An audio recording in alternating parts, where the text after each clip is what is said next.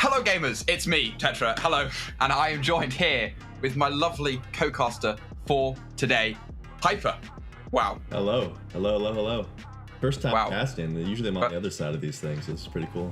This is pretty awesome. It's pretty awesome being this side, I want to say.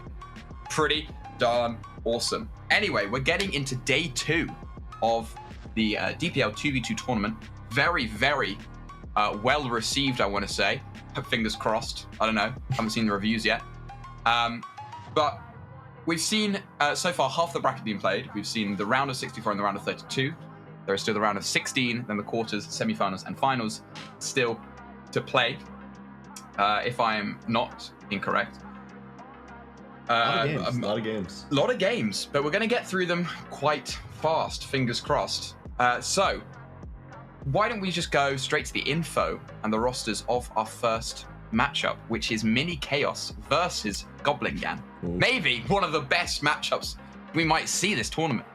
I mean, Hyper, let's run us through these 4 players we've got here. Let's be honest, this is kind of like a grand finals in its own, you know what I mean? Like, we have pretty much a Chaos versus Chaos minus, one player, but hey, Tommy, Ghetto on Goblin Gang, those are incredible players, they're top of the leaderboard right now, along with Roach and Dot on the other side. I mean, you got some EU action going on. I love to see it. Yeah, I mean, it's an EU powerhouse here.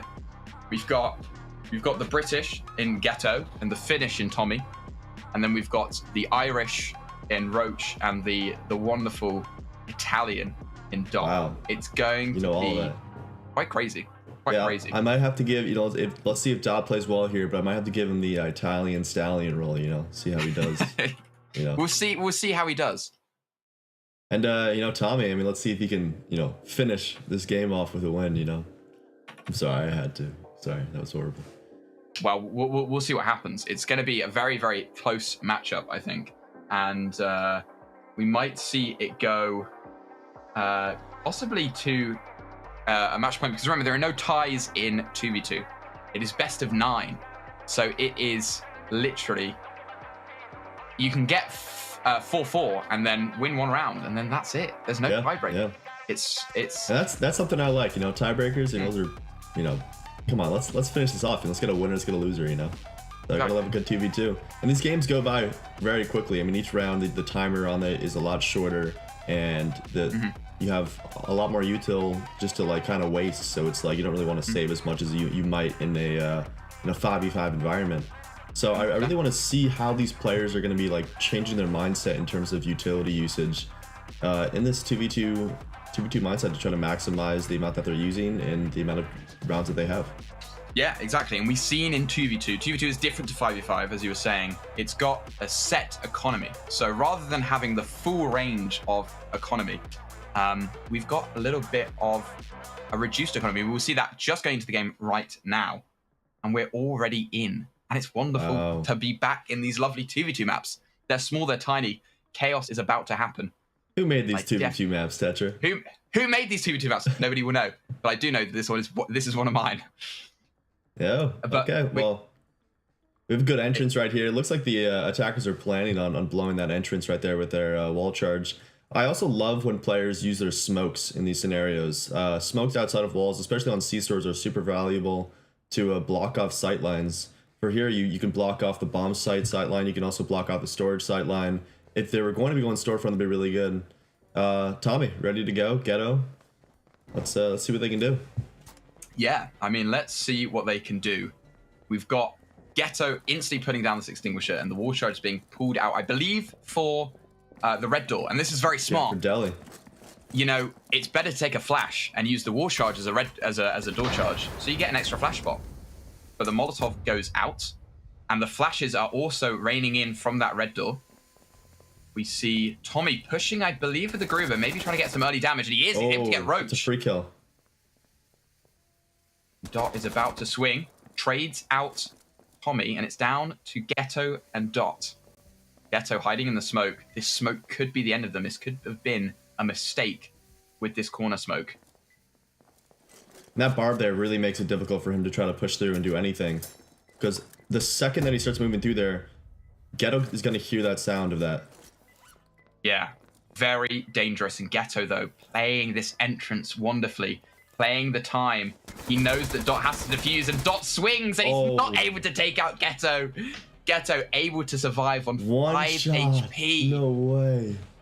Absolute masterclass in late play there. I think maybe that flash that was thrown by Mini Chaos there was really, really useful or thrown by I think it was by Ghetto, or I don't know who threw it, but the flash that went out there really helped make that barb a lot harder to hold. I think the plan was for Ghetto to come out of the smoke and swing it, but unfortunately, you know, the round went to the defenders there, and now it's 1 for Tommy and Ghetto. Yeah, and we're going into this kill house, and this is, as we can see, a very rough defensive position for Roach and Dot. It is very easy to push in and get that wall charge down. So we might see them hard hold that entry area, that glass, that they can possibly, maybe, delay the wall charge being placed, but we'll have to see. And that's always what I feel like whenever I'm playing against Chaos. They seem to be a very aggressive team, especially on green holds, in order to stop like later wall chargers or grenade usage, just trying to get an early pick.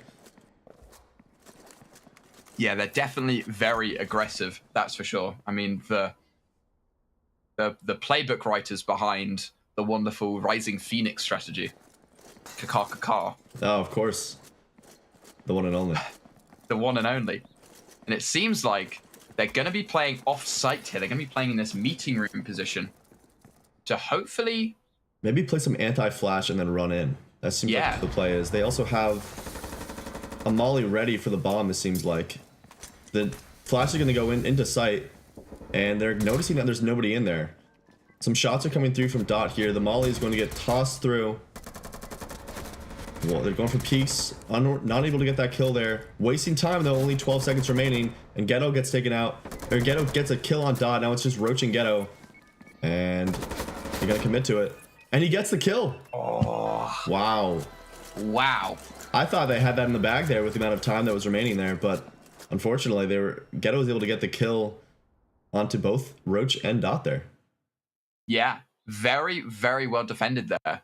It was a very attacker-sided map, I have to say, and to have the defense put up a good, strong defense for that, you've got to put your hand into them. Very, very well played.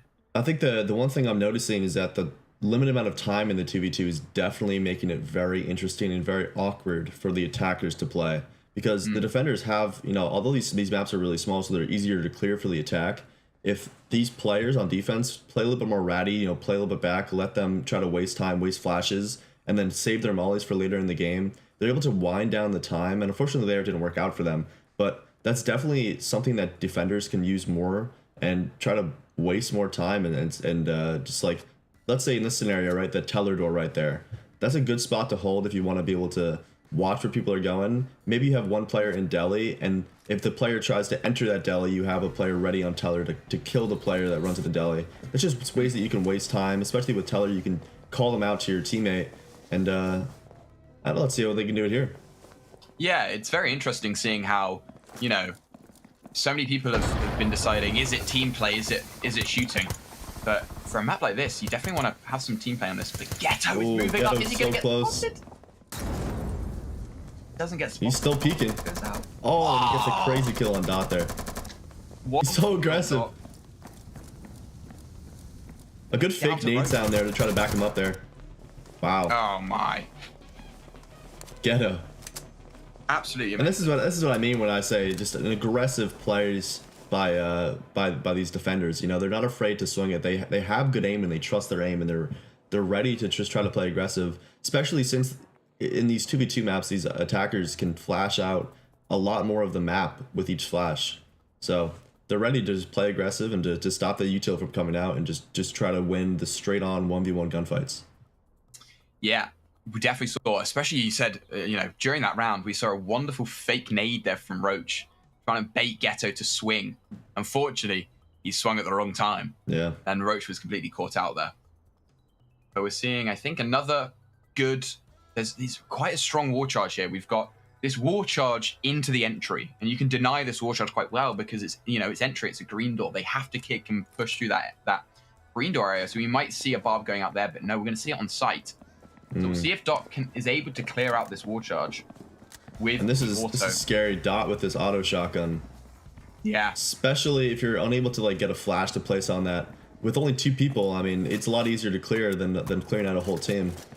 Oh, but it looks like they're grabbing the wall and the door. I wonder what they're going to do with that. We might see a door charge be used on this lumber here.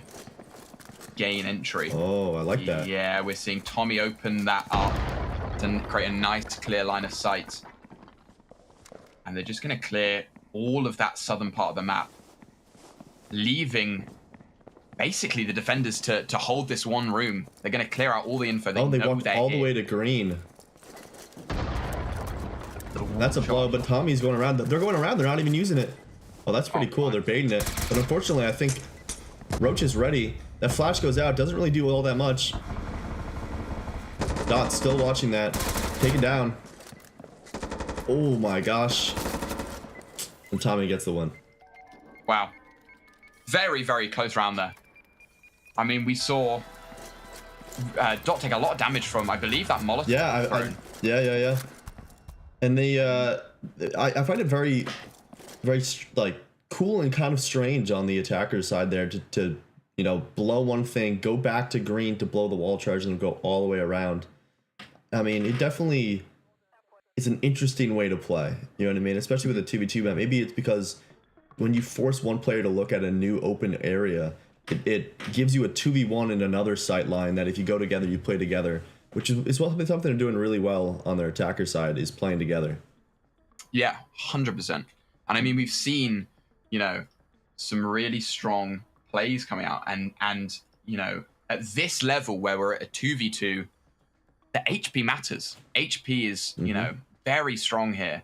So even taking a bit of damage to that Molotov is really crucial and is putting Dot in a much, much worse situation than you would if you were in a 5v5 map. And especially when you're holding a gun like the auto shotgun, which as the name says, it is a shotgun. It has a very limited amount of range. It does. So I think Dot and Roach really have to, come up with something here to bring this round back, because unfortunately it's currently a 4-0 game. Yeah, very, very one-sided, which, we weren't expecting at all. So we thought it was going to be a close game. Red door goes out. Just getting some shots in there. Tommy gets tagged up a little bit, but Ghetto gets taken out. Just down to Tommy now. And he's only... Nade goes out in the freezer. Just 65 HP. Wow. They seem to know he's on freezer. A lot of util there, and they're just watching his exit. He's gonna try to take some shots off, jumps through, gets the kill onto Roach. 9 bullets, it swings and gets the kill onto Dot. But it's a round for the attackers there. Dot was able to get the defuse off in time. They got just this? No way. Barely. That's crazy. I totally thought Tommy won that round, but you're right. The defuse went out just with enough time. Tommy was not able to clutch that. Honestly, though, did a lot more than I expected him to be able to do in that scenario, especially since they knew that he was on that freezer there. That's a great call from the attackers there to just, let's just stick this bomb. It diffuses a little bit faster in this 2v2 style of a game. So if we can just have one person watching it, force a gunfight, the other person can just stick that bomb, play into like a corner area, and, seem to work out for the attackers there. So that's the first round for Dot and Roach. Yeah. And, that could be it. That could be it for, Mini Chaos can still come back here. And they could have won due to pretty much a millisecond. But we're seeing this is quite a tough kill house to push as the attack. Because you're forced to go into this one tight area. And it's a question. There's a lot of spots that the defenders can also just play back in as well. Lots of different rat areas. The blow's going to go out onto that red door. They're peeking Lumber to see if they can try to pick somebody off, or if they can find somebody that's playing there. Shot goes out. Dot gets taken out. Okay, now we got a 1v1 between Roach and Ghetto. Ghetto chucks a molly onto that green door side, and he sees him. Both one shot here. One bullet left in that gun. He's forced to reload. Oh my gosh, he's on a standstill, and Ghetto pulls out the... No way. Pulls out able to get the PK. And that's it. That's a We're still in GG. the 01 era. That's the win to Goblin Gang. And that's how fast games like this happen. Wow. We are already going to the next matchup. And it's going to be a good one. I believe the next matchup we are going to, we're just going, hopefully as soon as we can, into the next matchup. But I mean, what a first matchup. What a good match. Yeah. I was very, very surprised at how dominant they were there. I mean, I expected them to play well. I mean, both teams are very, very great players on both teams. But it seemed like they were just able to play the 2v2 style game mode a little bit better. They were able to game the system with the time and, you know, using util and, you know, swinging things, getting their initial kill, especially that Ghetto round on that C-store with him peeking that entry like it's nothing and just killing both players there. So yeah, shout out absolutely to Tommy and the winners of that round. Yeah, very, very close matches here. And, you know, we thought that was going to be a much, much closer match. Unfortunately, they weren't able to pick up the kills necessary, but it just was brought down to the wire, to be honest. Very, very close game. And hopefully the next one is as close. I believe the next match we're going to go to spectate is SpongeBob and Patrick versus INFI. Is this like the real SpongeBob and Patrick? Like, is this actually the... This is the real SpongeBob and Patrick. Really? Like Tom Kenny and the guy guy we got from them How I from Met Your Bikini Mother? Body. Yeah, No yeah. way. Yeah. This is two well-known, it's got a collection of two new players and then two more well-known players in the community. We've got the wonderful Asbo Jack on one side, and then on the other side we've got another wonderful player called Zephyr, who, if you don't know, is has crowned himself as the best 2v2 player ever. Wow. So You better back that up. He's got to back that up. And as well, he is currently the owner of the 2Process Discord server, which is host to any sort of 2v2 stuff you like. So if you are about and you would like to play 2v2 after the tournament, check out I believe it is in the 2Process official Discord. If you head to Matchmaking English, in the pins is a link to 2Process, which is currently the hub of the 2v2 scene in 2Process. Now, Tetra, I wonder, are you biased towards SpongeBob and Patrick here because of Jack's, you know, origins as a British himself? I'm gonna have to say no, I'm not. I want Zephyr to win. I want Zephyr to go all the way, to be honest. I want him to win the tournament. Just to prove the people wrong, I want him to go win it. As the 2v2 GOAT, as he self-proclaims. Yeah. Okay. It's well, going. You know, I guess then I'll take Jack's side on this one. Jack English, and SpongeBob and Patrick. So, how much money you want to put down here? I say I'll put $5 down. $5. Al could probably do. That's my max amount too, so that works out. Okay, great, wonderful. We got $5. Hell yeah. All right. Hopefully you have cash? I don't have any cash on me, but you know that's okay. We can. That's fine. We can. I got Venmo or something. Exactly. We can work something out. I'm just awaiting the other teams to queue. We're just waiting for the second game to queue. Fingers crossed they queue up hopefully soon. Versus INFI. I'm really hoping to watch some of my teammates play at some point. Hopefully Jack and Roby on Mos Eisley Cantina. I'm not biased, but I'm. You're not biased. You're not biased, but they're pretty good. But while we're here, we might as well mention the game we're playing. I mean, good point. This great game. No bias personally, but we're currently playing 2Process, and I heart DP. Hyper Hearts DP. I have too many hours in this game to not love DP. And right now we're on sale. We're on sale.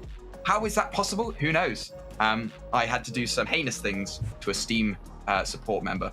But we're here. We love DP. Petro, we're on sale. Why don't you tell them how much it costs to play Due Process right now? Good point. Right now, it costs 72 cents, I believe. 69p, 72 cents. That's so cheap. That's like less than $1 in this economy. In this economy, I know, exactly. In this economy, so cheap. 79 cents. 79 cents. And if you have friends that you want to play Due Process with, there's no excuse. You know, they can't be like, oh, is it free to play? Oh, I can't spend $1. You can't spend $1. Get a job. Listen, I know I shouldn't be saying that in today's economy, but like, you know, $1. Come on, you could ask your grandmother for $1, and I think she'll give it to you. Exactly. So, let's ask your grandma for $1 and say. And please get involved in the Due Process League. Exactly. Like, it's so much fun. Playing competitive, it's one of the best things about this game. It's honestly the you know, if you're playing casuals and you're tired of all the randoms that go in and don't really know how to play, join the Due Process League, join a team, play some scrims, play some 10-mans. There's lots of opportunities. Yeah. And another point is that we are currently halfway through the current DPL season.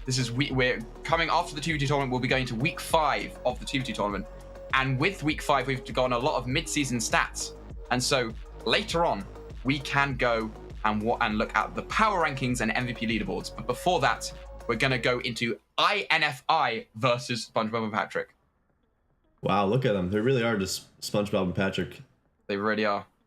I mean, this is a wonderfully themed team. We've got SpongeBob and Patrick, and then 2 players with the Roblox faces. Please don't sue us.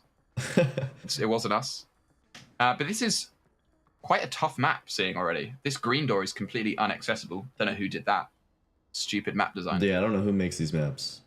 But as with a door charge or a wall charge, you are able to open it. So due to the fact that it is completely free reign economy-wise, I think that they may enter through this green door. I believe they're going to do a wall charge, door charge through this green door into storage on lights, which is going to be interesting to see. Definitely interesting. I mean, it looks like they are going to grab the Nogs for the lights here. I sometimes feel like the lights can sometimes make it more difficult as an attacker, though, especially on maybe a smaller map like a 2v2 map, because the switch of the lights into the green, like what you'll see here, if they do hit lights, sometimes can be confusing. I might just be colorblind. But whoa!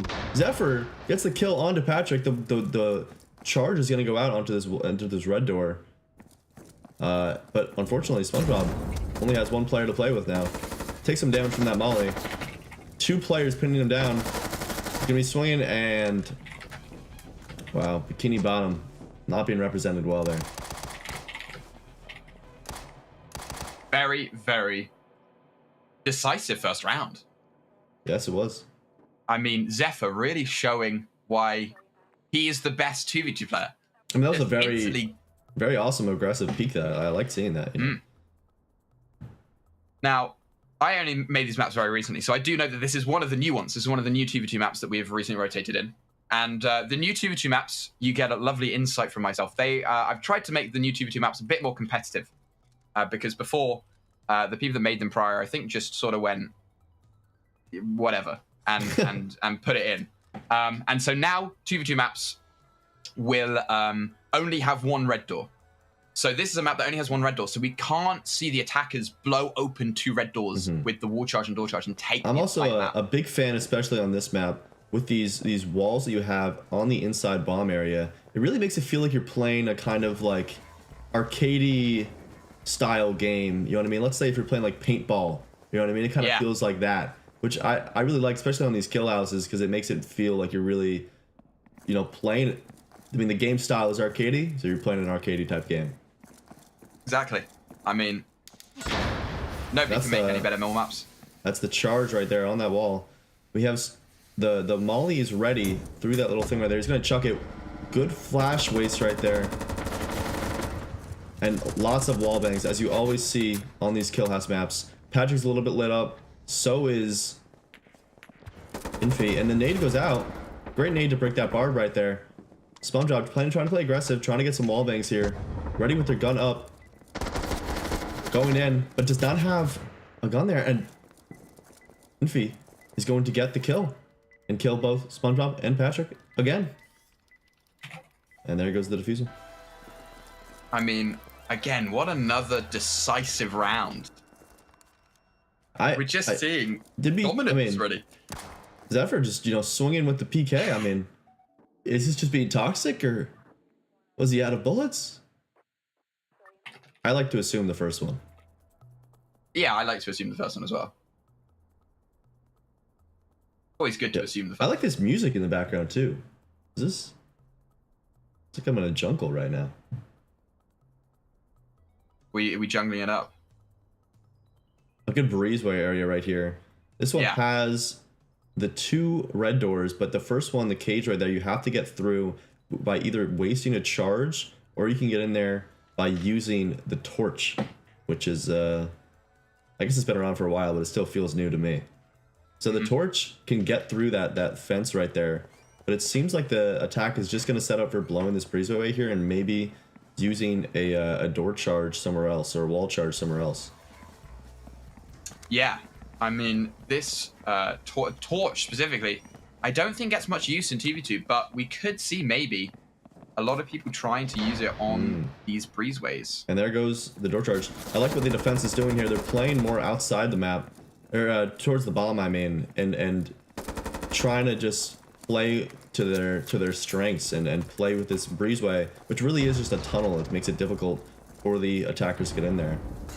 They're going to break the barb there with that nade, and they're just watching these players run across. They have a door charge ready for this blow. Seems like they're just going to be ready to just run in right after this. The molly is going to go down. They're going to place it, and they're going to run in. Flash comes in, and oh my, Zephyr taking out SpongeBob, and oh my god! Techo, did you catch that? He kicked down the red door to play outside of it so that he could swing from it. He might be the 2v2 GOAT. He might be the best 2v2 player ever. maybe the reps do count. Maybe everyone's saying that he's insane for saying he's the best 2v2 player. They just don't know. They're just haters. They're just haters. And I might be out of $5 because of this. That's true. I bet on Zephyr. Come on, Zephyr. Let's win this. I really wish I could calm which one was SpongeBob and which one was Patrick if it was Glitcher or Jack, but I have no clue which is which. So for the rest of this game, they're just going to be SpongeBob and Patrick. Yeah. I mean, we're getting onto the C-store, and we see lovely barbed wire placement here. This is a really good barb. We see that it blocks off this entrance, which obviously with the wall charge in play, really slows down both that green and the entrance. Oh, yes. And we've also put an extinguisher on the storage to even counter for that wall charge. We'll see what happens here. Hopefully they bring a wall charge, a door charge, and a nade, fingers crossed. But the defenders are playing lights off here.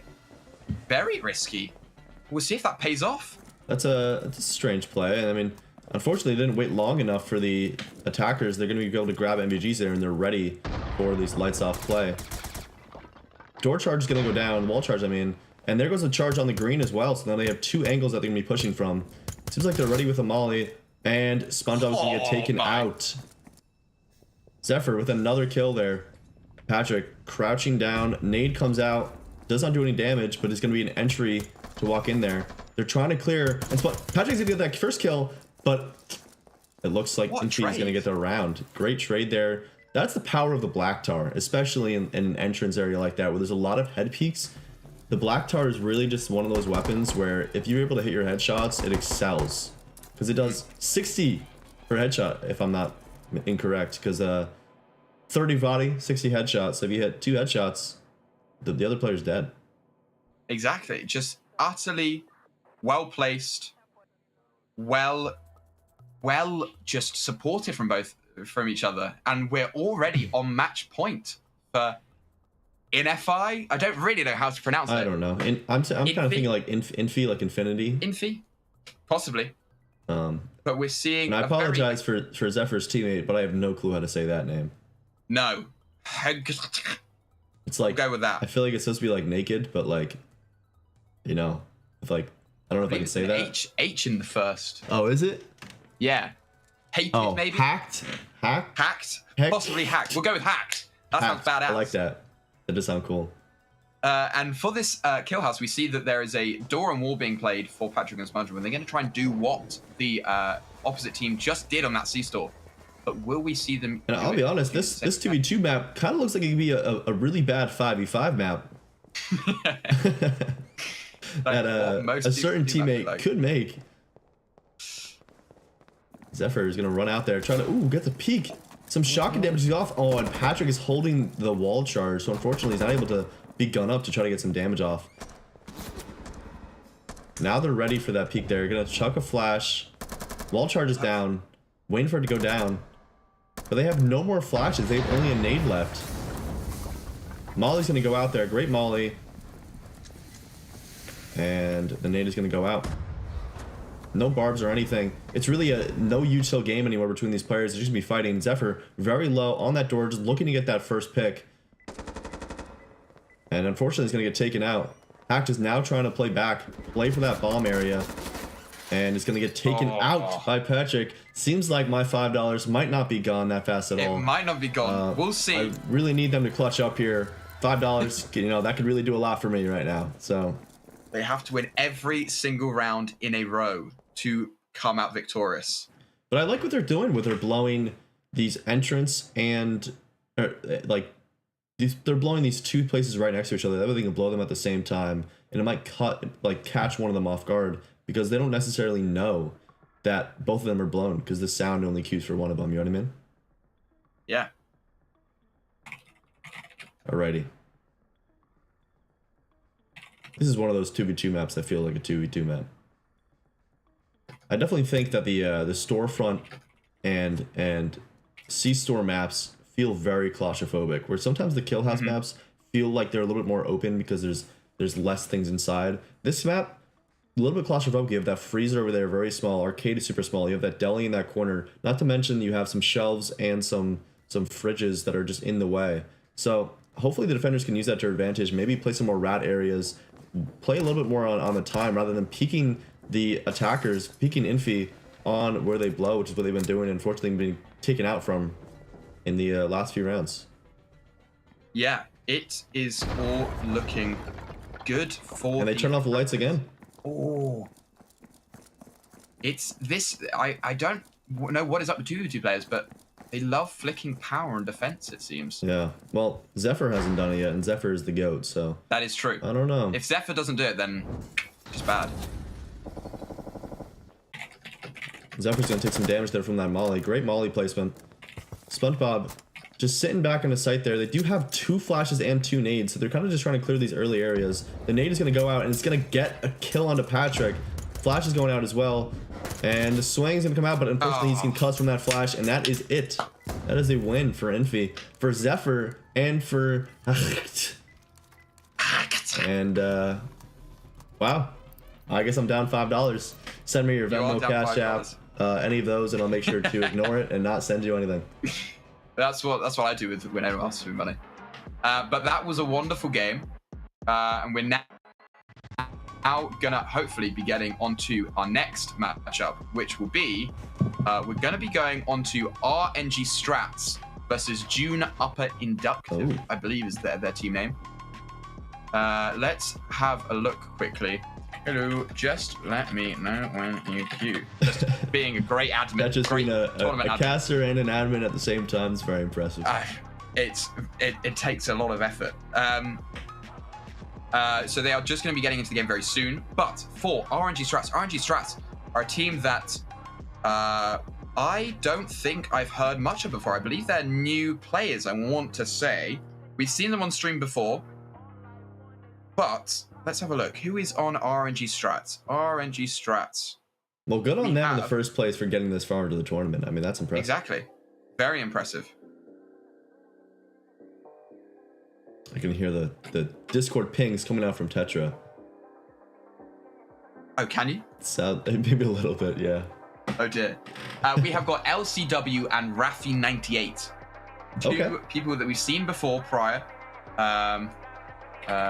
Let me write these in this funny chat. You know. Well, I love seeing seeing new players playing because let's be honest, as someone who's been here since like 2021, there's been a lot of familiar names throughout the years, but when new players come in and they shake up the scene, it really makes it a lot more interesting, especially for a competitive scene that flourishes from having new players come in and show their prowess from other games. I mean, the biggest thing that I love about Due Process is that you have these accumulation of all these different games. Obviously a very big Rainbow Six Siege base that comes in and plays this game, but also a lot of CS:GO players, Valorant players. I mean, I came from Fortnite, not to hint at my past too much. Oh, but, dear. Oh dear, I'm very sorry about that. Yes, it was a rough time, but I'm working a job now, so it's okay. You've progressed as a performer in society. Yeah, exactly. Okay. Oh, I know June upper inductees. I know Dolly, great player. Yes, and, we've got June upper inductees, and then also on the other side, we've got RNG strats. Now, June upper inductees are pretty much, pretty much Benui, but with 7 people missing. So we've got Yali, who is, I believe, the IGL of Benui, and Brandon F, who I believe is just a sub, but is a very, very strong player. And on the other side, we've got Rafi98 and LCW. 2 new players that are doing quite well in the tournament, I have to admit. I think it shows that really, in the tournaments, it is all about game sense. I mean, it seems that we've had, our June upper inductees just knocked out Kickfleet, who are Flogel and Chrome, who are really good players. Yes. Wow. So I think it is coming down to the fact that many, experienced players don't really play 2v2 much. As a B tier player myself, I think Chrome, he's really, falling on the brackets a little bit. So, but wow, I mean, great for them to take them out. Chrome used to be my teammate, so I'm very unfortunate to hear that about my dear friend. Yeah. But I'm really excited to see where this game goes. I mean, these are very exciting. I'm very excited to see newer players play and showcase themselves on the screen right here. Yeah, I mean, I say newer players. They might not even be newer players. They might just be like names that I don't recognize. But they're new players to us. Exactly. Even if they might have more hours than me, which I hope they don't. Yes, because I have too many hours. It is. We both have too many hours in this game. And so. We both have too many hours, and I don't think I've played maybe 10 hours of 2v2. I don't really know how many hours. You know what I do sometimes is I look at how many hours I have in a game, and I think, what's the minimum wage that I'm making right now? And I multiply it by the minimum wage, and I think, wow, the 1,000 hours I have could have been $15,000 if I had just. Oh dear! I'm gonna do that calculation right now. I'm gonna do don't do that to yourself. I'm gonna do it right now. I think I have 1.8. Maybe not. Let me check. Oh dear. Bring out the calculator right now, everybody. 1927.9 times, I know not 0.9 because I don't know how Steam do their hours. I think I was getting 14 an hour. How much is that? I would be 27 grand richer. Isn't that crazy? But instead we've spent it by Due Process, which is an invaluable experience. Exactly. So technically we have made infinite amount of money because there's no value to being put in the experience of Due Process. Even if $15,000 seems like a lot of money. It seems like a lot of money. Do you know what doesn't seem like a lot of money? 79 cents, which is how much the game is right now. That was a great. By Due Process. Right down there. Look at that. Scan the QR code right there. Scan the QR code. Head to our website. You can head to our Steam there, or you can just search us on Steam. Due Process, 2 words, and you can get a lovely game that we've both played way too much of, as we were saying. And there's a reason for it. It's because it's good. So buy it for 79 cents. Game. I bought it when it was $15, and I'm still playing it. So 79 cents. You could cough that up. Yeah. I've just got the word that the 2 teams are queuing. Very excited. Fingers crossed they get in soon. These last 2 games, some of the rounds have been close, but on the scoreboard wise, it's been 2 5-1s if I'm correct. I might be wrong, believe so. I'm pretty sure. Pretty dominant.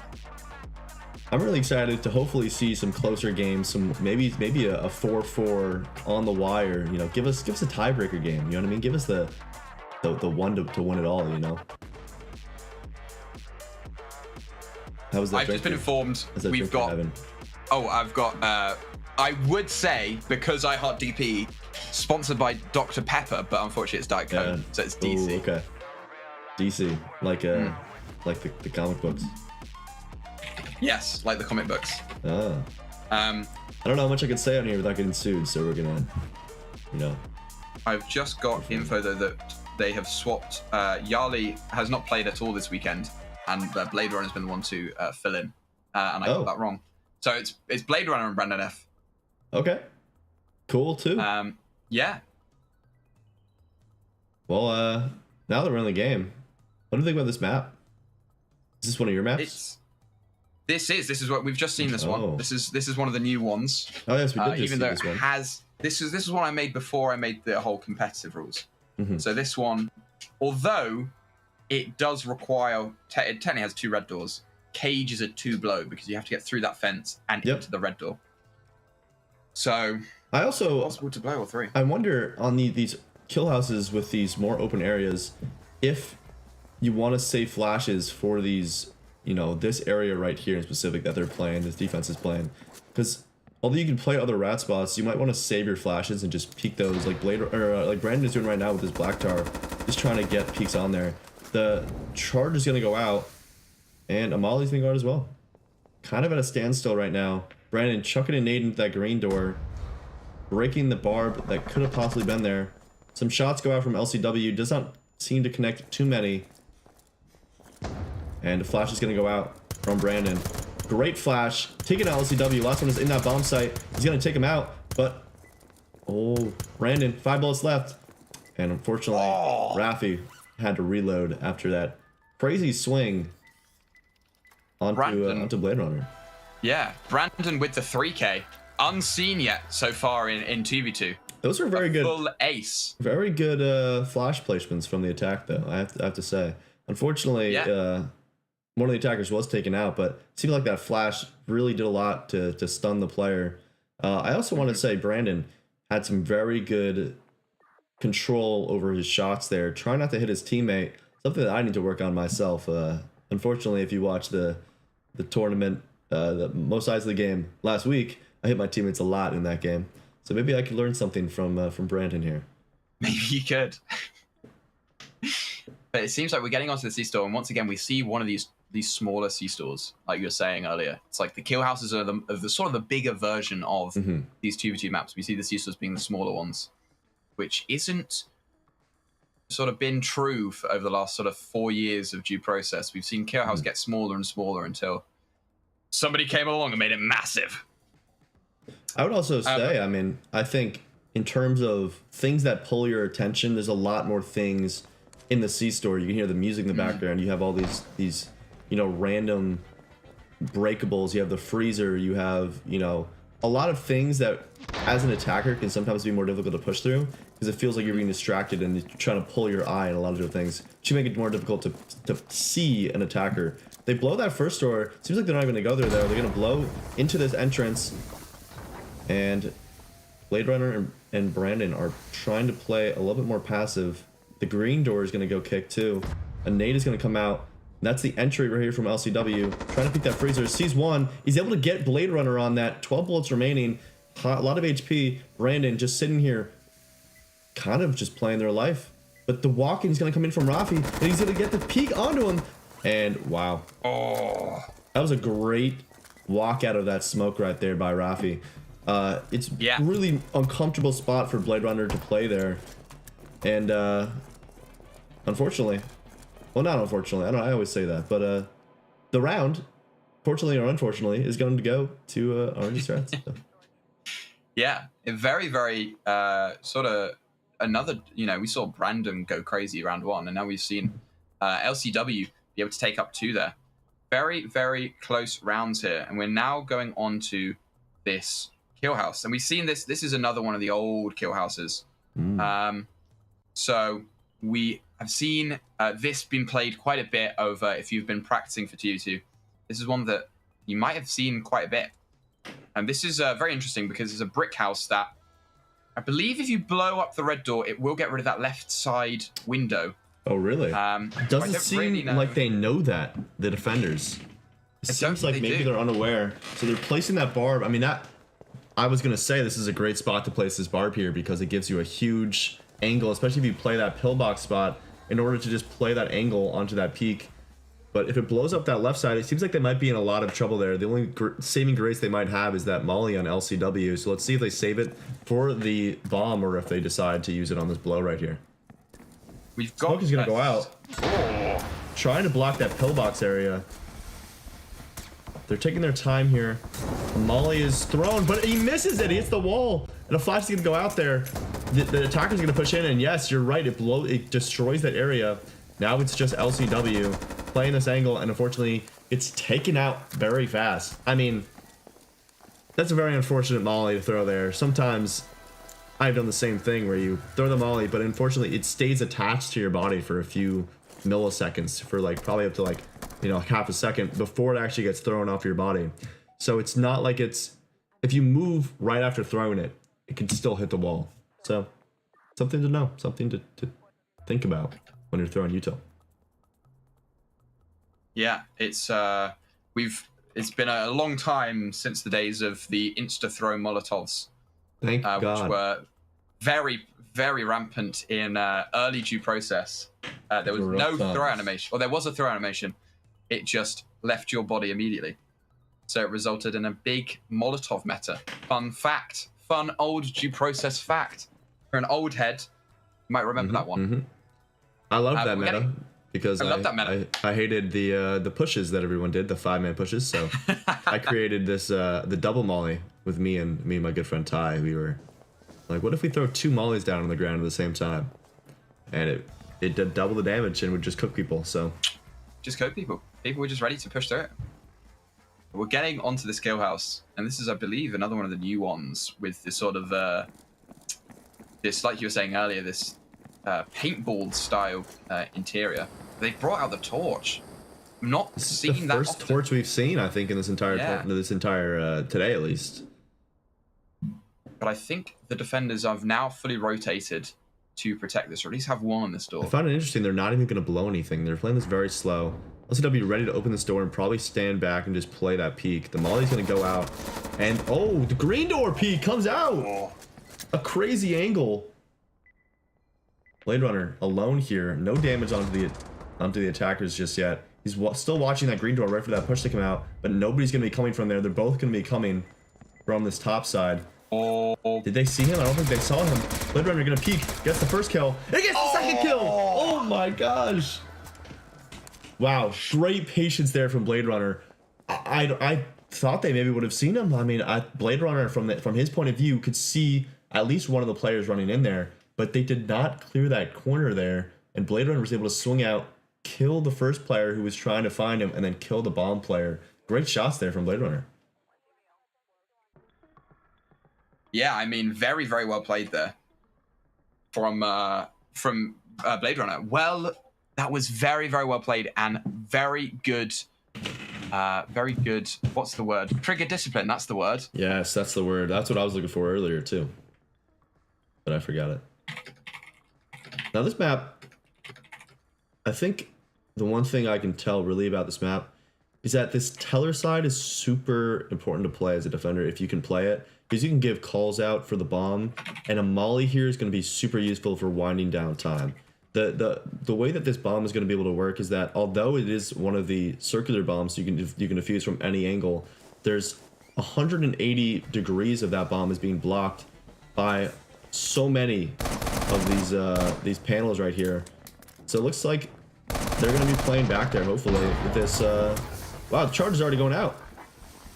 Yeah, very, very fast charge here, and they're doing this wraparound with the door charge to open up that entrance to Brandon sitting there with the black tar. Got 2 kills on that black tar in that first round, and is hopefully trying to just get some peeks. Sees one player and was not able to get the kill, but Blade Runner is going to push in, and now it's a 1v1. Oh, that's a crazy angle for Brandon. LCW is getting taken out there. how the auto shotgun knew that they had to play back, but with that, you know, silhouette, a little bit of that bomb there, Brendan was able to get the pick and just get the kill into LCW there. And now it's 4-1. Are we going to see another 5-1 game? Who knows at this point? This could be, again, why is everyone liking these 5-1s? I what don't if know. we like 5-4'd or like... Yeah, let's make it a little bit more interesting for Hyperdrive than Tetra here. Exactly. We're going to need some more... just... So Tetra, when's the 2v2 factory map coming out?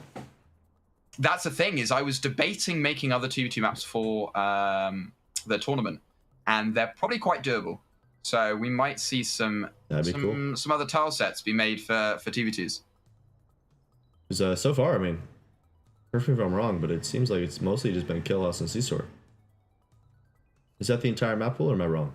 Did I forget? It is just Kill House and C-Store. Oh, okay. Well, another breezeway on this map. Big fan of the breezeways. Looks like they're just going to barb it off, try to just play off of that. Oh, actually, no. Brandon's going to sit back on this red door.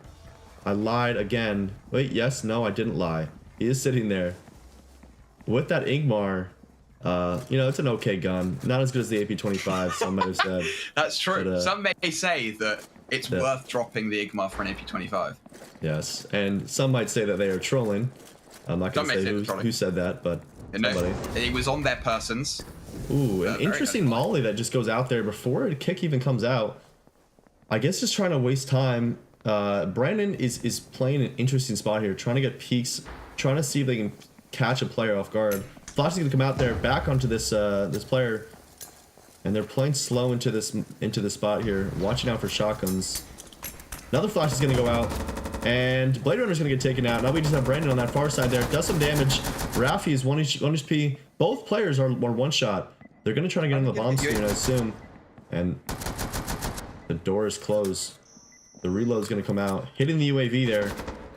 Like you said. Gets the 1 kill. A great trade from LCW. Making it 4-2. We're making it closer. It's getting closer. We're at 4-2. They're listening to us. They're like, yeah, you know what?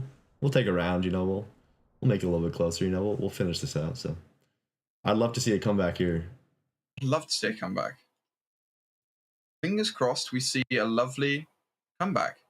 I mean, you know, we've seen it happen before. Blade Runner. No offense to June Upper inductees, but just for the sake of storytelling. For the sake of storytelling. We could see an upset. I mean, who knows? Who knows what could happen? It's all up to these players, and in this C-Store, RNG strats need to play like every round matters, because it does. They could get knocked out instantly if they just lose one round.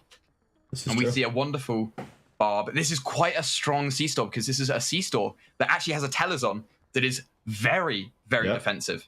And I have a feeling that Brandon's going to pick up, I would call it Black Tar. Brandon is a Black Tar gamer. Black Tar menace. And that's something that I respect. Especially on a C-Store when you're blowing the entrance there. Like I was saying, it really gives you a lot of different great peaks to try to hit your headshots and your double dinks. And let's see if the defenders can play against it here, as they only need 1 round, these attackers, to win this 2v2. Yeah, Slow's gonna go out. The Molly is prepped. Molly thrown a little bit to the right there, but it seems like only 1 player is gonna be playing out there. Blade Runner is wrapping around. Shots are going to go out, and Brandon is going to get the kill. Some shots are going into LCW there. Flash is out. No bullets in the gun, 1 bullet. And it seems like it's going to be a tough loss for LCW there. The nade kill there at the end, that's just extra toxic. But I mean, a good nade to throw. It is a good nade. Very unfortunate there for LCW having only 1 bullet there to try to fight Brandon. But yeah, that's another. Hey, we're getting closer to our 5-4. You know? We're getting closer to a 5-4. At some point, we will see a 5-4 happen, and it will be glorious. We better. Now, the next game we are going to is Goblin Gang versus Hard Boiled. It is your lovely friends. It is the wonderful duo of Moss Isley. Jack and Roby. Yeah. So I was originally gonna do it with Roby, and then I forgot about the tournament, and then I had work, and so. Well, luckily, now you're here. happily, Jack is taking my spot because he's a much better player than me, and me and Roby probably would not have made it this far without Jack. So. Shout out Jack. Well, we've got the wonderful Roby and Jack on Hard Boiled, and then Goblin Gang. Once again, we see Tommy and Ghetto. This is, again, going to be a wonderful matchup. We're starting to get into games that are very close, and we're starting to get teams that, you know, it could happen. And these are two different server players right here. We have the EU servers, and we have the NA East servers. So, I wonder, Tetra, is it going to be played on NA East, I assume? Is that the default tournament? Yes. If it is an American versus an EU, it will be West. It'll be East. If an Australian versus an American, it'll be West. Yeah. So one thing that I've definitely noticed from playing on higher ping and playing against higher ping players is that when you're playing on higher ping, playing aggressive is a better way for you to play, because it's a lot easier to get picked off because there's a little bit of that latency issue. So the EU players that are playing, they're known to be very, very, very aggressive. But also, Jack and Roby, as we talked about this, I know that they're ready for them to swing and play aggressive. So let's see how they can play this. Obviously, my hope is that Jack and Roby can win this game. But it's a very good matchup, and I'm just hoping for a close game. You know, I'm hoping for an entertaining game. I'll try not to glaze my teammates too much. We'll try not to glaze. You know. We'll try not to glaze, but it's getting into some very, very good matches. And I mean, again, it's BO1 at this point. We get into BO2 at the next round, and we've got 3 more matches of this round in BO1 format, and then we go straight to BO3. Sorry. And so it's going to be interesting because, like we were saying, you know, any mistake can really cost a team here, and specifically with such highly competitive players such as Ghetto and Tommy, and Roby and Jack. It's going to be interesting to see them, you know, battle it out and really sort of figure out what is the meta, what are the strats. Because if we don't, if they don't figure it out, then it could be over for them. Yeah. Especially in these 2v2 games where it feels like it goes by very, very quickly. You know, I mean, a full-length due process 5v5 game can typically be up to like an hour or an hour, like 10 minutes at most, if you know all the time gets taken up. But these 2v2 games, a lot smaller time, and it goes by very fast. Like 15. These games have been about 15 minutes. Yeah, and I mean with the BO3, we're talking 3 games that pretty much equal a normal ranked match in due process. But here is the roster info. We've got Goblin Gang and Hard Boiled. We've already seen Goblin Gang play. Hard Boiled, awesome duo, Roby and Jack, Moss Isley gamers. We'll see if Hyper will glaze, but we'll see. I'm already doing it. But I believe that the teams are now queuing, or at least Roby is. We'll see if they. We'll see if something happens. And just to give some context into where these two players and these two different teams are placed in our DPL standings right now. Tommy, who is in Chaos, and Ghetto, I don't know if is he in Chaos? I don't believe he is, right? I don't believe so. I don't know, but they are in 2nd place, and Mos Eisley, who is Roby and Jack and myself and other players, are in 3rd place. So definitely got a good matchup here. Yeah, definitely. Still have not seen any of the Arise players yet. They're probably sweeping the other side of the bracket. Well, the only people that were playing in Arise, apart from Noon is playing, but the only people, we had 2 people, or at least lacking from Arise play, and she was knocked out round 1. They had a very, very tough first round. It was lacking Gefter on a team versus Kickflip, so Chrome and Flogel, and they were unfortunately eliminated round 1. Yeah. So very, very tough. Yes, and that's why I'm a big fan of BO3, because I think that it makes it so that these players that sometimes you can have unfortunate rounds, you can have like some luck based in terms of like flashing and you know, things like that. I don't want to say luck, but you know, guessing where positions are going to be or just winning gunfights. Sometimes BO3 really makes it, you know, evens the odds and makes it less about, you know, where people are playing and how they're playing against it, and it's more about, okay, who's the better player here? Yeah. But wow, I mean, I was surprised about that. Seems like Roby is typing to me. Oh, and that's just too kind. A tier. Not even S. A. I'll take A tier. I've been a B tier player for too long now. That I'll take anything I can get. But it looks like they're gonna be going for this double blow, possibly right here on this entrance and on this deli. Yeah, very strong. Specifically with this arcade. I mean, this arcade forces you through that tough spot. Yeah. So skipping past that is going to be very, very useful for the team. Tommy is going to place their barb. Oh, they're going to kick the red door. Battle buddies. This is what makes Tommy one of the best players in the game, is to be able to think about that. They're going to see that, and they're just going to completely ignore it, because what are they going to do? They can't really break that barb with the Icho that they have. They're going to put the door charge instead on a different spot. One player is in our arcade. Ghetto playing there, just sitting on that green door. That's gonna be a tough thing that they need to clear there. Another door charge is gonna come out onto that thing to hopefully clear a little bit more of that. Only one flash on the attackers right now. They're playing this very slow, taking a pre-fire onto where Tommy is, but didn't necessarily see him. Ghetto sitting in this arcade, playing patiently.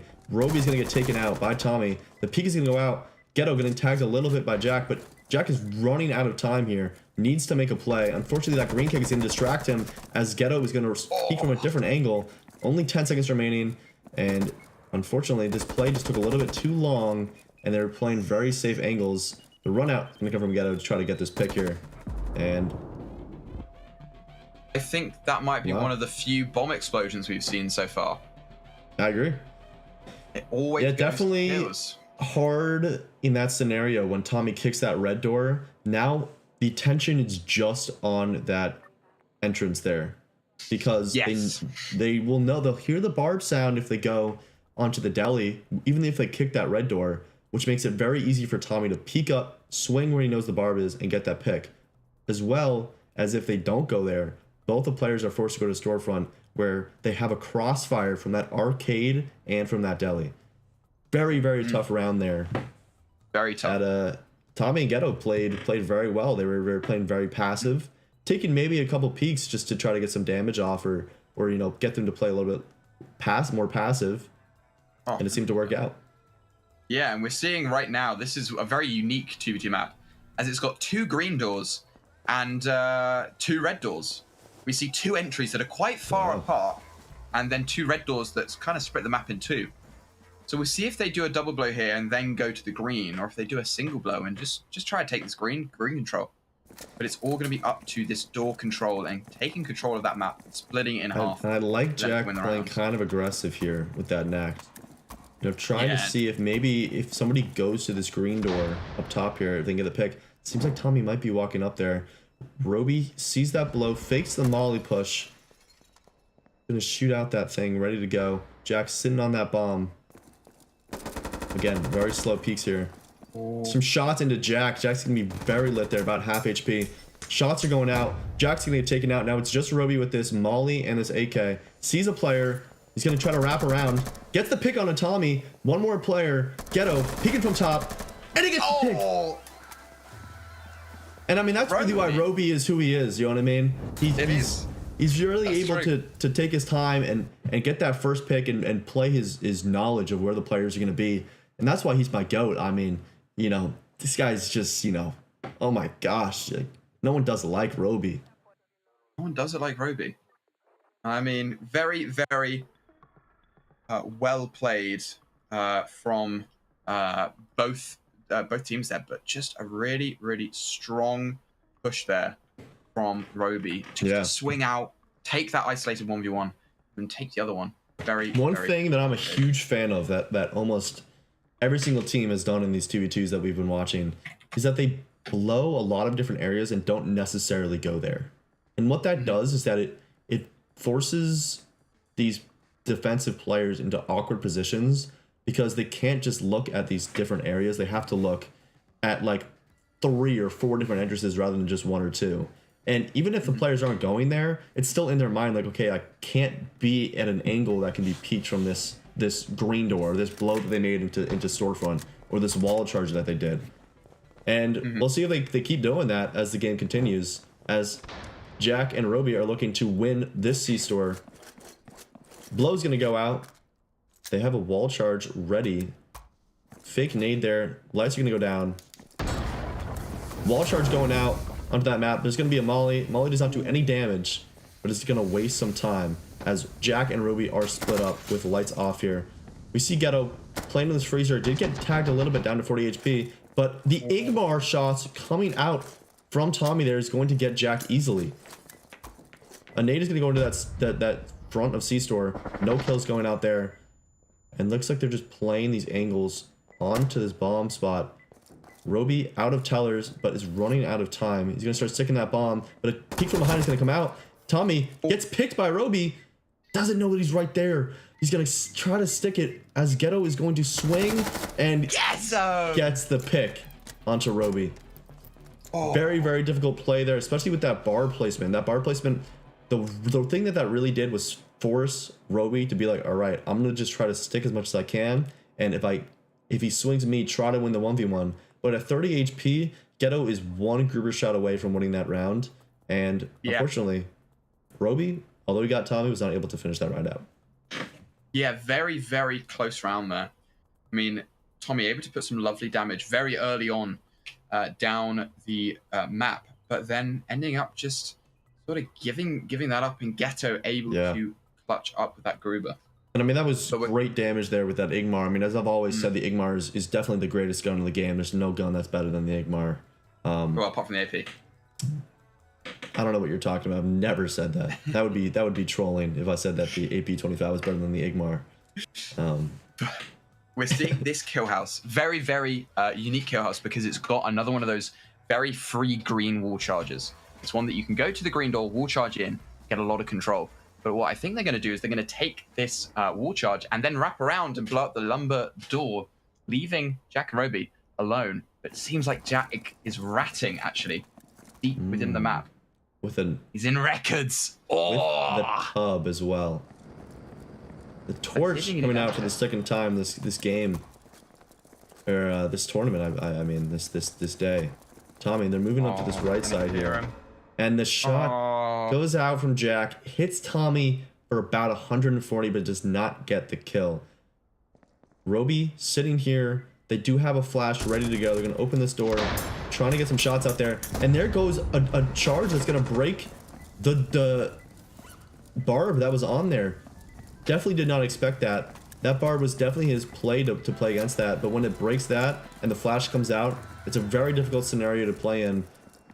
And unfortunately, the Molly just was not placed early enough onto the door, so Tommy was just able to just rush in.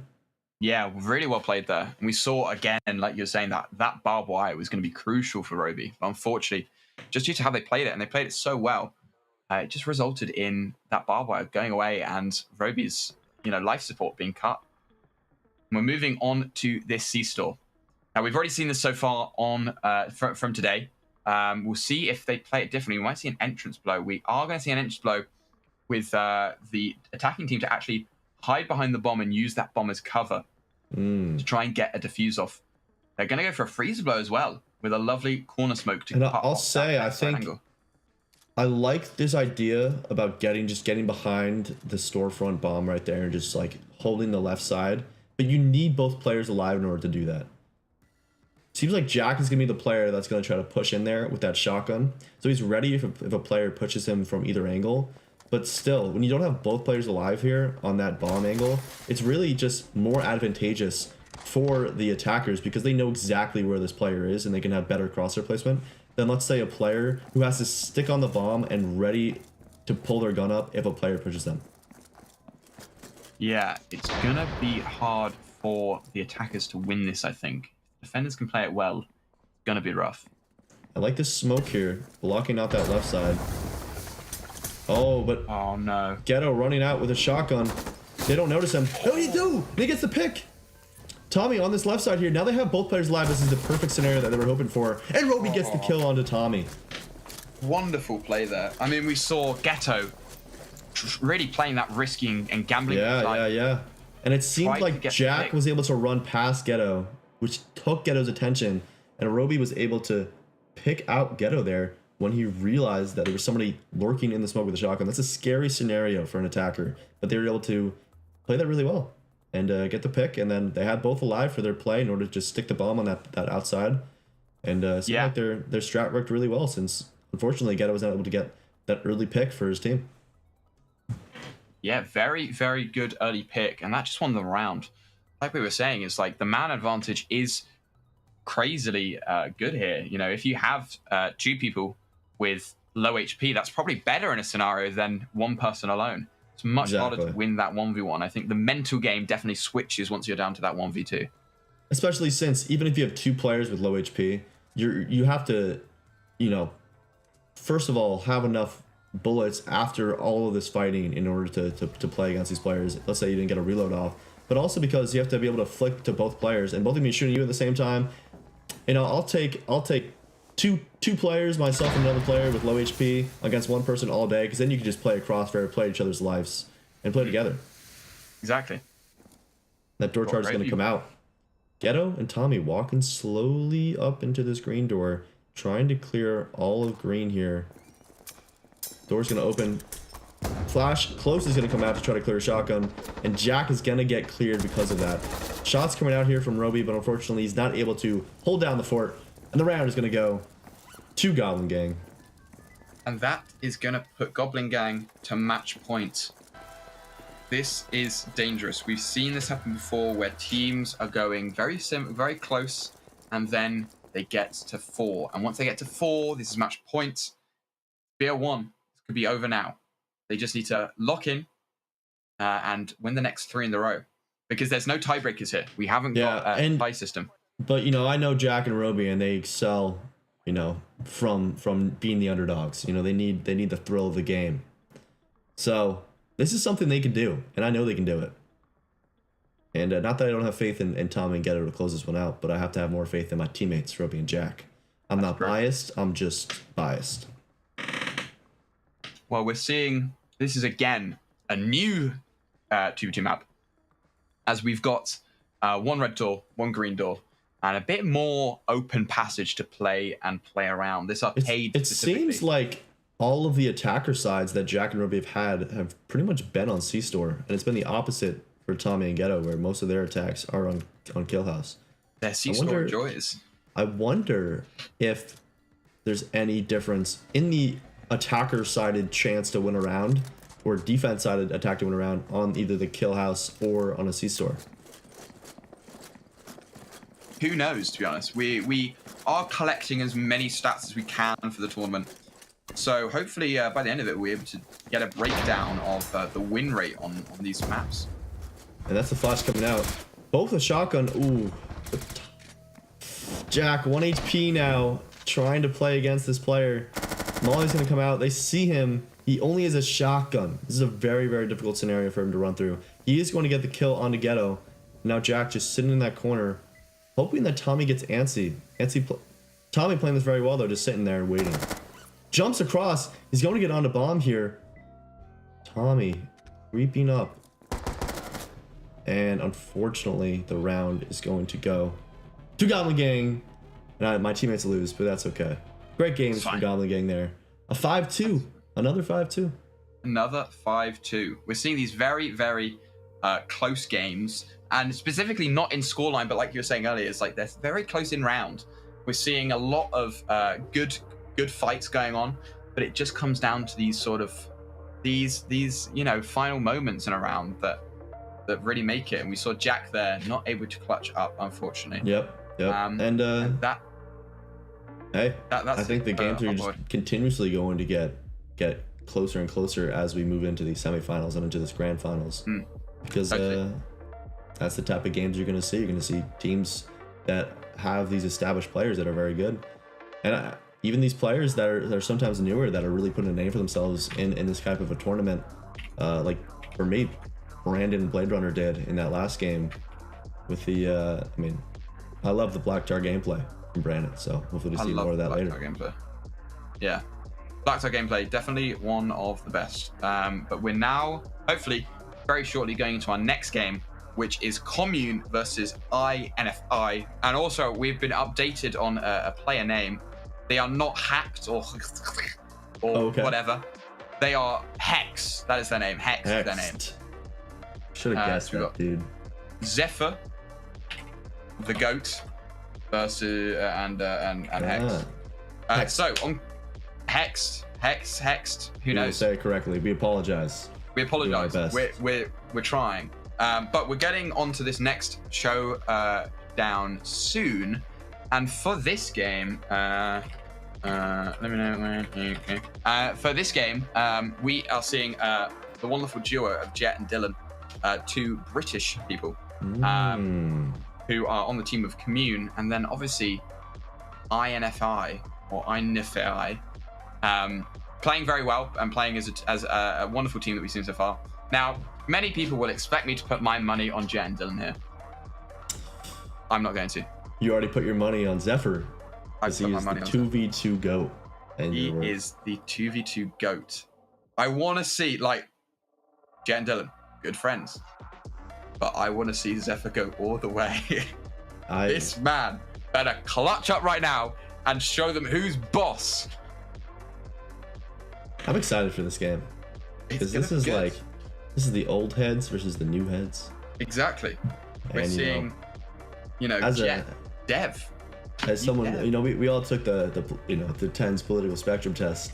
As a progressive, I like to see the new heads come in and shake it up. So exactly. Excited to the see old political compass test. That was very funny. If you weren't there, you had to be there. If you're not there, you can do it and then send your results to Zigolo.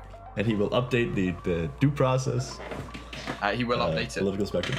He will.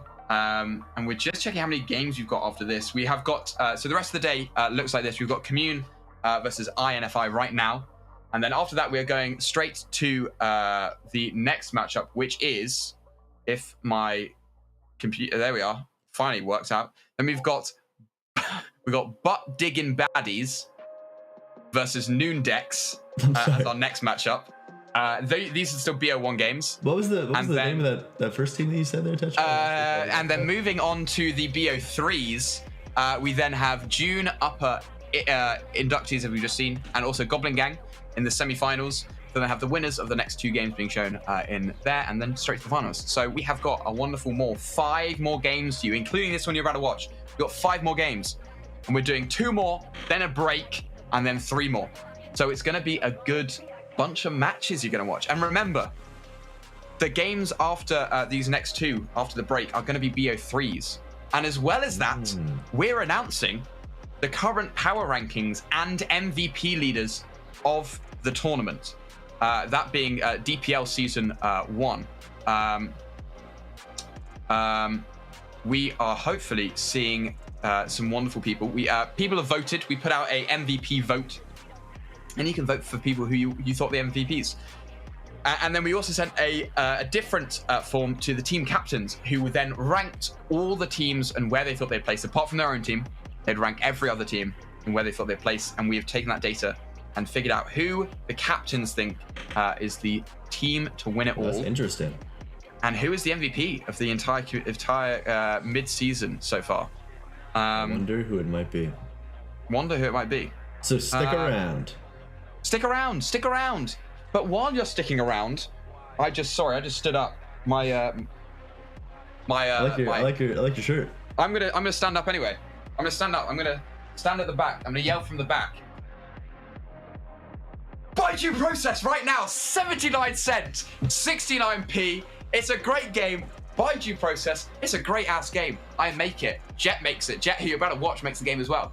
Come watch it. Come play. It's really cheap and 79 cents USD. 79 cents. 79 cents. 79. I mean, if you ever thought, man, I want to buy this game, but I'm broke.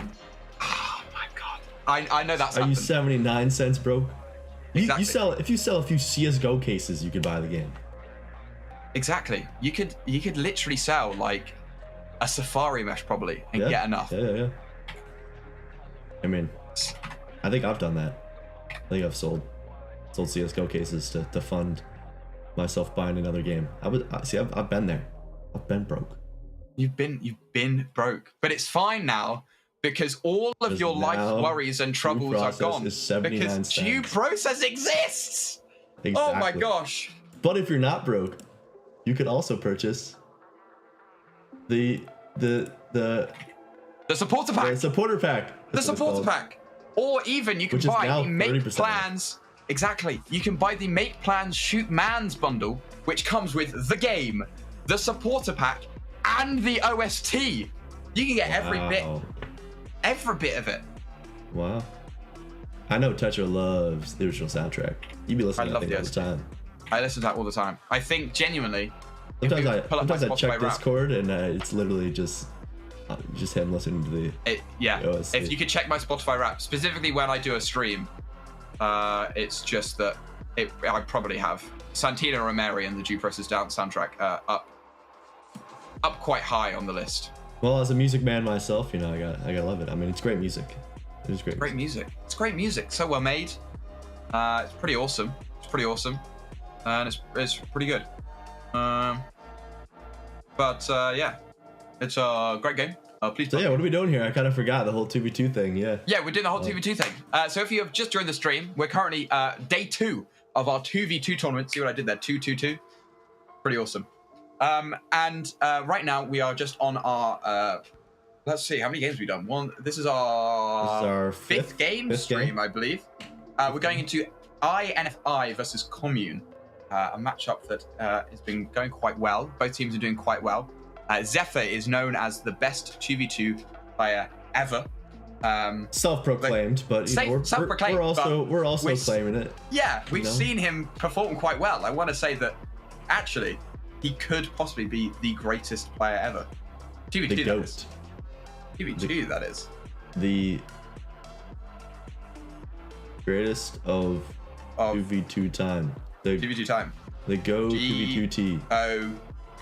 2v2T. It sounds like 2v2T. 2v2T. Anyway, we're hopefully getting to the game soon. They should be queuing. They are taking their sweet time to queue. Yeah, so we're just chopping it up, you know. We're just chopping it up. Professionals, of course. We're professionals here. Let's see what Zephyr has just sent me a DM.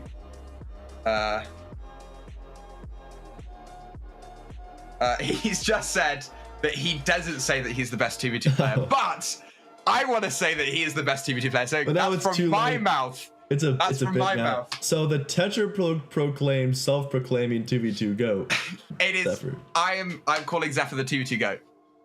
This man has shown that he has done more than enough to deserve that title. He's just said, TLDR though, not enough ego to go around saying it. That's what he said. That's his words. Hey, so can I be honest though? I'm very impressed by his gameplay. I'm impressed by his gameplay as well. He's got some confidence in his gameplay, so I kind of believe that he was the best. You know, sometimes confidence is key in a game like Due Process.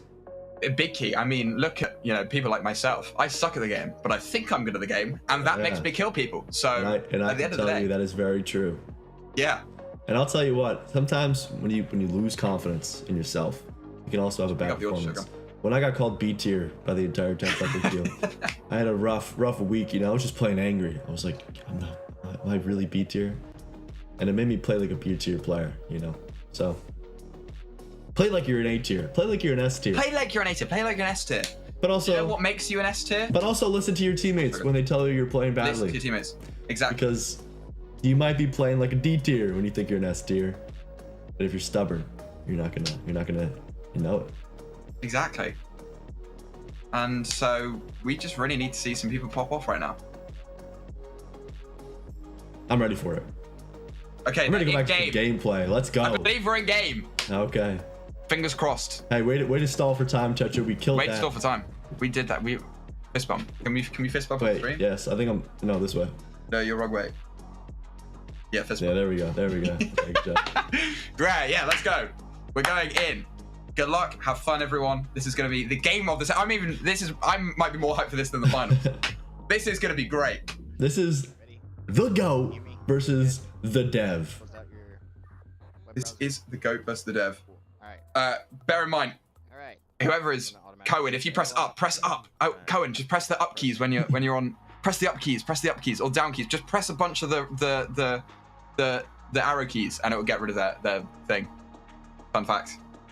That's a cool fun fact. I didn't know. Anyone that wants to help out with observation, please, we need you. only problem is. Well, we've got sound Still there. cues right now into there. We've got comms. This is- Let's see if we can. Let's listen in on the comms. I Nothing. didn't sign a Okay, release form wonderful. for this, but that's okay. Okay. You know.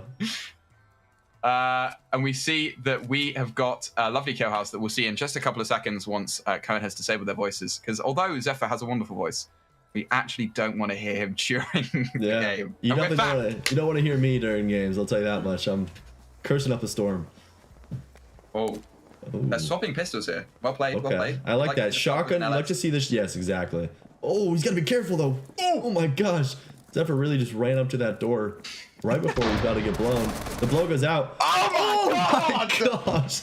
No way. What happened? Did he just... No way. Jetford just got demolished by the Deagle. Okay, but Dylan trades it back. He's going to pick up the AB-25 here. He has this nade. He's also going to maybe pick up this door charge. Nade's going to go out, try to break that barb. Oh, let's see if a peek comes out here from Dylan. Or from Hex. There goes the door, the wall charge. Playing this very slowly, trying to get some peaks. Could get wrapped around here. 17 seconds remaining. You hear that bomb ticking a little bit faster. He's trying to clear. And Hex get the kill. Oh my god, can we just talk about that first kill?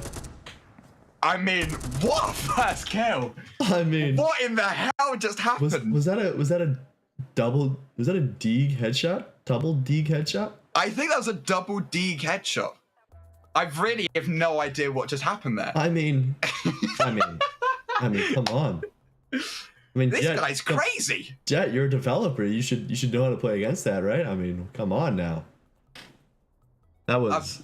I'm sure he'll come Holy back with his shit. own gameplay. You know, his own great gameplay. Fingers Zephyr crossed. really showing why he's a proclaimed, self-proclaimed 2v2 go. Hey, he just needs that ego. I mean, I don't even think I'd be able to do that. No. And like, I'd take LS pretty much I'd every be round. so scared. I'd be so scared to peek that with a. I guess a black tar as well. I mean, I've been gassing up the black tar all game, and it, or I guess it was an AP, but black tar and AP on this blow, and he just got that first pick very easily, and luckily Hex was able to finish it out. Great gameplay. Yeah. And now Jet and Dylan are on defense. Yeah, and they're 1 point behind, so that means that Jet has access to this morp. Once you're 1 point behind, you get access to one of the power weapons. Oh, I didn't know that. So thankfully, they've given him his power weapon, the morp, and not the auto. Charge is going out on that red door. Molly is set and thrown by Jet. And oh, there goes the mop shot onto Zephyr. What can I say? Jet was not happy about getting picked off by Zephyr. Said, take this. Take a mop shot to the head. And is playing a pretty aggressive angle on here. So hopefully at least get a body shot. The jump is going to go across, but he does get the shot onto Hex. And the swing is going to come out from Dylan. And now it is a 1-1 game. And Jet is also going to get another kill onto Dylan. Another 3K. Well, not 3K. Didn't get Hex. But we've seen Jet really crutching, I must say, with this morp. I mean, well, he doesn't get it this round. He doesn't get it this round. This is the thing, is that because of how limited the arsenal is that we now see that Jet will no longer have a sniper up until they lose another round. So this could possibly go 1-1, 2-2, 3-3, 4-4, 5-4. We could see Jet I'd love to see a close game. Win a lot of rounds, but we'll see.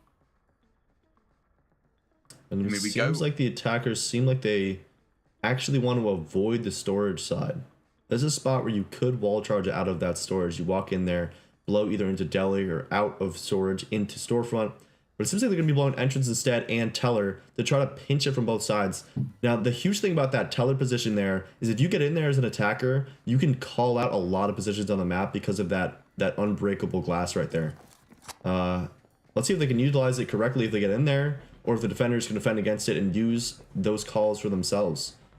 Yeah, we see. And it seems like they're gonna kick it down.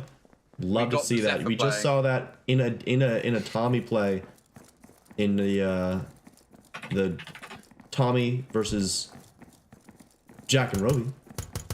Yeah, and we see Dylan actually just shooting Jet in the Whoa. leg there. Zephyr! Oh my god! He's him! He is now very low that. though. He's gonna be 1 HP.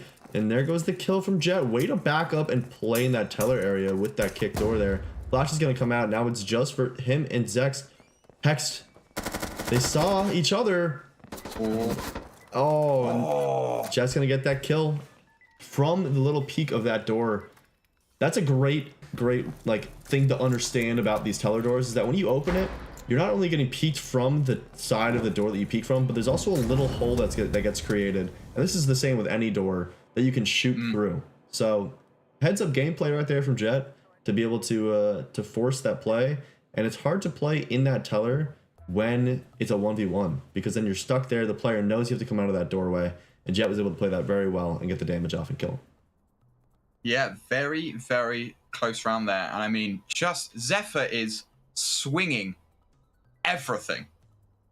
This man is just aura farming on commune here. Just we see them swing everything. Opening kill farming right there. Opening kill farming. And we see this kill house, very, very small kill house.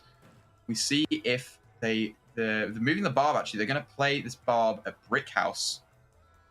Probably the better play of the two barbs. And it looks like they might be reading that correctly because it seems like the attackers are going to be blowing not into meeting room, but into brick house itself. And so that barb there is going to stop that entry push, and they can play into pillbox better to hopefully play against that barb. Yeah, hopefully they use the smoke. They've got a smoke on hand to smoke off that pillbox, hopefully. And there it goes out. But it's great smoke. Yeah, very good smoke. It's going to stop the peaks from those windows over there. Flash is going to go out from the entrance. The barb was destroyed by a nade. He's tapping bomb to try to bait people to put pushing. That's a strange little angle right there. Look at that. They have a peek on top of this box right here. And both players are going to be taken out because of that. Wow. I mean, what an angle. Yeah, I didn't know that was even a thing. Tetra, did you make this map? Did you know that was a thing? I did not make this map. I did not know that was a thing. Wow.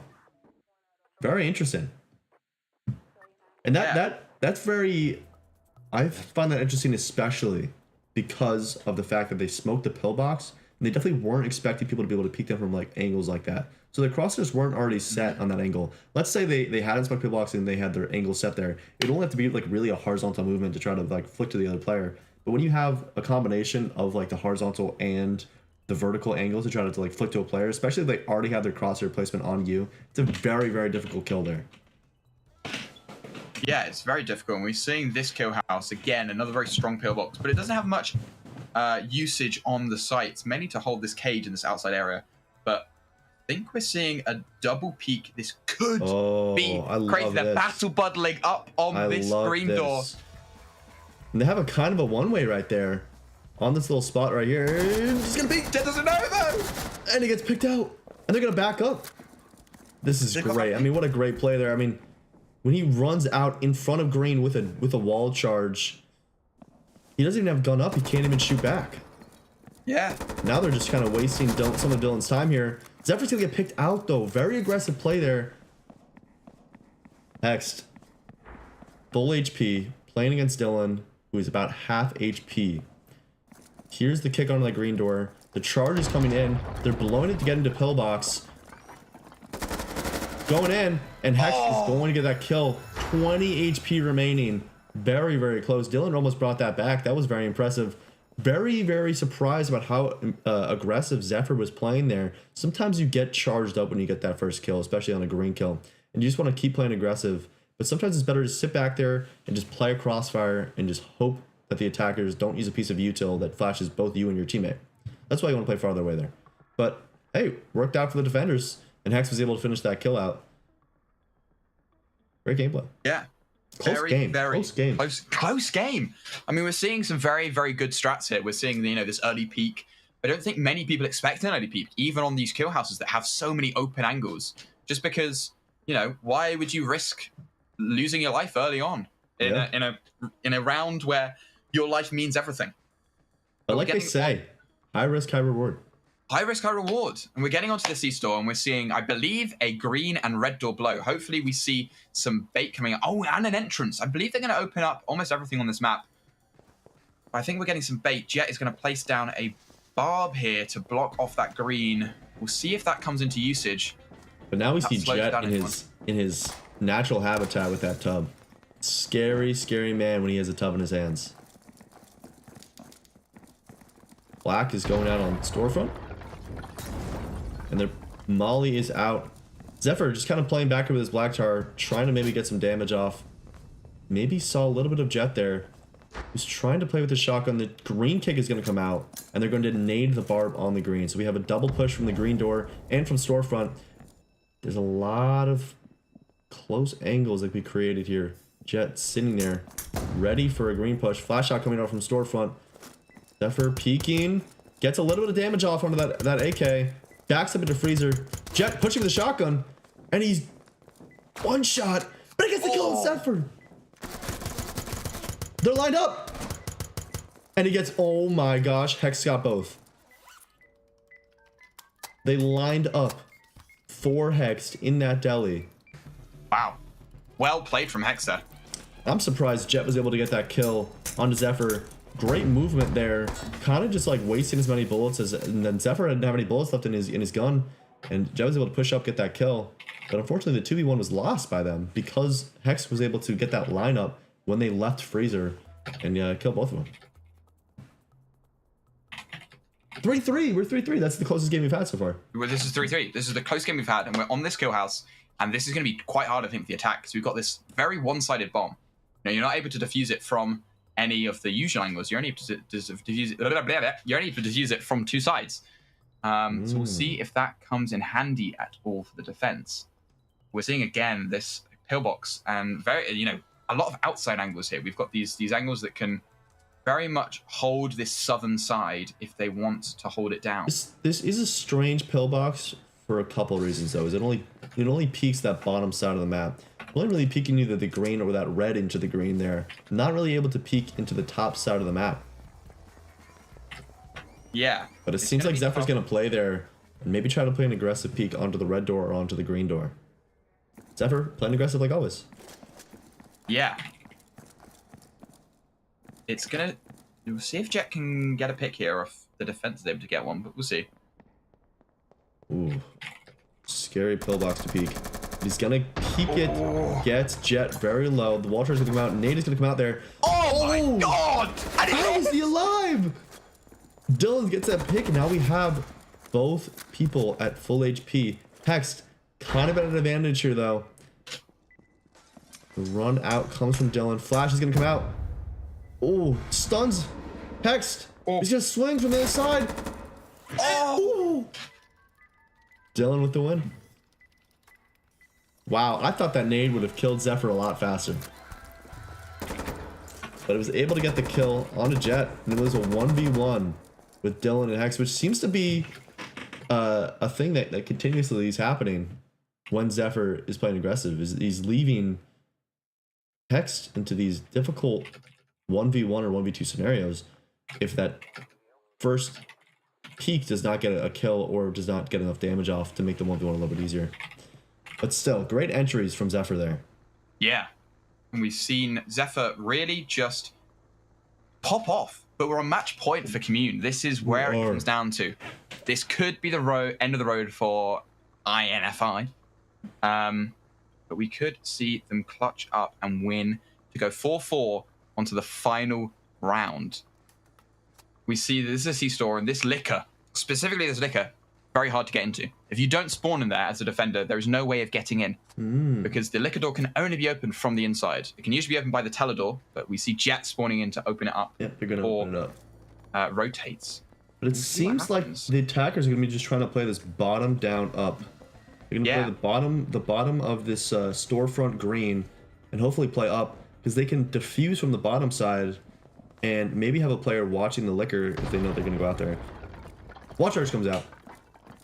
And Zephyr peeking with that black tar again. Jet playing with the tub again in this close angle. Waiting to hear sound to maybe peek up and get a pick onto that storefront. Dylan playing slow as well. Max playing really far back, trying to get some slow angles onto them. They have one flash, one nade. Knows that he's there. Gets the pick onto him. Now it's just up to Dylan in the backside there. And lots of shots going from Hex. And Hex is able to get the kill. We are going to match point for both teams right now. This is the kind of game I wanted. This is awesome. This is awesome. Oh my god, we've not had this. I'm very excited. We're down to sudden death. This is 4-4. There is only one round remaining. This is what it comes down to. No matter what happens here, the winner of this round wins the match. This could either be Commune sent home or INFI. And honestly, Zephyr has been amazing. I really want Zephyr to win. Yeah, Zephyr's been amazing, but so has Hex. Hex is both been really good. On this defense, playing that more passive, I'll play towards bomb, I'll let you play aggressive, and is playing a very, very good support game right here. And I mean, Hex, you know, was watching that other side so that when Zephyr went in and killed Jet, was able to get a ton of damage off onto Dylan there, and really put him in a difficult situation when there was two angles that were watching him. Couldn't really move very much and had to go for a gunfight, and unfortunately lost it. Jet looking like they're going to go for this very, very close, just instant blow, which sometimes could work, but if they don't have enough util in order to take it, it could make it an easier game for the defenders as we go into the last round of this game. It's very intense. I am on the edge of my seat. It's going to be crazy. If my mic sounds louder, it's because I'm tilting towards my microphone watching this right now. Oh my. Some pre-fire shots can come out from Jetford. The blow's gonna go. Reload comes out.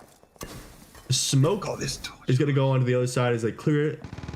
They've got this door charge though for this breezeway door. They do. They might play fast out of it. They do. The molly comes out.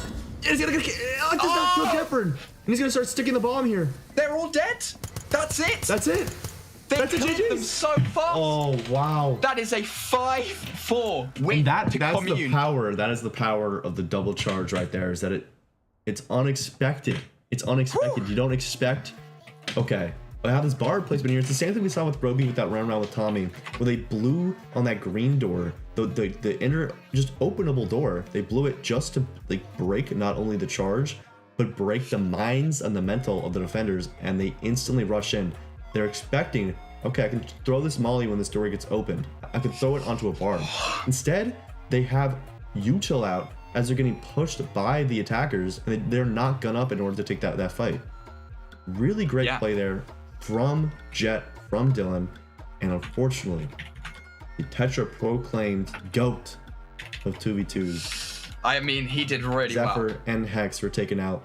Great gameplay, though, by the two of them. And, you know, hopefully I'll see them in some more 2v2. I'm gonna start playing some more 2v2. This looks fun, man. Yeah. And we are going to immediately go to the next game, hopefully, if they are queued up. We're going straight to butt digging, what do we call them? Butt digging buddies. That's horrible. That's horrible. Versus Noondex. We're going straight into this, hopefully. We'll see. I actually don't know who is on. Oh, yeah, it is buddies, not baddies. Let's quickly see who is on both teams. I've just been sent a DM by Jet saying, inhale, exhale, scream. I believe that was a very close game for them. Yeah, I think he's very happy to move on to the next round. I think he very much is. Very close games going on. We've got Ben, Bravo, and Eero on butt digging buddies versus Noondex. Judging by, are we gonna call them that? We're gonna stick to that. They're already in game. We're going in. We're moving. We're going straight into it. We're Noon in. and Index. Yeah, very well known players. Index has been around for a while. Noon, one of the star players of Arise. And then we have two players that I'm unfamiliar with, but have made it this far clearly for a reason. So let's see what kind of a performance they can put up against Noondex here. Yeah, I mean, we're seeing a very good kill house here, I think, for the defenders.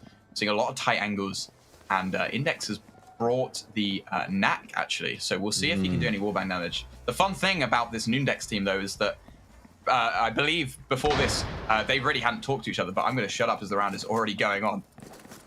All right. Attackers moving their way in.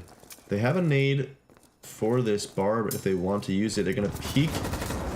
And there goes the wall damage. And there goes the Molotov. But lots of damage coming out there from Ben Bravo. But Index has that wall bang with that knack. That's the power of the knack, especially on a kill house. You know, a lot of teams will save it for this kill house because these walls these people walk into, they're like paper. The bullets just go straight through them. And the knack itself, if you don't know, is one of the highest penetration weapons in the game. So those bullets just go straight through. They can do a ton of damage, especially if you have players stuck in a little corridor like that. The second you hear a barb, the second you hear movement towards that, you can just spray and just do a ton of damage. Yeah, very, very strong with the knack there. And we're seeing this C-store very, very... I believe they're going to go for an entrance storefront below, which could be very, very strong, I think, for the defense, actually. This is quite a strong blow for the defense, because it leaves them still only owning half of the map. Oh, ignore me, sorry. They're going for a storage blow, actually. We're seeing a storage storefront blow into that tellers to then open up entrance. I wonder if the defenders are going to be ready to turn off lights here to try to stop the teller door from being opened. If the lights are off, you cannot open the teller door because the electricity is out. So let's see if they're ready for a play here for that blow in order to sit on lights. It seems like one person is going to be sitting freezers, but that still doesn't stop them from blowing that other red door. Flash, and he's going to go out there, blow into this spot right here. And the door is going to be opened. They were not ready enough to turn off the electricity. Shots can come out from storefront, and Noon is going to get their first pick. Last player is going to be in that freezer. Very difficult spot to get out here. And the jump is going to go through, but they're going to get taken out.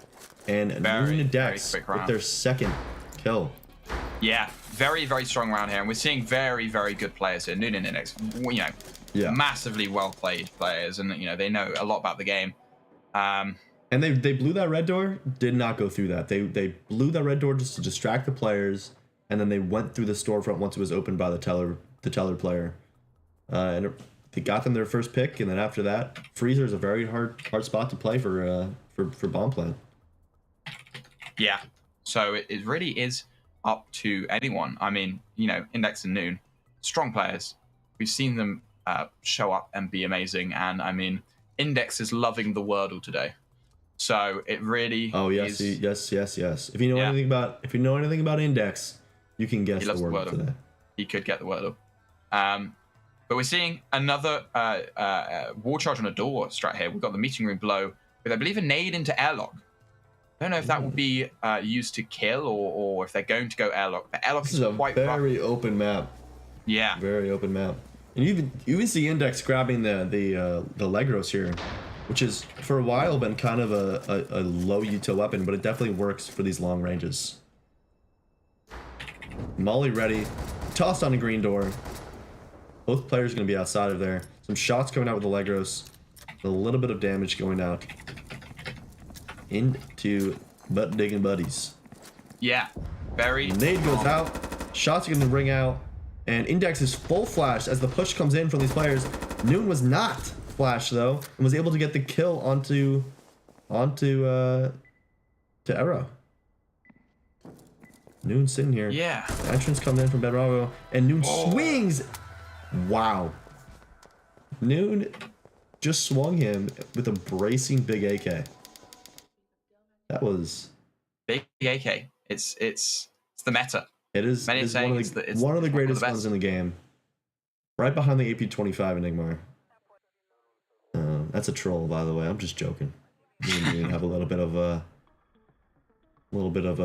joke about me picking up the AP-25 over the Igmar. It's been gift many a times. Yes. And I quote Noon. There's no way you just picked up the AP-25 over an Igmar. You are trolling. You are trolling. I saw on your persons. You had the ammo. And I said I was just picking ammo up. My fine sir. Yeah. Well, here we are on this C-store. We've got a lovely barbed wire coming in. Let's look at the gun that Noon's picking up now. He's picking up the AP-25. He's picking up the AP-25. Even when there's definitely an Igmar inside of that attacker truck. And looks like Ben Bravo is doing exactly what I would do, and is shooting out the music. The music's nice, but it can sometimes be a little bit frustrating to play with, especially on defense, when all you're hearing is the sounds of the speakers around you.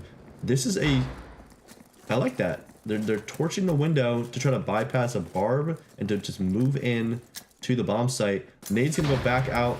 It's a great spot right there. Lights are out. They do not have MVGs on them, so this might be better for the defenders. They have an angle onto this push into bomb right now, but he's Crosshair placement's a little bit far left. Shots ringing out. Ben Bravo is going to get taken out. Noon very low. Arrow almost one. Oh, very full flash and in a hard spot there. Index ringing out shots and able to get the kill. 5 bullets left in this gun. Index might try to stick it there, swinging this left side, and he's going to get the pick onto Arrow. And that's 4-0. That is 4-0. We're talking about match point. We're talking about how last game was close. This one is decisive. Yes. This one very, is very close match to I assume will probably be a 5-0, which is unfortunate because these people are new. We've got Ben Bravo and Arrow who are very new players. But clearly very skilled players, but I mean, Noon and Index, they're just on a different level because they've been playing this game for so long. And like you kind of said, a lot of this 2v2 style map is a lot about game sense, which Noon and Index have so much of. Noon being one of the I think smartest players in the game, and Index being around for so long and being one of the main players on Gnome back in the day. And it's a tough team to try to fight against. As you see the frowny face coming out with a little tear from butt digging buddies. I believe maybe are they peeking here? Are they peeking the attacker truck? We seeing what Seems like they might. Zephyr did last game. They're at least playing. They're playing aggressive into this lumber area. Oh, they're doubling up. They hear them behind them. And the blow is going to probably come out into this red door. Maybe they have no blows. They're just going to be going full green here. Nade comes out to break that barb. A flare comes out for some reason. Flashes. 2 flashes thrown. A Molotov's thrown. Doesn't hit exactly where they're hoping, but they're playing. Oh, this is a great angle right here on this back area. Some damage is going to come out. A first pick is going to be taken out. Index is going to take out Ben Bravo as Arrow is in a 1v2 to try to save the rest of the game. Shots coming out. Is able to get the pick, but Index swings with the Igmar and is not trolling. Not trolling. Not trolling at all. That is a 5-0. The first 5-0 we've seen today. Very decisive. Yeah. Very decisive. Very, very decisive. And, I mean, it's going to be an awesome few games going on next. We're about to go to the semi-finals where we will have BO3 matches for the rest. But we're going to take a quick 10-minute break. So we should be back in 10 minutes with June Upper inductees versus Goblin Gang. A very, very good matchup. We will see you then. Bye!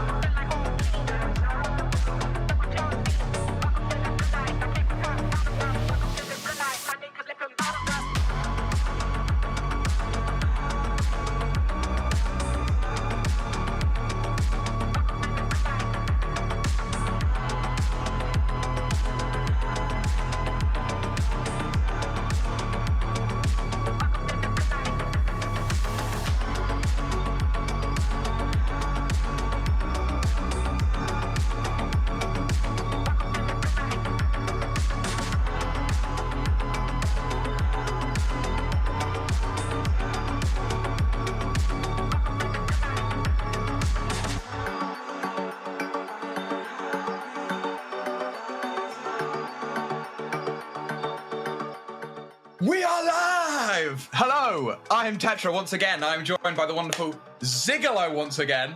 What's going on, everybody? Oh my gosh. And we're here back with 2v2s. This is day 2. You have not been here for the whole thing. We're currently in the semi-finals of the 2v2 tournament, and we are down to the semi-finals and then the finals after this. And the first game of the semi-finals is June Upper Inductees versus Goblin Gang, which is going to be great. But before that, we're going to go on to something very special. Some people did some polls and some voting a couple of days ago. Ziglo was one of those people, actually, so this might be a bit biased. But we're going to announce the MVP leader and the power rankings of the DPL mid-season sort of recap. So, without further ado, let's go to first the MVP leaderboard, which is right here. And here we are, the MVPs so far, with 20 votes. It's the man beside me. It's Zigolo. Can we get a bit of an acceptance award here, Zigolo? Man, I mean, you know, we've already got halfway through the season. I guess I'm a little sad about that, but happy with everything we've gone through. And shout out to my teammates. That's Lacking, Noon, Sachi, Brody. Don't forget Coconut, and even the Juker Nova at times.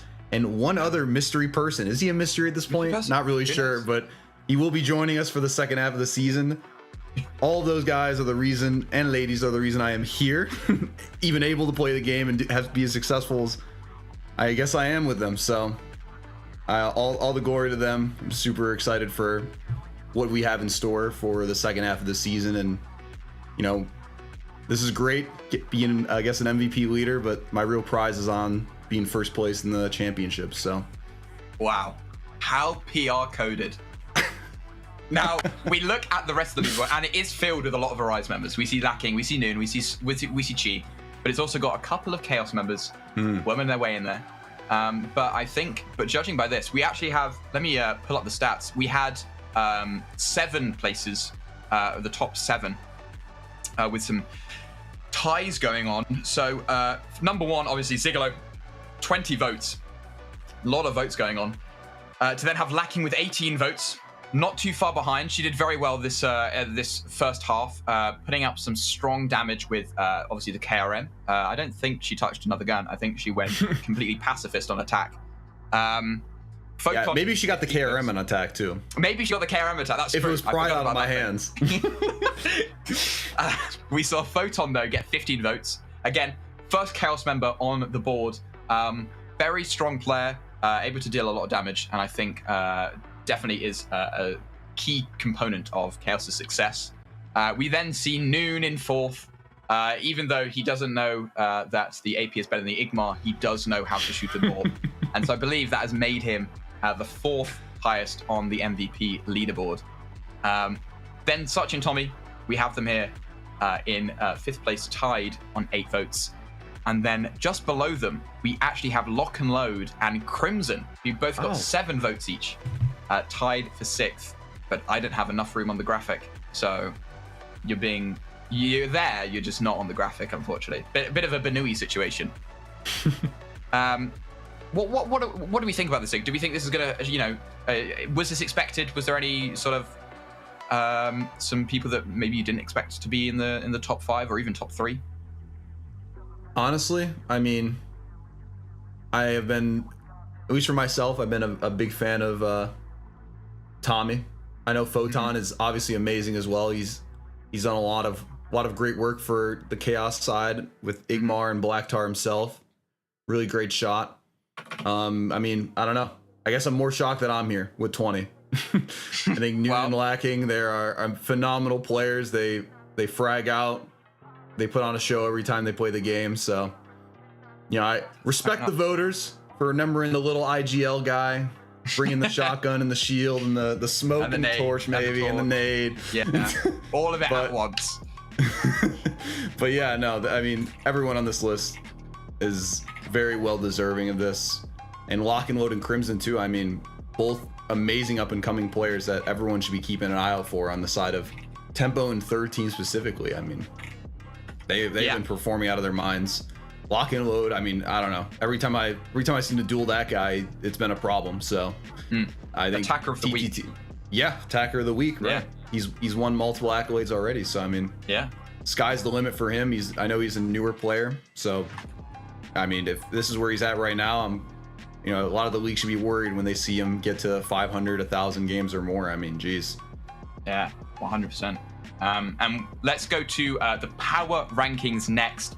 The power rankings were all the captains ranked each other teams based on where they thought they'd place, and they weren't allowed to rank themselves. No Chaos versus Arise beef going on here.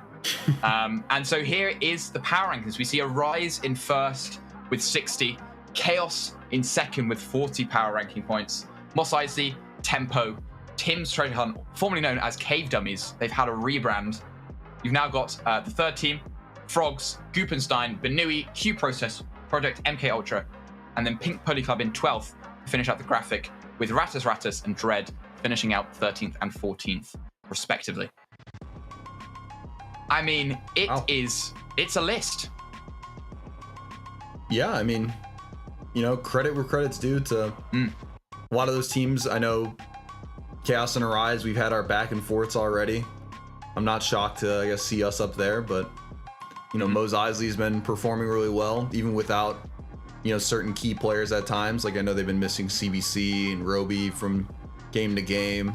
Tempo is definitely a huge name. I'm happy to see them get a lot of respect from the other leagues and captains around the tournament this season thus far. And third team too. I think a lot of points. Hopefully they keep climbing, because I think they're in fourth place, third place. Like they're doing phenomenal right now. So yeah, and it's also interesting seeing these bottom teams, the people that have just not made that cutoff point for the week 8 playoffs.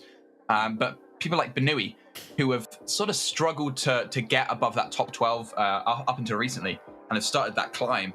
I think people like Benui may have a chance to actually better themselves and get above that week 8 playoff, just because they've been performing so much better over the last sort of couple of weeks.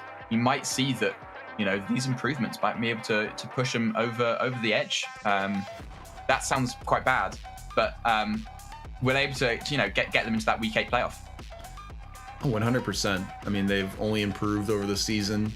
There's a lot of teams here who, like Goopenstein, for example, have had great performances, especially recently, and are knocking on the door of playoffs. So I think it's gonna be a really exciting week 5 for 7. All those spots 100%. Are up, still in play. Every spot's still in play. No team's clinched yet. Every team's got to be on their A game. Every point matters. So 100%. And I think definitely with things like this, it's all up to it could go to anyone, to be honest. Specifically with these sort of 6 to 12 teams, 6th to 12th place, it could really be a toss up on anyone. And remember, power rankings aren't the be all and end all of what the final standings may look like, but it might be that we'll see some mix up here. Who knows? We could see Chaos end week 7 with number 1 and Arise be second. But remember, going into that final playoff bracket, it will be seeded based on standings. So the first team will play the 8th team. And so getting that first place is definitely something you want to get, being the top. Specifically as well, if you're in that 8th spot or 7th spot, getting that 7th spot is very much needed, as going up against Arise or Chaos, either one's going to be tough. But getting maybe 3rd, playing against that 3rd team, being 6th, very, very worth it. Yeah, 100%.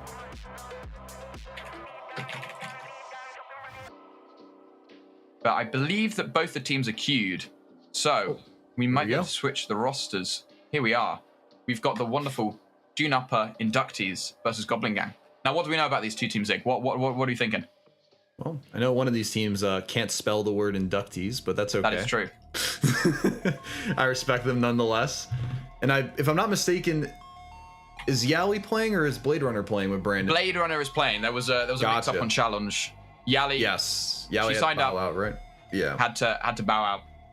But Blade Runner has been playing the whole tournament, so just a challenge mix up. But hopefully we get into game very soon. I believe there we are. We've got the update. There we go. But yeah, I mean, Ghetto and Tommy, obviously, we just talked about, right? People in the MVP standings, so Yeah.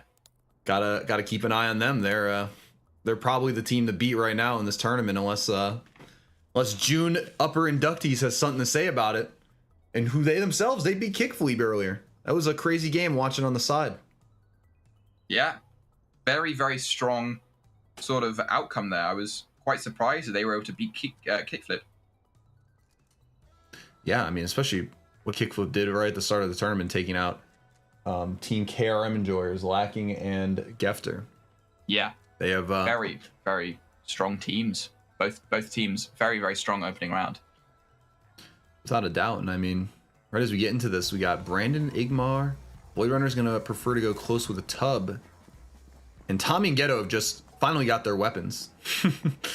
Still flying out util, I guess? Maybe from the truck? Yeah, it looks like it.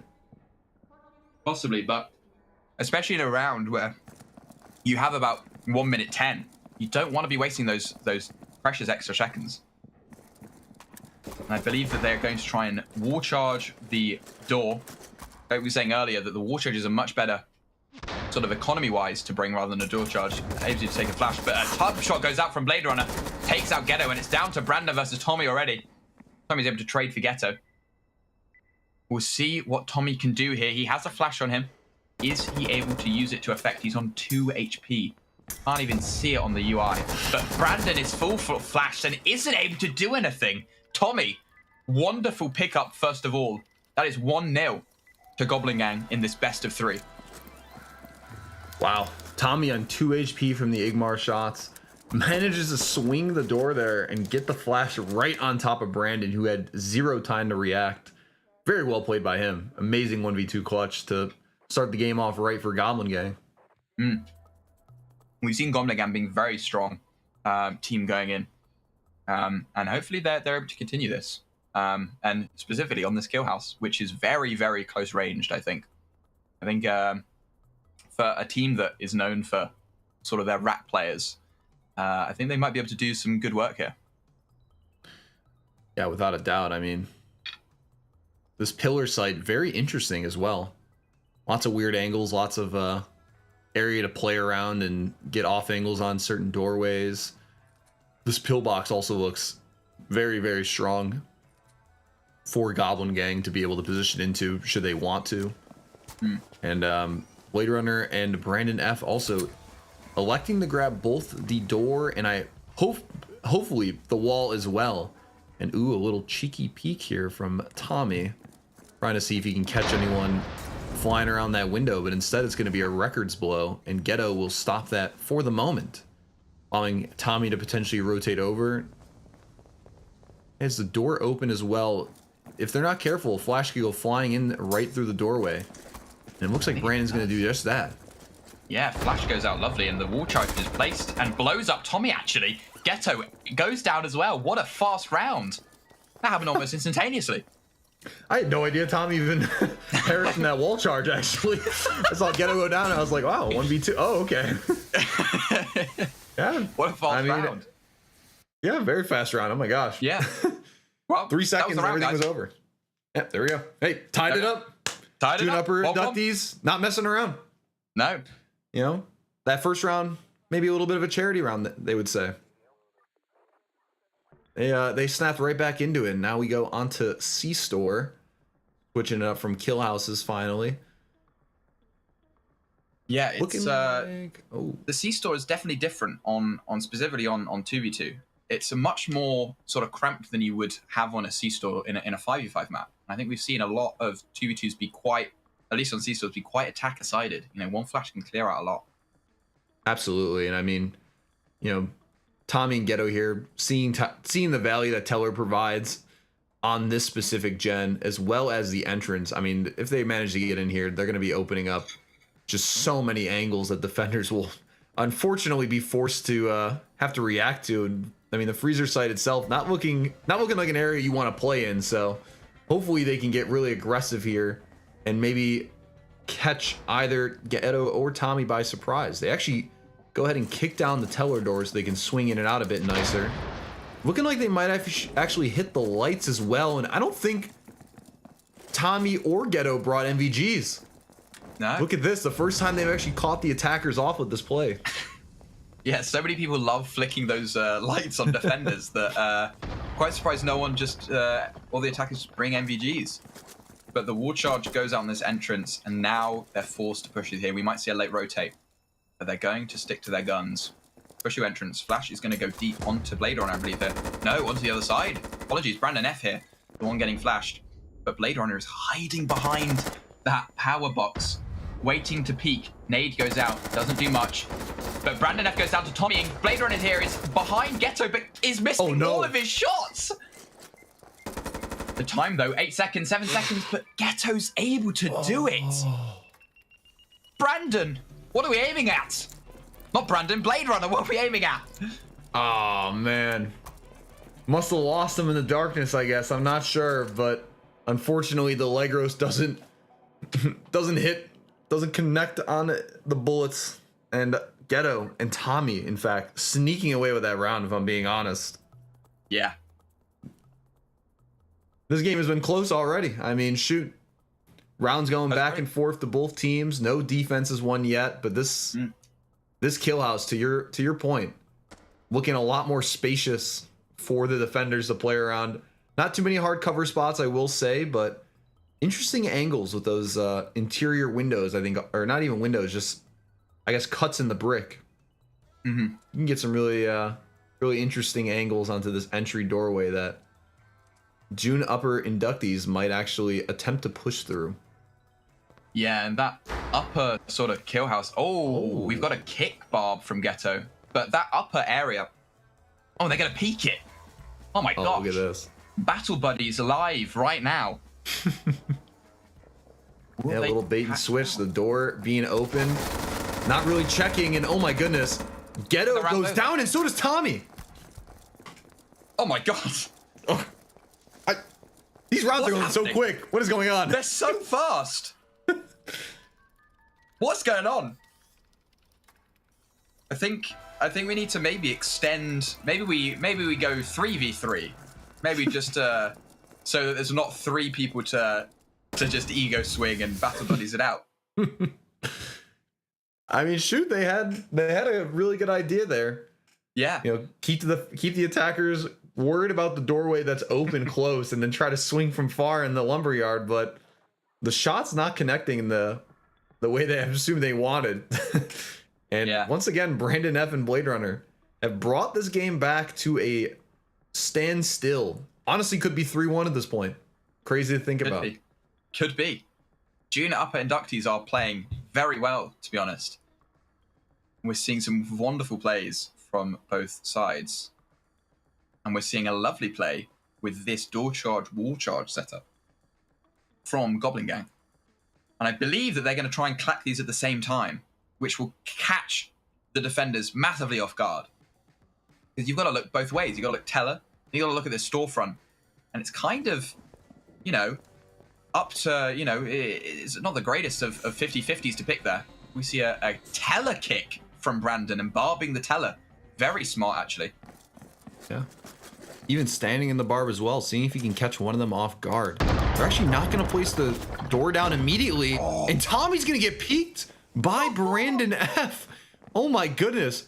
Brandon doing amazing work here for the side of June upper inductees. Ghetto now having to scramble to see if he can at least open up this doorway onto the other side of storefront, but still has the frag grenade too off of Tommy once he gets this open. That should pull away one of the defenders and allow him some clearance maybe to step into Teller. Interesting there with the lights being inside of Teller too. Not really, not a lot of favorable things here for Ghetto, but with 18 seconds left, he's gonna swing in. Not sure if he'll check his corners though, and Blade Runner is going to win the first defense round in this tight 2v2 matchup. Oh my goodness. This is so close. I mean, we're seeing the first defense round, and we've so far, as soon as Mini Chaos lost their game, saw a feedback thread in DPO about 2v2 sucking. So it's going to be quite awesome to see. I really do want to see what the attack and defense breakdown is for these maps, because it seems like specifically in the Commune INFI game, a lot of defender rounds were being used and being won. But we're seeing here the complete opposite, where we have a massive attacker advantage with defensive round being won very rarely. Yeah, it's crazy. I mean, Zephyr, right, in that match, some would say the 2v2 king. He was some would say winning a lot of rounds by himself on defense. I mean, maybe that's the play style of the Mimic. He was actually getting really aggressive as well. Swinging a lot with the KRU, I believe, which Tommy now has, along with the mop from Ghetto. This is a very interesting choice. I haven't really seen a lot of snipers be pulled out into 2v2s. You think with the maps being very close quarters, you don't often want to have a sniper rifle when you're fighting attackers or defenders at very close ranges, but Blade Runner and Brandon are actually moving through here with the wall charge. Tommy flashed over the pillbox. He will throw his Molotov. It will delay for just a moment. Oh, the wall didn't even go off. Oh my goodness, I'm out of it. Wall goes off, but Ghetto with a lovely morp shot there. Blade Runner, Brandon F, both down to half. Blade Runner goes down. Brandon F has to clutch up here. 1v2. Morp shot goes out, doesn't connect. And Brandon F has to force the bomb defuse very shortly. Starts it, 10%, but Ghetto with a lovely morp. Gets around 3-3. Huge shots with the mop there. I mean, both of them recognizing really early that the other two attackers were on the north side of the map. They fell back to those positions right by the edge of the reception glass. Really nice angles inside of that, I guess that prop there for Ghetto, able to just have full control of the bomb defuse. He was popping off. Maybe he's got to bring Saber this round too. And look at this 2v2 map. Really interesting setup, actually. The new 2v2 maps are quite good. Yeah, I must say. Fair. I wonder who made them, because this one looks really fun. This one is a new one. This has the new 2v2 rules that I was talking about earlier, where it only has one door, and we'll probably have one red door, and we'll only have one green door, and we'll probably have about 4 rooms to make it so that, it's not just a teeny tiny storefront that you have to play in. Yeah, this one presents a lot of opportunities for June upper inductees to play around the storefront, maybe even get in the teller. This like utility room as well with the storage. This is an interesting spot. If they're not careful, they might not be able to see Brandon as they go in there. Hopefully they don't see Brandon. Brandon is holding this angle very tight. The door charge goes out, but nothing for Brandon. They're just going to rotate around. They have these 2 flashes to work with. A bad flash, though, from Tommy. Going to put him down to 1 flash for the entire building. And this doesn't look good. Brandon, though, swinging out. Lead down to about 10 HP. Blade Runner doing the same. They have a Molotov. Molotov goes out. Deals some damage to Tommy there. Tommy half HP. Brandon swinging. Not able to pick up Ghetto. Down to Blade Runner. No flashes. Just Blade Runner on a gun. Blade Runner gets one. Is able to pick up Tommy. And that is 4-3 now in the favor of Goblin Gang. Wow, that was a really intense round there. I honestly was shocked that it went the way of Goblin Gang there for a second. That was a really well-placed molly. The swings by Brandon, unfortunately, just not finishing off Ghetto up by the storage door. Jeez, this match is... This is a game of just singular kills, Tetra. It is. Every little thing is deciding the rounds here. It's all coming down to these very few kills, and specifically what happens within the round. We're seeing a lot of people saying that maps are very, attacker or defender sided, but I think it does just come down to who can aim better. I think the braining of 2v2 isn't a big issue. It's all down to the aim. Yeah, I mean, definitely the trend we've seen thus far. The confident players, the ones that are swinging on angles that they're trying to catch the other side off guard on, or just letting their gun skills speak, have definitely succeeded thus far. I guess there's been a few exceptions, but for the most part, I think you're pretty much on point there. So we'll see if Brandon F and Blade Runner can get this round to bring it to 4-4. Ghetto's gonna kick the door down, and oh my gosh, was that a TK? No, it wasn't, but it was just a trade, thankfully. Oh my gosh! Brandon! Calm down! Just, again, the round is over before an attacker has even set foot in the building, and it's down to sudden death on the first map of this series. Oh my goodness. This is crazy. Ooh. This is for all the marbles, I believe, right? Or is no, we have BO3s, We're but for the first BO3. map though. First Yeah. map. First map. Who will be June Upper inductees, Goblin Gang? This is gonna be the decider. It is. Ghetto and Tommy trying to bring out the wall charge. I think they're hoping that it'll blow up that brick in front of the bomb for a little bit nicer of a defuse, but instead maybe opting to go somewhere else here. I mean, you know, there's no margin for error at this point. Your plan's got to be you know, whatever you can sleep with here. Because if it doesn't go well, you are going to be a full map down.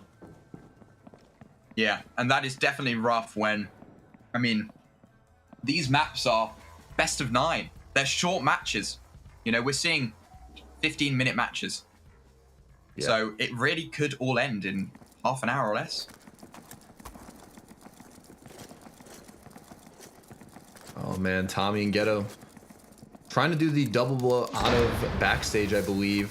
An extinguisher is going to force Ghetto to go in, and the Molly thrown doesn't do a lot of damage to really anyone. And I'm not even sure. Oh, they still have an extra Molly for that breach, and that will slow down Ghetto and Tommy just for a moment. They have a singular flash to work with. Igmar and Knack on the side of the defenders.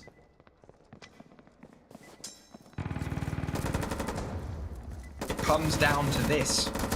Tommy picked up one, but Brandon F picks up one with an Igmar. And it's down to Ghetto, and he gets him. That is 1-0 to Goblin Gang.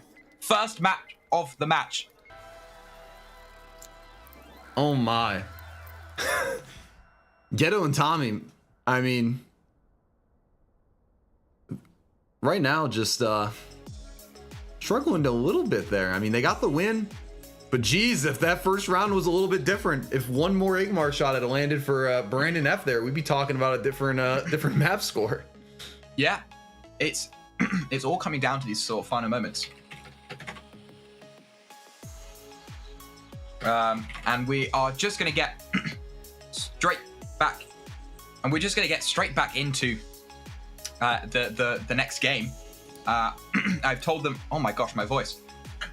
I think I got something down my throat. Probably the June win, but also the fact that this game is 79 cents. What? Holy! How is it so low? Who knows? Probably because we're freaking awesome. That, or the IRS is after us. Please just buy our game, please. But it's 79 cents. Please buy it now, please.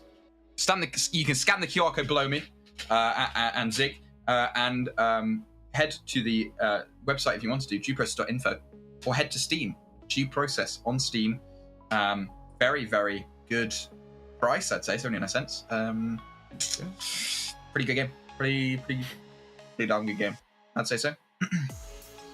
Yeah, I think every single person that gets this game and tries it out for at least a few hours is very happy with that purchase, especially at that price. So I mean, gotta give it a try. Gotta give it a try. Look how cheap it is, and look at what such hunks it generates. I mean, myself and Zigolo. I mean, look at this. Oh my goodness. Look at this lineup. Holy. Couldn't get 2 more handsome men ever. Oh my. And do you know how that happened? 79 cents. As soon as we clicked install, we just transformed. So please, buy Due Process. Right now. We're just awaiting to get into the next game, hopefully. Fingers crossed soon. But we did just see Goblin Gang win against June Upper inductees in the first match in this BO3. 5-4. So, pretty close. Saw it come down to sudden death. which is not, I don't think, the official term, but now that I'm using it, I guess it is the official term, because it sounds badass as fuck. It's a pretty cool name. Pretty cool game. Pretty cool name. And we are in the game already, and they're in. They're in the round. There's no, we've got no planning here. They're already in. Already in, except that flashbang from Tommy, but no matter. They secure the pillbox here and can slowly work their way onto site, but they don't really have a lot of time on their side. The wall coming out should allow for some confusion to be sowed, and Tommy, in fact, gonna waltz right in there, get traded out by Blade Runner, and Ghetto running through the molly has to get on bomb. Oh my goodness. Will he have the time? It won't even matter, because Blade Runner is gonna make sure that June Upper inductees take the first round of this second map, starting themselves out on the right foot this time. Yeah, very, very strong opening round. Blade Runner once again showing up and really putting on a show. We'll see if, you know, they can continue with this on the attacking side. But it's a very, very strong start for them. We'll see if they can continue it. Very strong start, and now onto a much smaller C store by the looks of it. A wall charge play into storage could be interesting, although I think most teams elect to blow entrance instead, which is usually a default wall charge play. And as well, we might be comboing this with the red door on the side of storefront. That should at least allow for more angles to be taken onto the bomb. Because, quite frankly, I don't see a lot of spots here for Ghetto and Tommy to really hide away or hold a lot of crosses on. They're going to have to get active. Yeah, they're going to have to get very active. And we've seen that the active teams and the teams that try and sort of play not off meta for 2v2s, but, you know, try and, you know, take the fight to them rather than letting the attackers push, really are the ones to succeed. So we'll see if they can successfully do that. The wall is placed. Blade Runner going to quickly open this doorway, which is going to put Tommy in a spot that he may not be too comfortable in. He, in fact, backs up into Freezer with Ghetto in front of him. They're giving up a lot of space here, trying to play off of the red doorway, but no one is keeping an eye on storefront to my knowledge. Brandon F's going to get a flash that hits right over Ghetto's head. I don't know if he's going to see him, though. He hasn't cleared in just yet. Ghetto will be able to eat that flash and swing on the Brandon F for the quick frag. Blade Runner hopping in onto the bomb is now going to be able to start defusing as Tommy has to make a move. He is not in the spot here.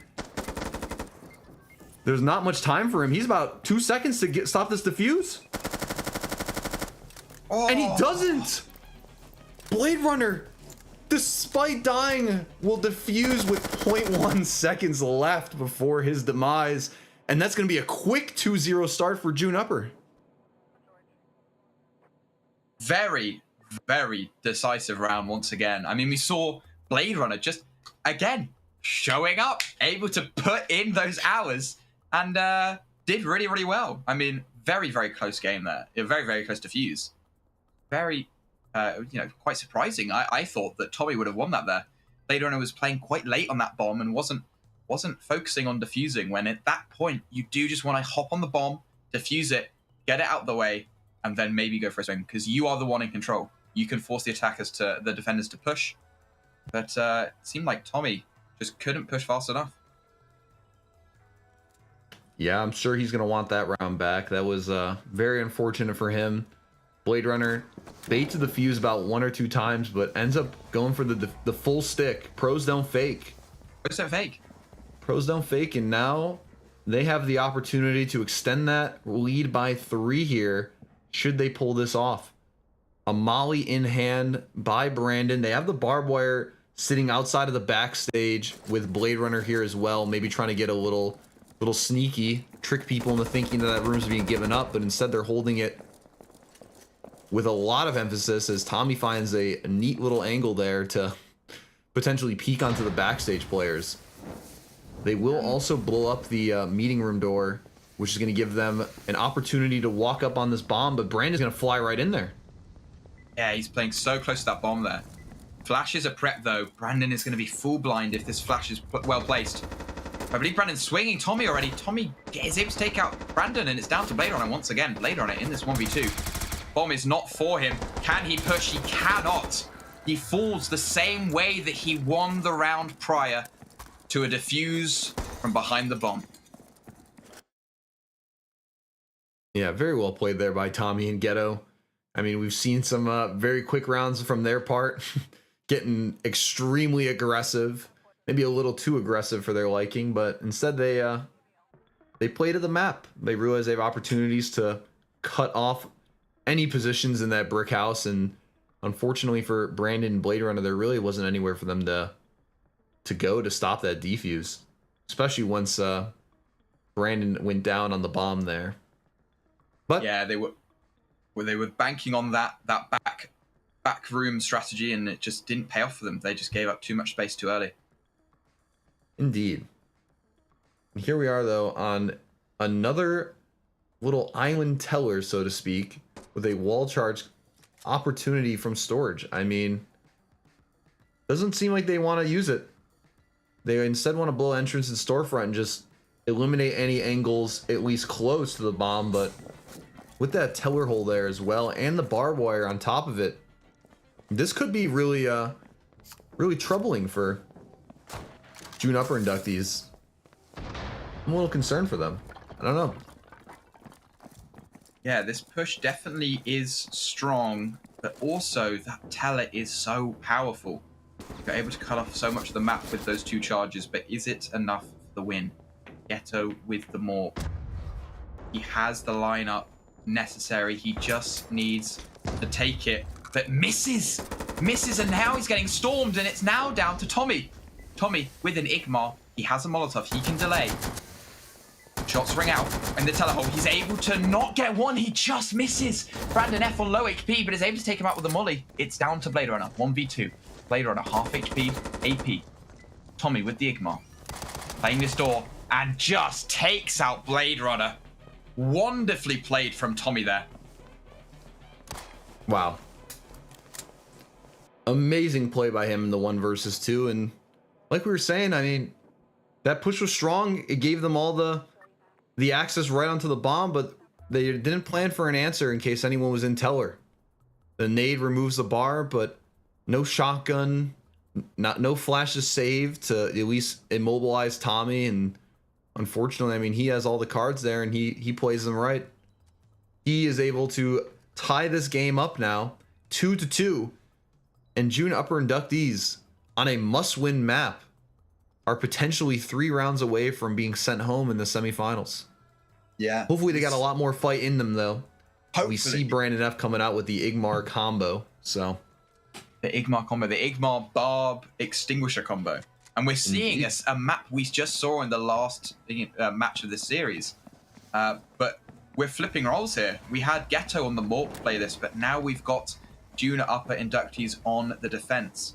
Can they do as well as Goblin Gang did? We'll have to find out.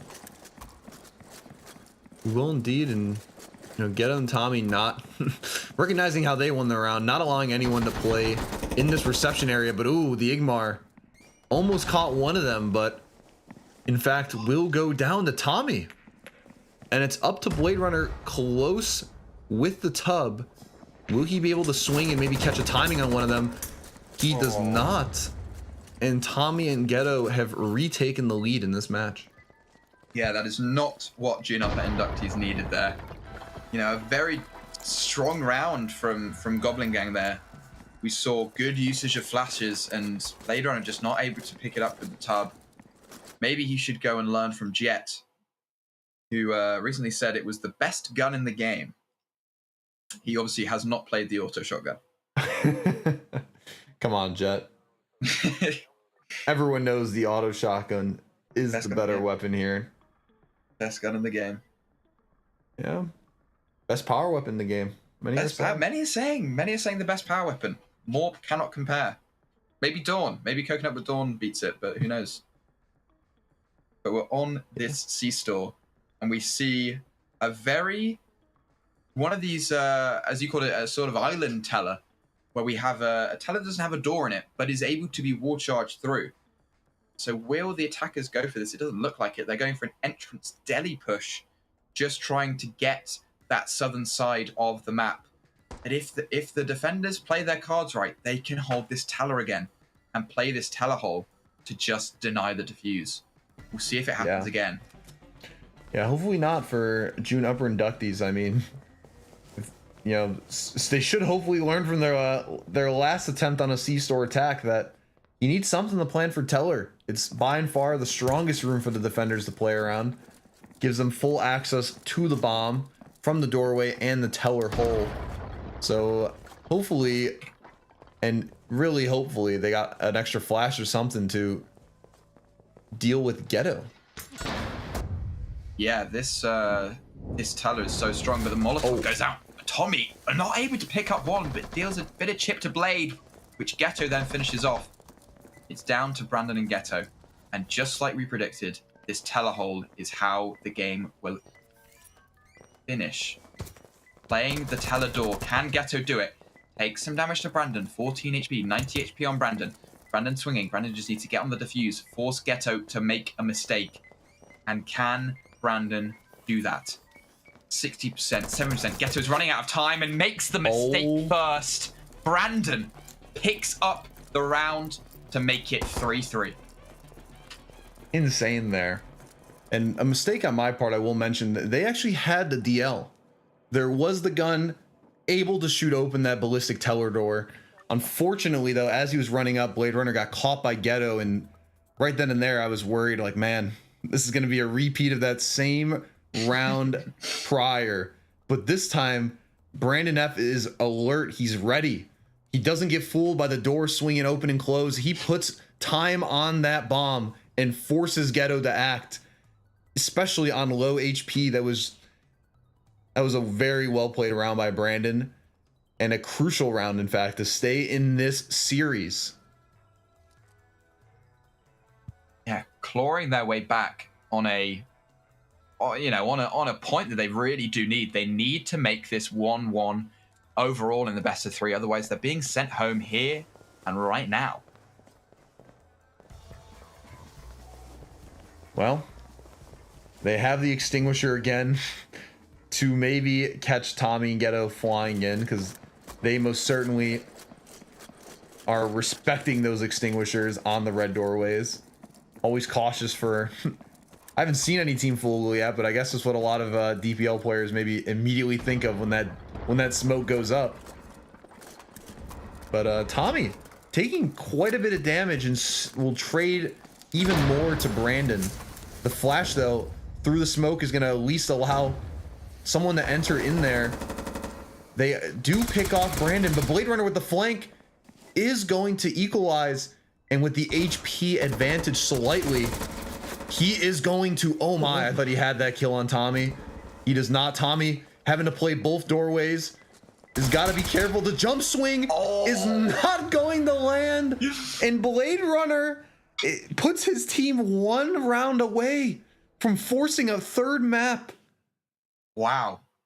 I mean, Tommy just sort of was haunted by Photon there, I think, for a few seconds. He took control. And even in a dire situation, the jump peak was thought to be necessary. But we're moving on to this C-store, and it's another one of these island tellers. These have been decisive in these rounds. Can the defense use it once again to their advantage? They're 1 for 1 on these island tellers. Can they be 2 for 1? We hope to see some usage of this. We've got Ghetto with an AK. Maybe he can play in that teller, just tucked in that top corner to be able to get vision onto bomb. Who knows? Who knows? And I really do hope that Blade Runner maybe grabs a door charge with that. Maybe they'll have something. Okay, the nade too. Just anything to deal with that teller. Doesn't seem to have as great of angles, so maybe Goblin Gang will instead try to play up and a lot more aggressive to catch them with utility in hand. But this is a do or die round right here. This is a must win for Goblin Gang to at least keep them keep their map advantage and maybe even the series win. If they don't, then the board is reset 1-1 with a third map to decide everything. Yeah, and it could all come down to this. We see Brandon with some flashes, chucks them out into that storefront area, and Tommy and Ghetto are ready to swing. They're ready to counterplay this Blade Runner in a 1v2 now. Able to take down Tommy, but is on 30 HP. Ghetto, very similar situation, low HP, AK in hand. Can he do anything? Blade Runner knows the sort of direction where he's at. He's in this entrance, playing behind the vending machine. 6 bullets, reloading. The defuse comes out, 30%. Ghetto has to peek, but Blade Runner gets it! And that is 1-1. We're going to third map. Oh my gosh. What's going on? I am shocked. I actually Blade jumped Runner. out of my seat when Blade Runner won that round. Oh my Well gosh. freaking played to them. Oh my. We have a game on our hands here, Tetra. We do. Game on our hands. These It's going- BO3s is already delivering thus far. Amazing matches. It's 1-1. It comes down to this. What would be best? I'm sorry, I'm readjusting my pillow again. I keep on readjusting my pillow and just standing up on stream. I keep on forgetting my camera's on. We come down to this, and it could be that we come to a sudden death match here. It's best of 3 to then go 4-4 in a sudden death of sudden death. It could be crazy. Yeah, I mean, I'm just almost at a loss for words right now. It's not over yet. It's not Goblin over Gang yet. still has a chance to win this. I mean, they won the first map there. A really impressive team there with Tommy and Ghetto, but man, the underdogs in many people's eyes, even on the polls, the are underdogs here. making it real close. The challengers are really making the potential what many people see as an early champions, I guess. I don't know. I've heard a lot of things about Tommy and Ghetto's team. They gotta show it here, man. Got to show it. They gotta show it. And I mean, looking at the polls we were talking about, 26% voted for June Upper inductees, while 74% for Goblin Gang. We see a big, people expect Goblin Gang to win this, but we're up to 1-1. It's very intense. And holy, I can see why Zephyr loves 2v2s. This is crazy. They are requeued. They're getting in ASAP for this final map. I mean, what a series so far. What are our thoughts so far, Ziglo, on the series? Yeah, I mean, this is by far and away the closest series that I've seen in the tournament. Just like back and forth rounds. You Wow. see heroics from certain players. You've seen, great rounds fall to an insane clutch, and the other way around. I mean, this game is delivered already.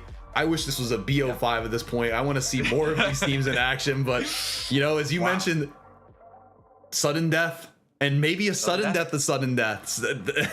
9 rounds to decide it all. Exactly. These are the 9 rounds that could decide it all. And bear in mind, it's this close, and we're not even in the finals yet.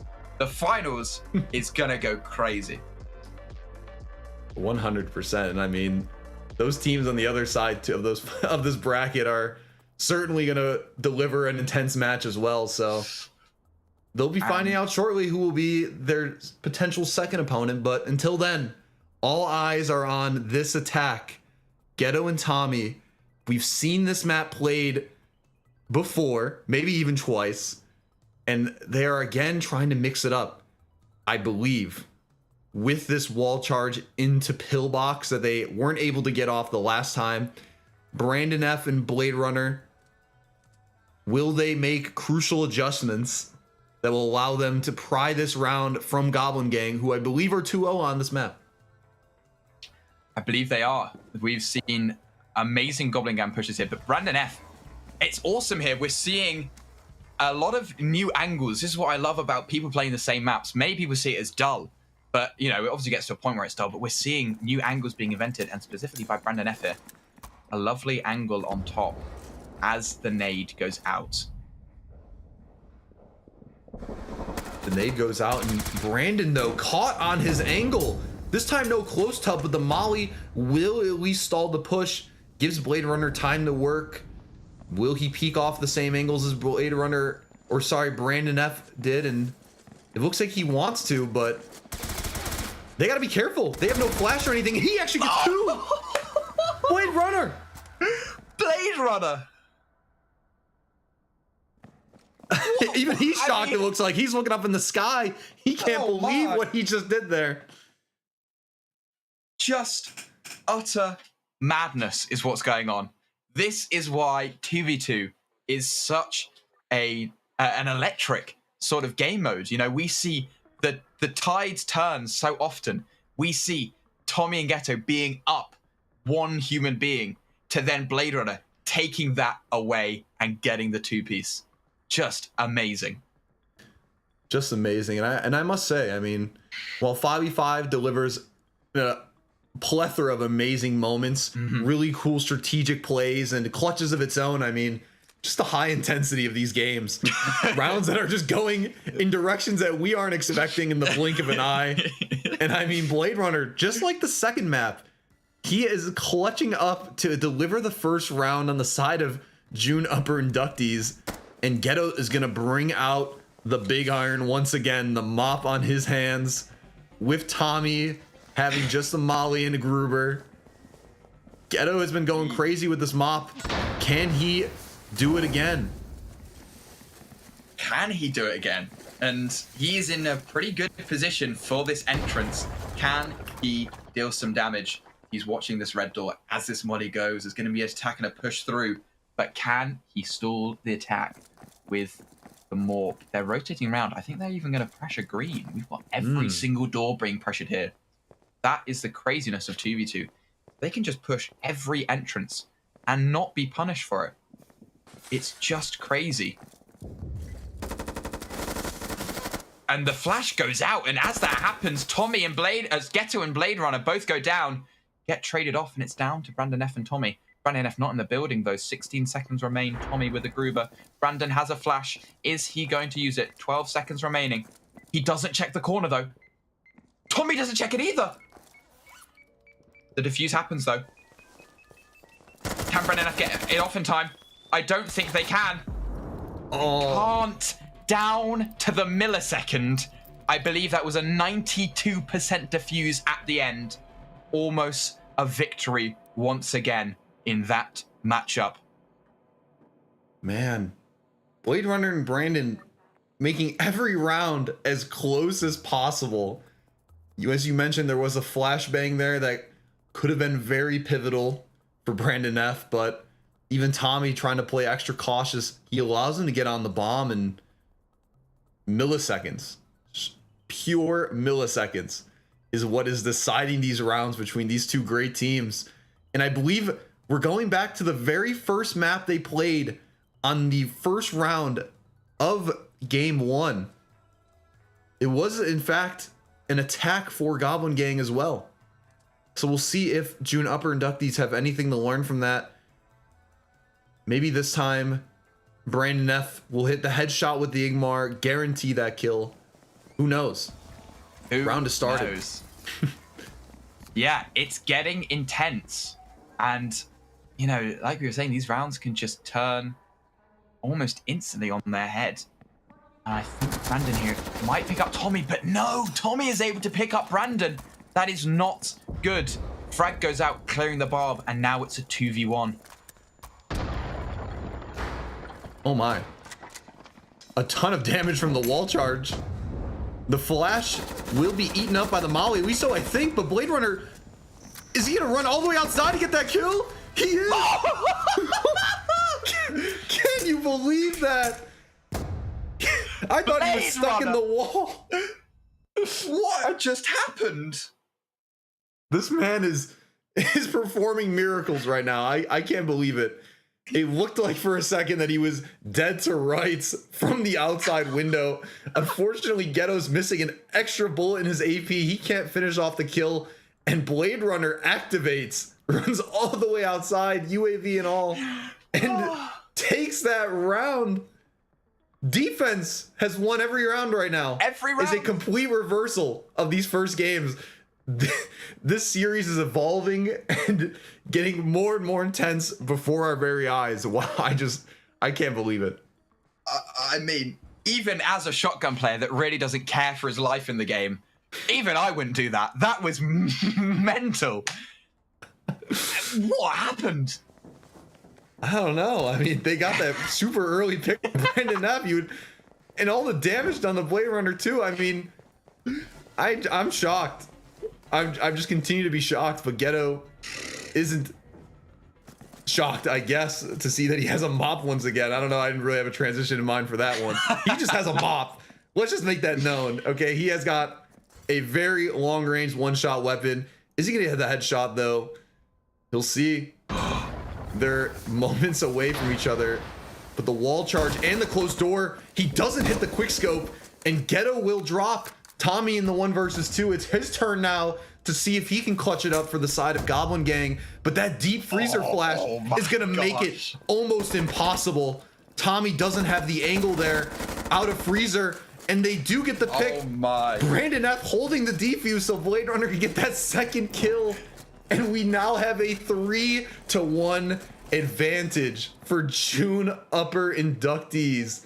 This team was 2 rounds away from being knocked out. They might be 2 rounds away from knocking their opponents out. Oh my gosh. This is crazy. I mean, it's an utter just head flip of a match. We've seen Goblin Gang putting up so many early rounds to make it sort of, 4-2, 4-1, and then June Upper to claw it back. But we're seeing the absolute opposite. Does that mean that Goblin Gang will now start to claw it back and take the win? Who knows? Only time will tell.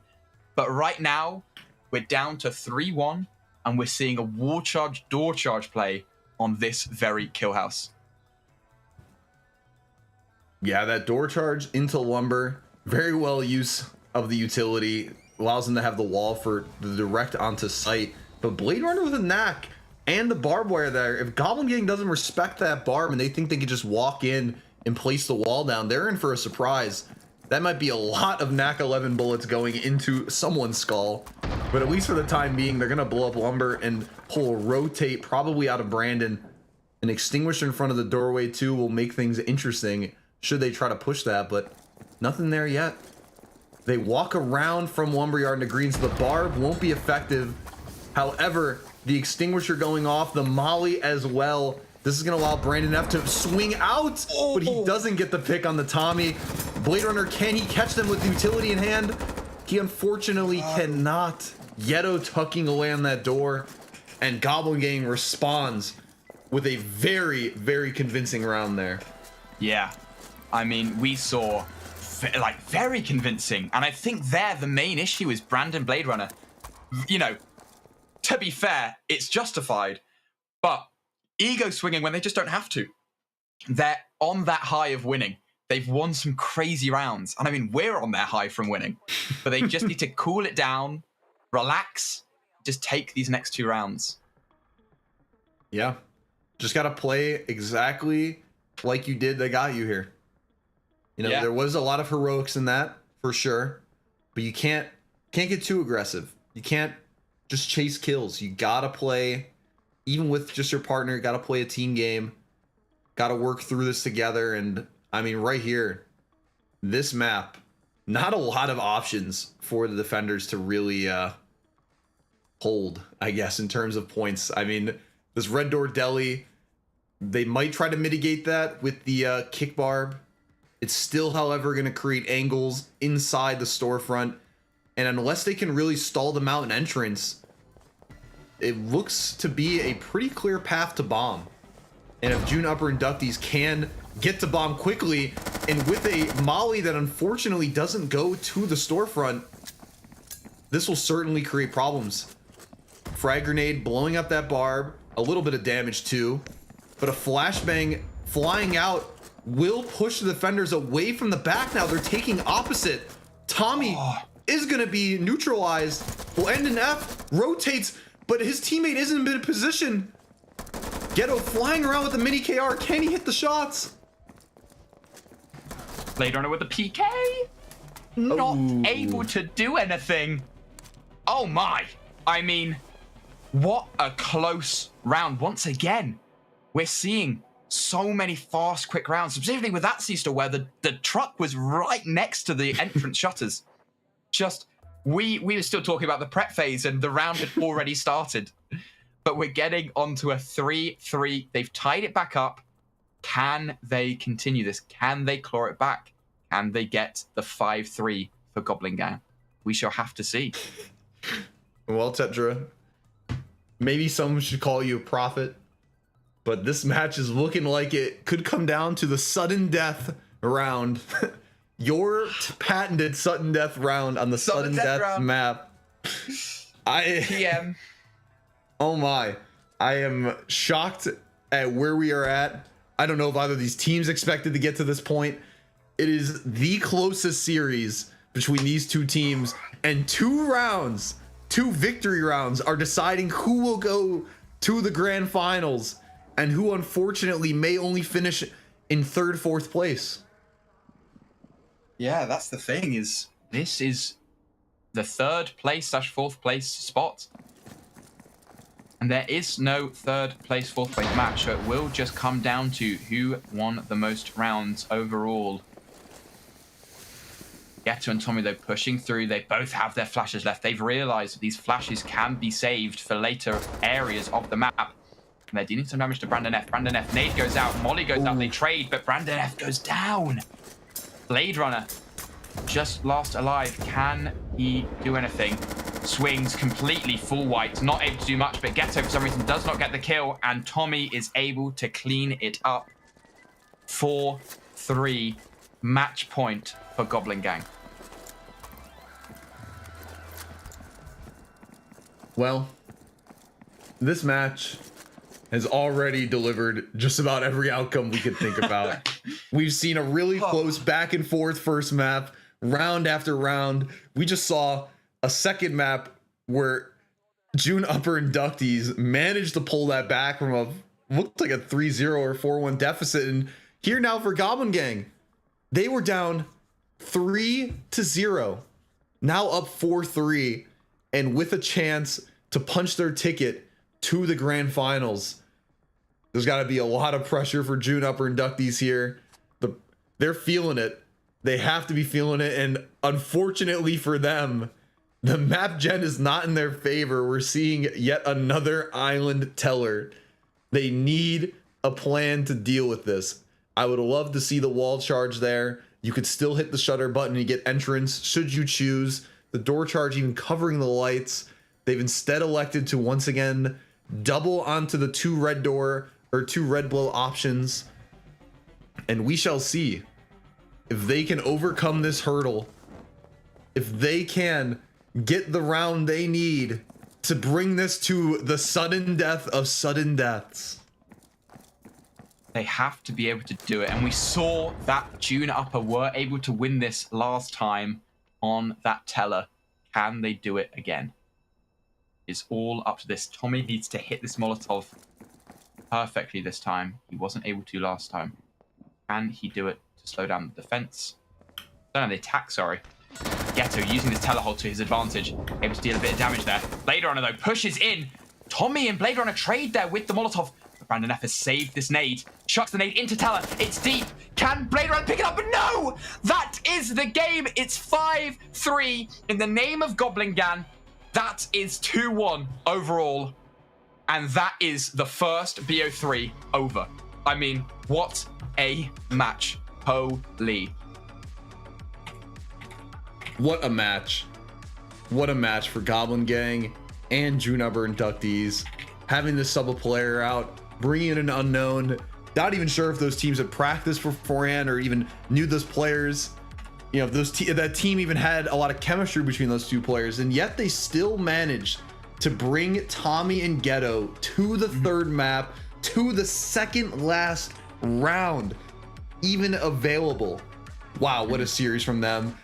They have really shown that they are in the upper echelon of 2v2 players.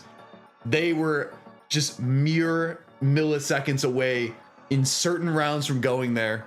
Huge shout out to them and congratulations to Goblin Gang and the side of Tommy and Ghetto. You are now in the grand finals. you have a little bit of a break here because we got 2 more teams in another semifinal. Got 2 more teams. They are already getting ready to queue. We're going straight into it. The next game is Commune versus Noondex. We've got 2 British people versus 2 Americans. We've got Jet and Dylan versus Noon and Index. This is going to be another close one, I think. I think we're going to see some very, very close rounds. A lot of good fighting going on. A lot of good kills. And hopefully at some point, Noon can pick up the morp and figure out how to use that one. Oh. Yeah. Oh, yeah. Burn. I mean, got to be careful. I mean, Jet, he says he's not a sniper, but I mean, I've seen him do some stuff with the mop too, and especially the tub. Honestly, if that was the match we already got out of our first series, I can't even expect which team is going to come out on top here. I mean, we're talking about, in terms of DPL players, 2 of the closest teams in terms of skill right now. Noon, Dylan, Jet, Index, all of those guys are staple players in the DPL. And man, I mean, honestly, I don't really have a confident prediction on who's going to win this game. I really don't. No, it can go either way. Another close one. Yeah, I think this is going to be another close one. And we've seen that I obviously did not do my predictions on how long 2v2 BO3s would go for, because I thought it'd be at max 40 minutes. But I obviously calculated that wrong, because we've just had 3 back-to-back very close games. I mean, it's just been amazing. We're hopefully without a doubt, and we're hopefully getting in very soon to this next match. We have Jet has just given me the thumbs up that they are queuing. We're just seeing for Noon or Index, and Index doesn't like to respond to DMs, and Noon doesn't like to respond to me. So we'll see what happens first, and if they are queued up. We shall see. We shall see. Yeah, it's a very tough one to predict, because we have, amazing, shooters as Noon, and I would say as Jet, but he is more of a tub shooter. 2 good snipers. He's not LCG sniper. He is just a sniper. But he uses those weapons to great effect, and so I think it will just come down to, like we've seen before, these 1v1 fights. Yeah, and I mean, Jet, Noon, as you mentioned, very prominent with snipers at times. Dylan and Index, I've seen a lot of AK usage out of them. They're both great shots. If you let them get a swing off on you, you're probably not walking away with the kill. So I mean, teams with similar play styles, very up there in terms of skill. Noon maybe the least experience of the 4 players here, but it's 2v2s is anyone's game. This has not been a tournament where you've seen a lot of meta plays at all. I mean, teams have brought their own flair, have made crazy rounds happen, crazy clutch rounds happen. In fact, I mean, it's anyone's game every round. There's not a lot of rounds that are won in the prep phase, in the planning, like in 5v5. So this is all raw talent here. Mono e mono. And I believe we are getting into the game right now. Fingers crossed. There we are. We're in the game. We're in, and we're in to Noondex versus Commune. It's going to be a close one. And this first round could set the tone for the rest of the match. Who knows? Who knows? Without a doubt. And already, Commune taking advantage of the store wall charge play. Along with Teller, they want to sweep through and clear most of the top right side of the map, which is really where you'd think the power positions would be for these defenders, but instead they might be forced back into that storefront or freezer. We'll see how much of a fight they put up here. But in the meantime, Noon and Index at least trying to predict with that singular barb that they think a blow will be on storefront. They're going to be pleasantly surprised when a wall charge goes off right next to them.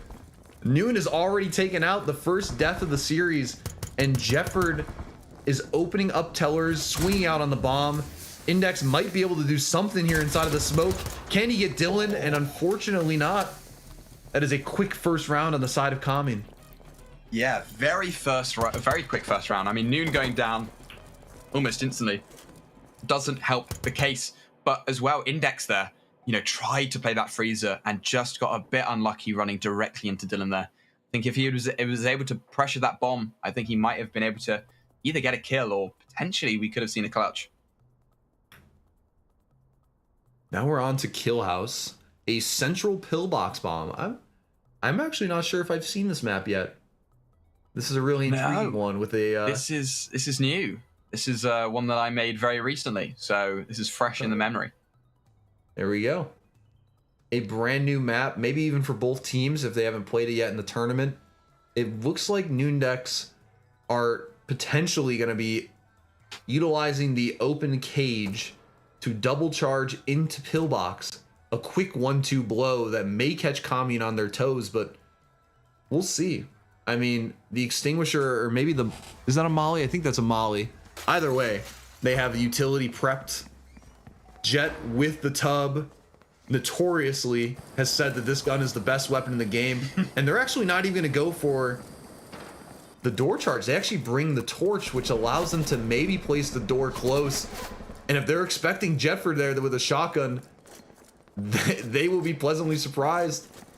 It looks like it seems. Oh, never mind.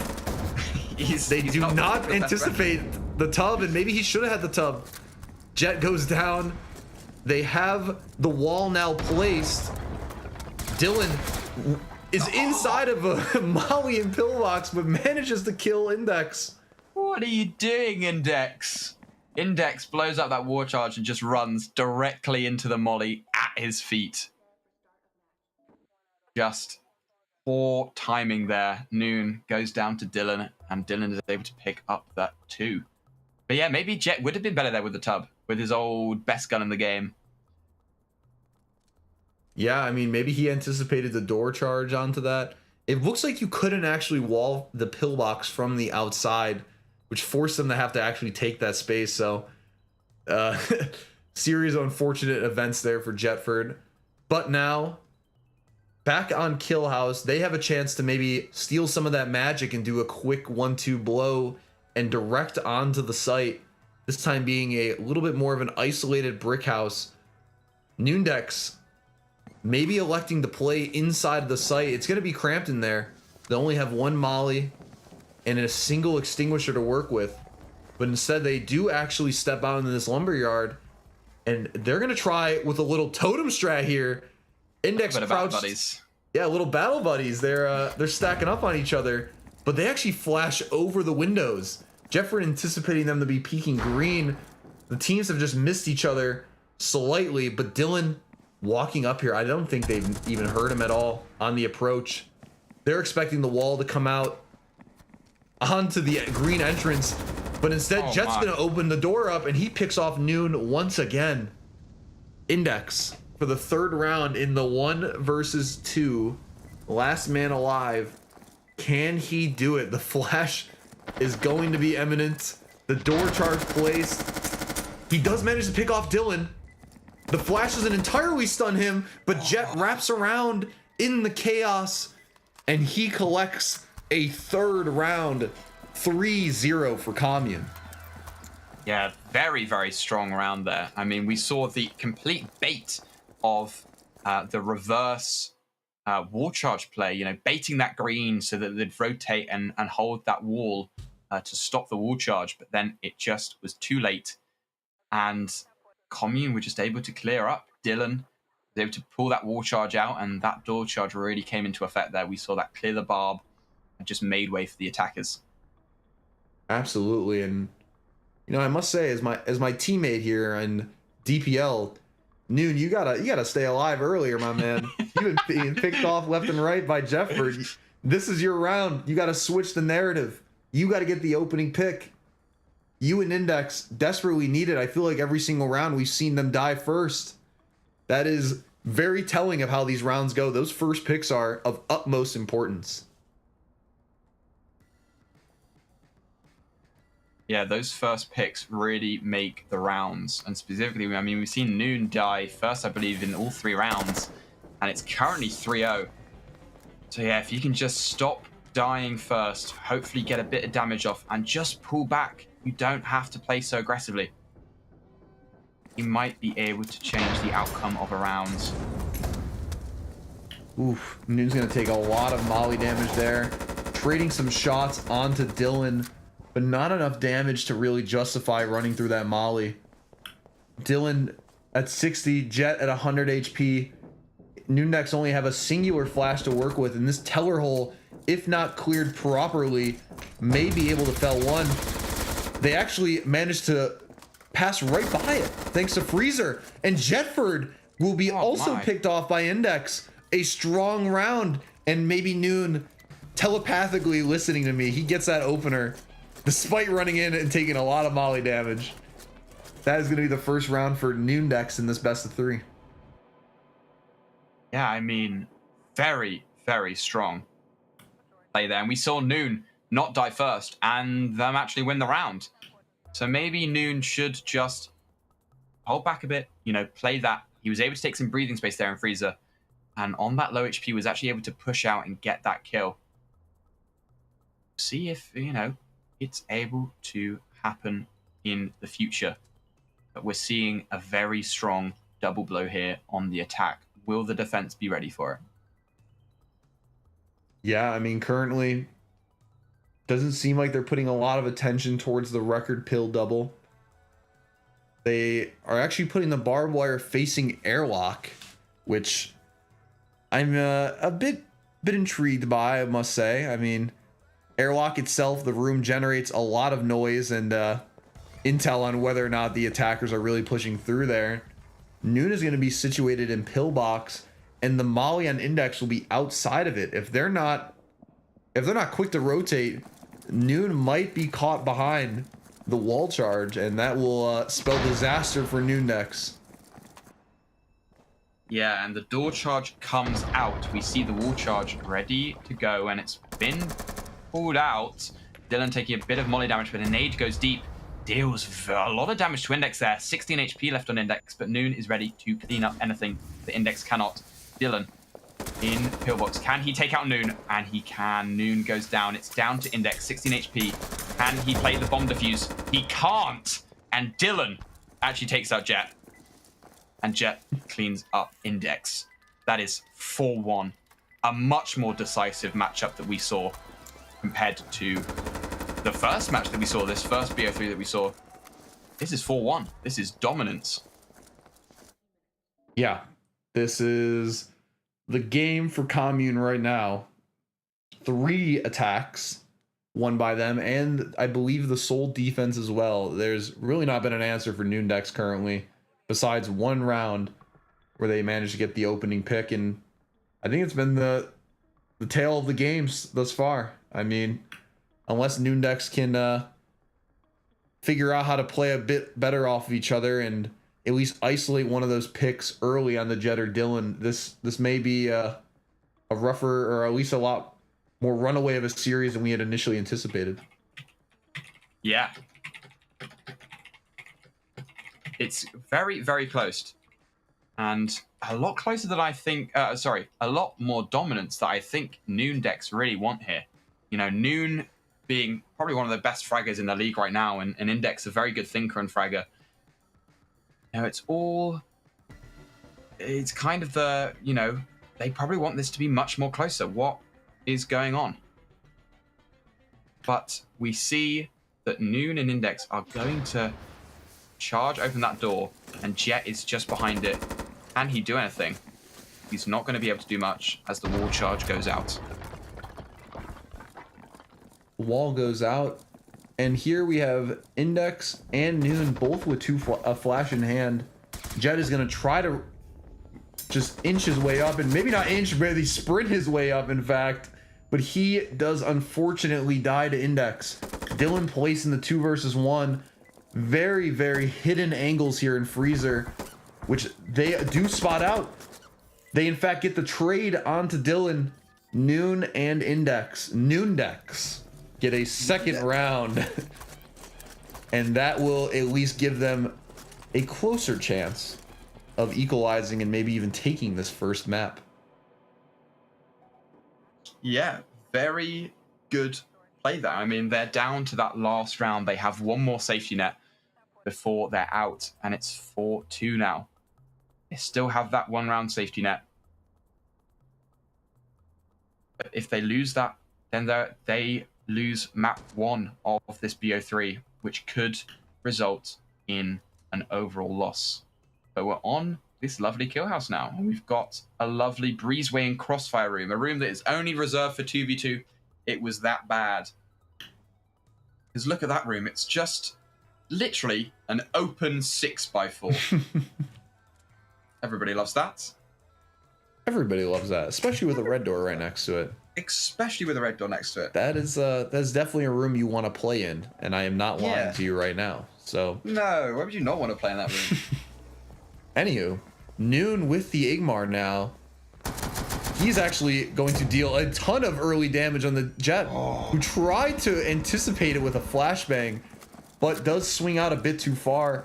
Takes 2 body shots and I believe a hand shot as well. Is already on 48 HP. He is, however, very brave.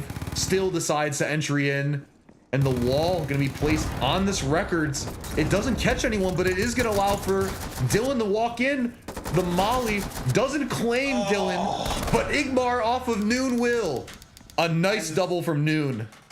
And that is why you pick up the Igmar over the AP25. He's just shown that the meme is wrong. The AP is actually, in fact, not better than the Igmar, much to Hyper's dismay.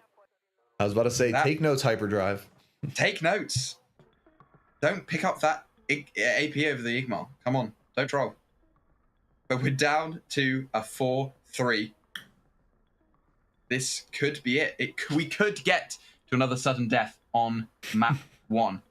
And this one is an interesting C-store, as we see the green door is actually a freezer, which means that the defenders can have pretty much free reign on peeking this freezer without showing much presence pre-execution phase.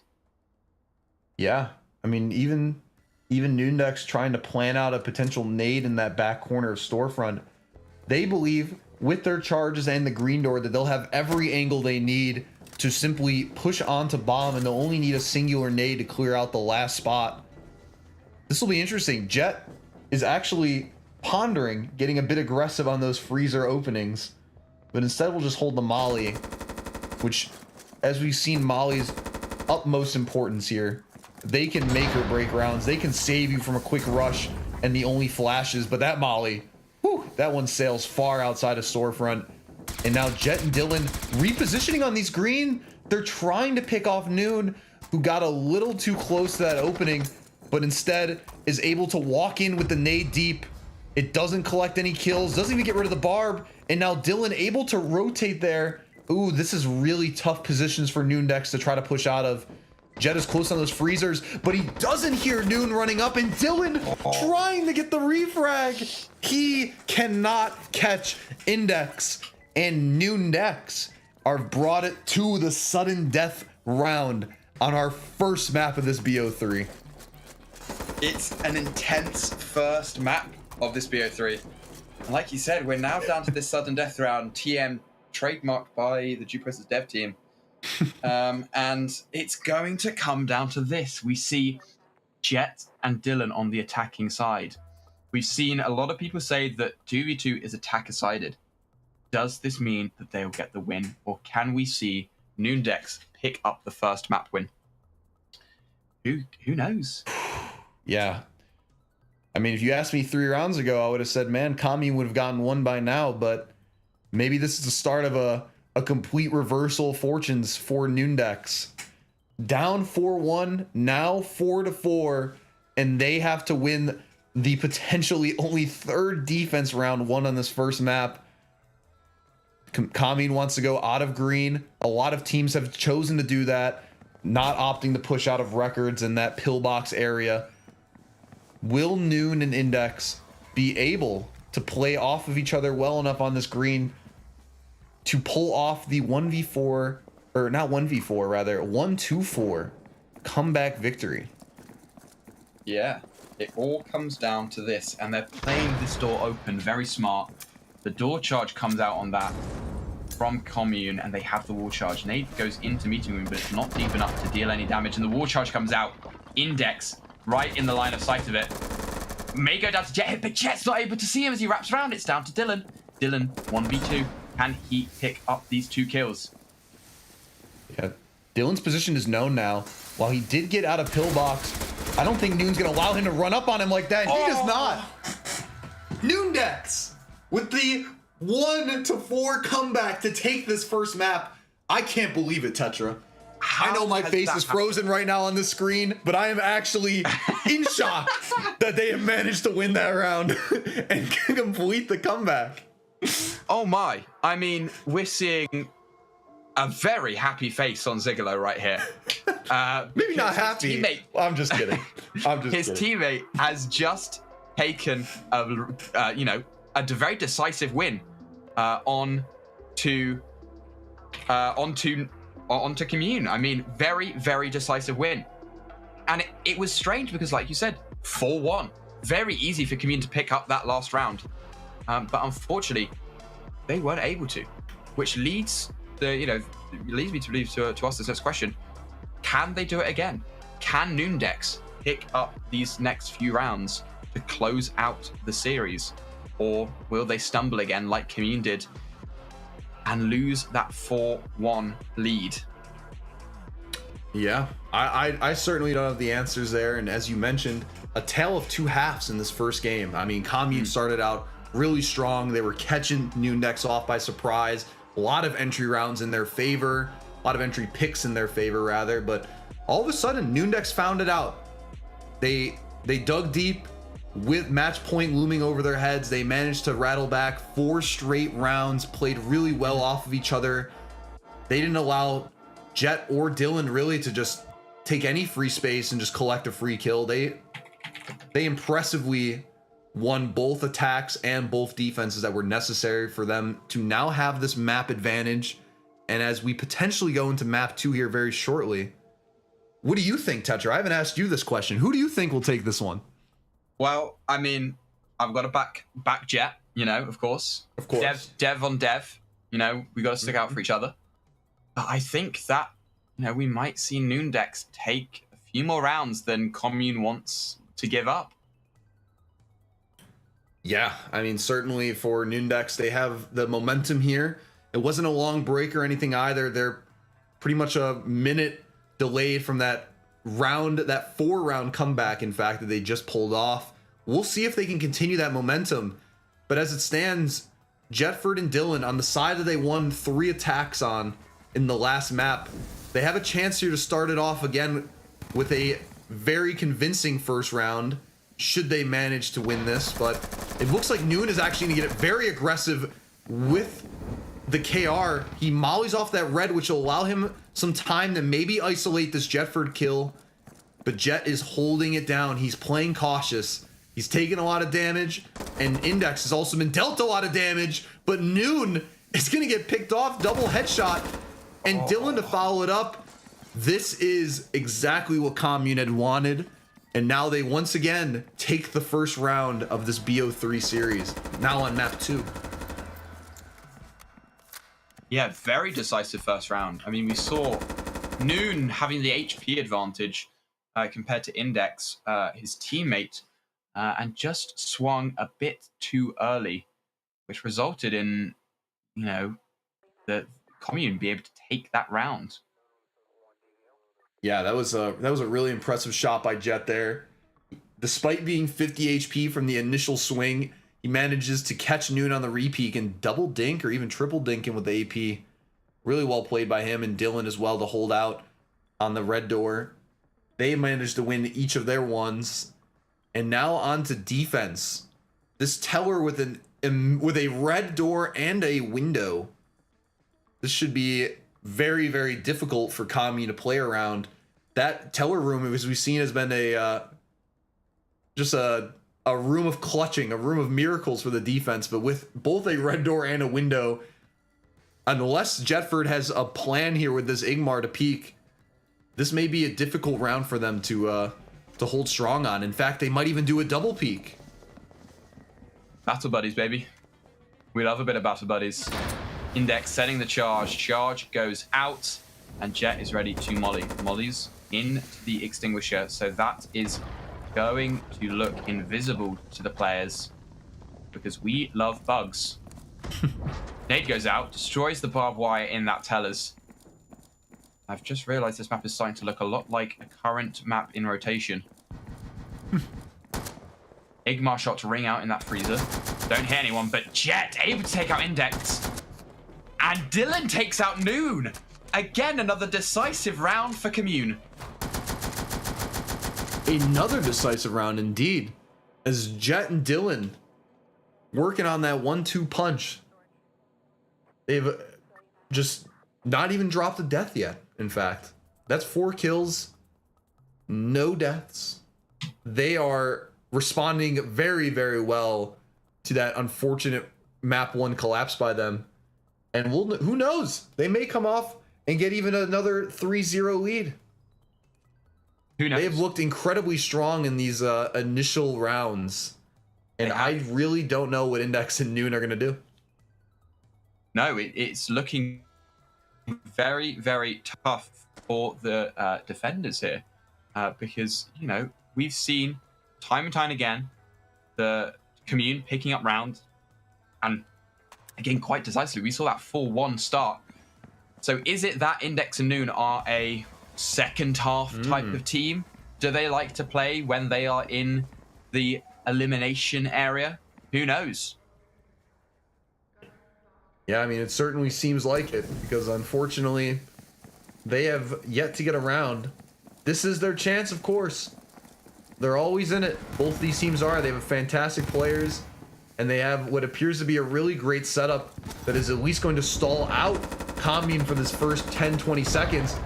Deal a bit of damage onto Dylan, but not really enough damage to justify bringing the knack. Index is going to get caught on the wraparound by Jet, and it is Noon. Can he pull off the 2v1 heroics? Ooh, he takes a lot of damage, and he does not collect a kill. Jet and Dylan are 6 frags to 0, and they are putting a lot of bullets into Noondex. I'm not sure if that is affecting Noondex or not.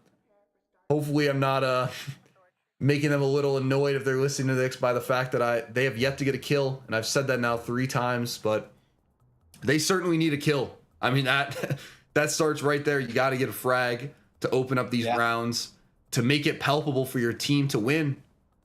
And they're going to go with the same play as they did the last time, perhaps. The cage blow into pill. Tetra. Yeah. Is this the play? Well, that's the thing, is people have realized that I actually can kind of make maps. And so this pillbox doesn't have the exterior wall chargeable walls. Because when doing this, when making this map, I thought, man, that might be a bit busted. So decided not to add them as an exterior thing. So the attackers here are going to have to go through this green door that Jet's just kicked down to place that wall. But will they line up in his crosshair? And will they fall? Yeah, Noon and Index really carefully running around that corner. They actually managed to do a lot of damage on the Jet, and they will collect the kill onto Jet. Noon with the first frag for Noondex. A very pivotal one here as well, as Dylan with a molly in hand can stall that. Ooh, maybe he didn't get the molly in close enough. It actually allows Noon to walk right in without taking any damage. Index is cut off. Dylan, can he recognize this? He's instead ran in the pillbox. The flash goes out. He cannot escape in time. And Noon, with both frags, he is listening. He is hearing what I'm saying, because he responded in the way they needed in the most crucial of moments on this match. Once again, Noondex have gotten their first round in the second map, as well as the first map at the 4th round. The 4th round. Very decisive wins coming out here. And I mean, we're seeing this from the perspective of a viewer, but to be these players and just to be trading back round for round, and specifically being, you know, Noon or Index, and going down through rounds to be able to come back and go, you know what, we just need to reset, go again, and pick up these few rounds just to get the mental space back and then take the next sort of 4 or 5 rounds. It must be tricky for these players. Yeah. It is certainly a back and forth affair. A lot of mind games and that come into play with these strategies and timings. I mean, we saw Commune the first map. They were flying straight at him. They didn't care off the breach, even just off of green. They would go immediately in. It was working for a while until Noondex adapted, and now this time, it's looking like Jet and Dylan have actually been pacing themselves a lot more. They've been slowing it down. Jet's been bringing more KRM and stuff on defense, electing to hold angles and try to catch Noondex by surprise, but they in fact have caught Index completely off guard. Or sorry, that was Noon, but Index is actually in the smoke. Oh, wow. Has he done that? How has he done that with the LS? With the LS, not even the auto. As an auto fan, I feel devastated and, you know, very sad that Index has not used the auto there to kill Dylan. But I'll let it slide. They get the round and it's 3-2. Noondex seem to be clawing this back once again. Yeah, Tetra, I'm starting to feel a little worried for Commune here. I mean, that first match you were 4-1. It did not go your way. Now you were 3-0. And you're only just a singular round ahead of Noondex. I mean, the pressure must be getting them, I'm not sure. Or maybe Noondex really are making these adaptations that they need to stop the Commune. But this game is far from over. Noondex, with the first map, are actually still trailing.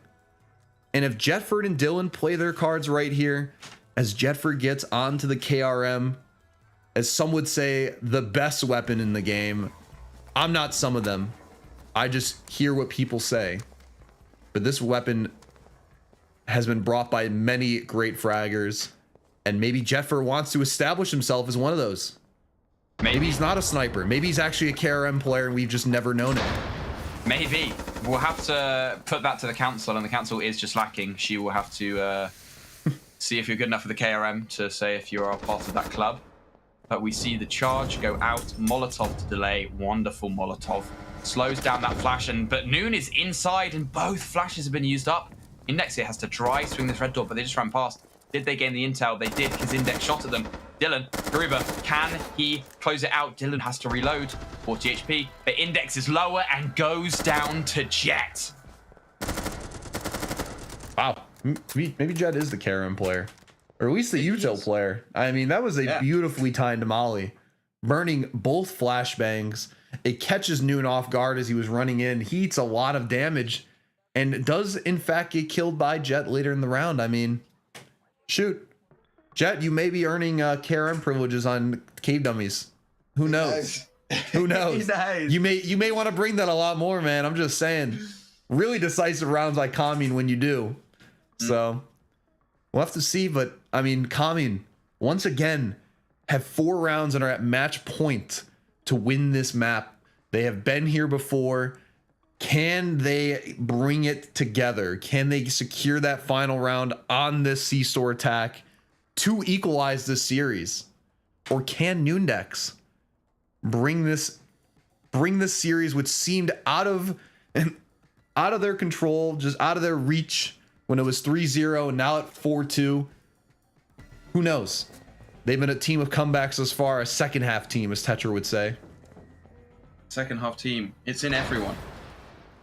And the door charge goes out. A bit of damage on Noon. Jet is just being Jet and is pushing through everything. Molotov goes out, smoke to counter that, and nade as well. All util being used. It's now just down to one piece of util with the flashbang in the hands of Dylan. Can he do anything with it? Noon, low HP. Index even lower. 4 HP on Index. What is going to happen? And Jet swings, and Dylan is able to pick up Noon, and that is 1-1. Fantastic plays by Commune there. I mean, we saw just about everything out of their arsenal. Quick rounds where Jet gets immediate openings. Aggressive pushes where they manage to slow it down, play their weapons, their utility against Noondex. and just even rounds altogether on their defenses, especially where they just manage the initial pressure. Great use of mollies, great crossfires. They showed that they were capable of winning this map and maybe even the first map in that one. And now we have the sudden death map to decide whether or not this grand finals for this 2v2 tournament will be an all European one, or maybe Noondex have something to say. I don't know, Tetra. That's true. Once again, I have no idea what the fate has in the lie for these teams. Yeah, we could see a full European final. And I mean, for due process, the Europeans are the ones that pretty much dominate. We're pretty good at the game. Okay. But we do see a lot of big US teams, such as Arise, who actually just hate the Europeans and so don't have any on their team. Unless you're counting Arise's newest member, myself. Yours truly. But it is going to come down to this final matchup, this final map. I mean, it's 1-1 now. Commune sort of showing their dominance now. And we are already in game on this final match. We're in. And wow. What a kill house to be defending at the very start. This only has 2 entrances, 2 pretty isolated entrances, in fact. One where you definitely are going to want to utilize a Molotov, as Commune have already pointed out. Oh, actually, I am blind. There is 2 red doors. There is 2 red doors. One with an extinguisher and meeting there. I didn't even see that one. But the entry, in fact, those I don't think there's any openings in that brick wall, is there? I mean, that's a kind of precarious push to have to wrap around there with the barbed wires, at least. We saw, though, Jetford and Dylan, they played this earlier against another team. I believe it was about against NFI, and they found a very cheeky angle. We might see them use it on that meeting room side. See if they use it. Yeah, Index trying to bait out the mollies, and they do. Very successful fake flash to drive the only piece of utility that Commune had left in the Molotov. Noon is going to get peeked by an angle that he was just simply not aware of. And Jetford playing close to the Legros. He may want to swing Index here. The rifle is peeking around the corner, and he does get that kill. Oh my goodness. Commune are doing insane stuff on these first rounds. And was that the angle you were talking about? Because I had absolutely no idea. Angle. Yes, they had that lovely angle on that meeting room. It's just a bit deeper than meeting room. You have a little lip that you can stand on, and it just becomes a mental... sorry, pardon me. A mental crossfire there, and off angle to hold. Without a doubt. And I mean, right now for Commune, they have won every single initial round. They have been starting off on the right foot each time. They're looking at a potential teller blow to match what was initially a storage blow, but instead an entrance one now, realizing maybe just by the placement of the bomb and with some of the coolers and pathings available, that they would rather control the left side of the map versus the right. Noondex, we've already seen them start matches down at 0-3, at 4-1. They can't be starting like that every time. You gotta establish some skin in the game early. You gotta show that you're capable of staying toe-to-toe with your opponents. I think another deficit may be too much to bear for them, but we will see.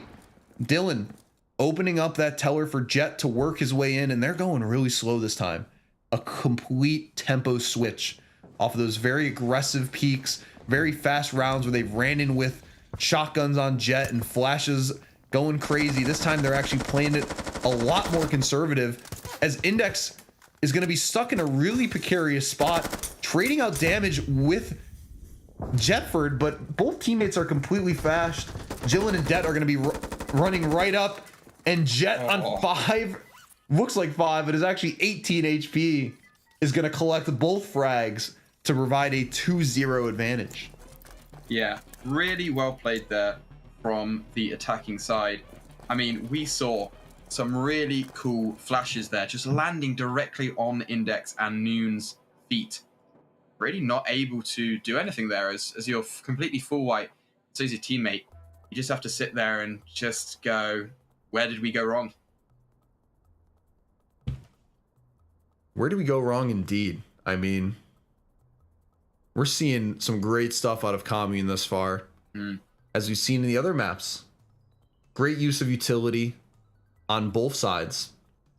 Jet and Dylan able to isolate a lot of frags and a lot of 1v1 fights that seem to be in their favor. I'm genuinely surprised at seeing Noondex losing the rounds so decisively to Commune. I mean, we were talking about this match being probably the closest one of the day thus far, and I mean, besides that first map comeback, it really seems to be the story of Commune. Can Noondex change that narrative, though? Yeah, they've been playing really well, really good plays going off, and like we're seeing here, good U2 usage, very good Molotov goes out, and same with the smoke. Jet here playing this long angle with the Gross. Can he do anything? While Dylan helps with the Gruber. Noon and Index, flash and nade between the two of them. Nade goes out, goes deep. Does it deal any damage? It does not. Flash in hand. Jet trying to put some no-go shots down. Does not connect. A bit of damage to Jet. Dylan and Jet in the 1v1. Noon goes down to Jet, and Jet swings on Index. Not enough ammo to kill, though. But Dylan is there to trade, and that is 3-0 to Commune. Wow. I mean, wow. Yeah. Noondex, they had that initial entry into the site, or at least with the door charge. They slowed it down. We saw there mid-round, Commune had to be really careful playing around the green. Maybe Noondex should have sent someone there to try to apply some backside pressure, because otherwise Commune, recognizing that there was only two coming out of that meeting room, they played great crosses to support each other, swinging after another. The moment Jetford had a reload, Dylan was right there to collect. And I think for the third match in a row, we're seeing a 3-0 start for Commune. Yeah, very, very strong start. Can they continue it, or will they blunder like they did before? We saw the 4-1 lead, and they somehow lost it. This game could have been over about 20 minutes ago if they were just able to pick up that one round. But it all comes down to these next few rounds, and we've got Index on the auto.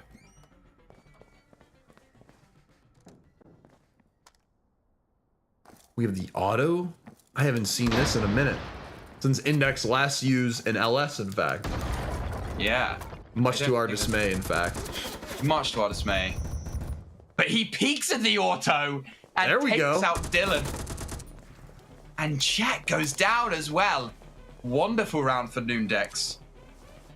That's how you do it. They seem to figure out how to actually win the fights against Commune once it hits round 4 of these maps. I'm not sure if that's developer interference here that doesn't allow them to shoot the first 3 rounds. I'm just kidding. But that is true. I clicked the button. The button was clicked, but I found out I unclicked the button, and Noon and Index both win their ones now to get just a round on map 3. But they have a lot of work to do in Tetra. They have a lot of work to do. 4 rounds they need to win, and only 6 more rounds to be, or 5 more rounds to be played, in fact, at max. They got to win 80% of these rounds to ensure a path towards the grand finals. Exactly. And that is a tall order. Yeah, that's where you want to be. You want to be in that grand finals. We've seen that this is one of our funner tournaments, and they are, players are thoroughly enjoying this. And so it seems like the people want to play some more. The only way you can do that is getting to the grand finals. Yeah. Just got to win. The storefront is going to be immediately breached. Jet with the molly is going to allow for a reposition close, and he actually catches Noon off of it. Index taking a ton of damage from Jetford's molly, and now Dylan, who is going to be, it looks like, hiding in Teller, forcing Index to have to wrestle with his own mind. Where is Dylan? He has no idea. He's working his way in, and currently probably can't see Dylan behind all of this coverage, but maybe got a glimpse of him there. Index is going to start tapping the bomb. He only has 57 HP. Dylan is running out, but will he get the kill? And Dylan does. Dylan collecting onto Index and forcing a third match point in their favor. They are 1 round away from facing off against Tommy and Ghetto. And man, oh man, this is looked the best game or best map for them thus far. Yeah, I mean, looking at it, it is crazy. I mean, we're seeing 4-1. Again, match point here for Commune. Are they able to do anything about it? Can they finally close it out, or are they going to stumble once again? This is still anyone's game. We've seen them lose these already. So are they going to learn from their mistakes, or are they going to finally close it out? Yeah, they're sitting on the precipice of a grand final matchup with their European brethren. Noondex relying on the Igmar and Knack to potentially be what saves them here, what extends their run just even another round further. But Jet and Dylan are going to take immediately in. No flash. Noon gets the pick on the Tetra. Not on Tetra, on Jetbird. Tetra! Oh my goodness! Gosh. Dylan actually gets 2 on Jet. I'm mixing up everybody now. That round was going way too quick. And just like that, Commune have defeated Noondex to advance to the grand final. I'm sorry, Tetra, you were not taken out. You are still here. I'm still here. Although I should have, when Cam's come back, just acted dead. Unfortunately, though, I'm still here. And we are going to the grand finals. But before that, we're going to take a quick 5-minute break just to head to the hour. That won't be the hour. It will be the hour like now. This is delayed by 3 minutes. So I don't know why I'm giving you the times. But right now it's 10:54 for me. So we'll see you at 11. Bye!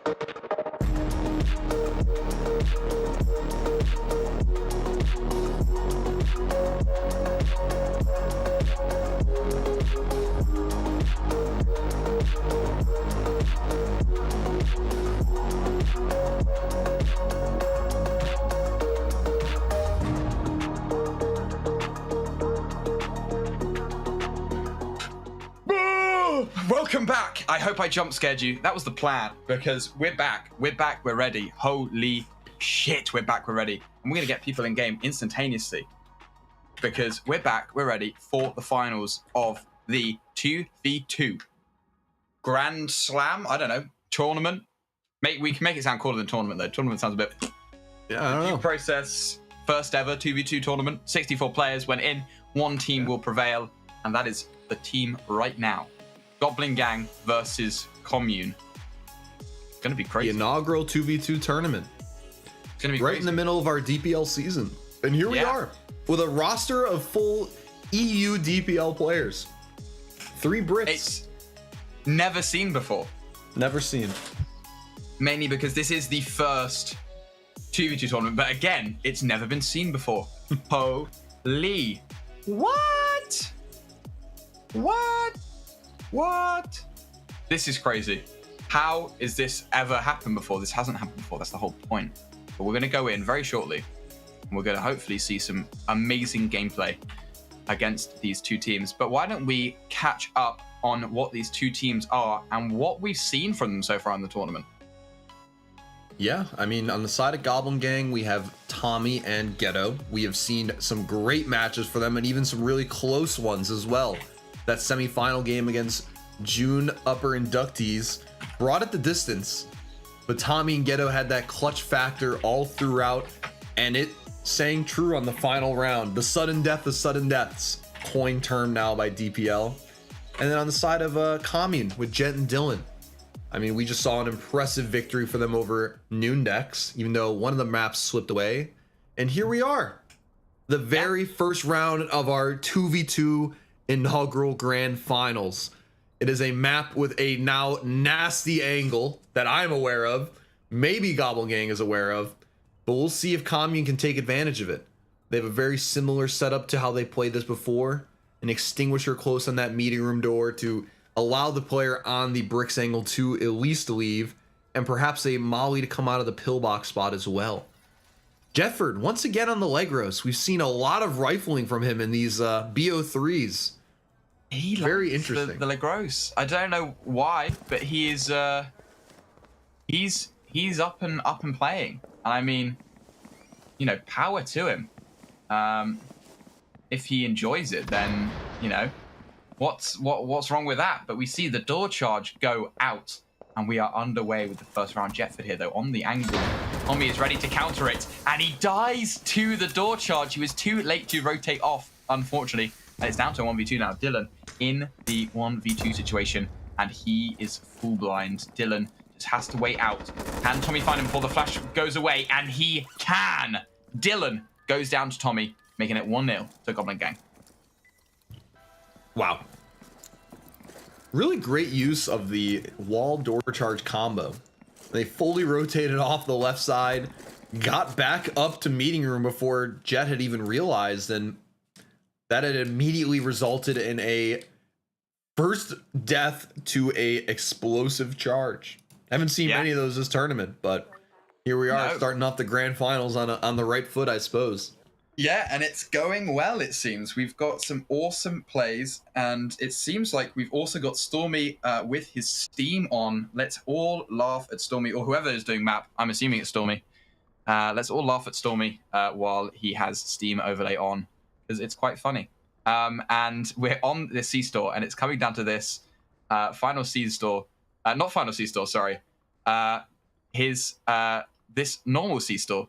And we're seeing some good barbed wires come out, some good plays, and I think we're getting ready for a double swing on this entrance, it seems. I think Ghetto and Tommy are both going to play close here, and we'll see if this goes well. We'll see if things can be done. Yeah. Interesting to note, too, for Goblin Gang. We saw earlier in the 2v2 tournament that they were caught in freezer late round, and it led to their previous opponents getting a quick defuse. This time they've now gone heavily invested into holding outside of the freezer, but I don't know if they expect this door charge that's going to blow up on the entrance, and unfortunately for Dylan, they do. Ghetto with a massive pick, and he hears Jet rotating. He can now play close and safe on the entrance as Tommy rattles off a shot that connects. Jet only 30 seconds left, 25 seconds to get onto the bomb. He will rip this nade, trying to connect or confirm that kill onto Ghetto, and he does. He still has his MVGs on, even though the lights have been turned back on. Jet turning them right back off, in fact, and we're now in the 1 versus 1. 8 seconds to start defusing this, even less time now. Tommy has an angle though from the entrance, and Goblin Gang will take the first 2 rounds. Very strong defense there. It would have been a, very, very strong defense, and it was a good attacking play.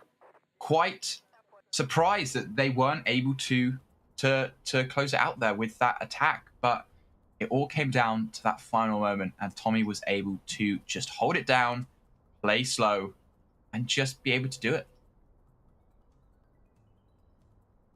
Yeah. Really a interesting start for Commune in terms of what we'd seen in the new next game. I don't think they've gone many initial rounds without winning one. This however, allows Jet to bring the mop. Jet, I'm not a sniper Ferd, has the mop, ladies and gentlemen. We've seen a lot of great things out of him with the mop.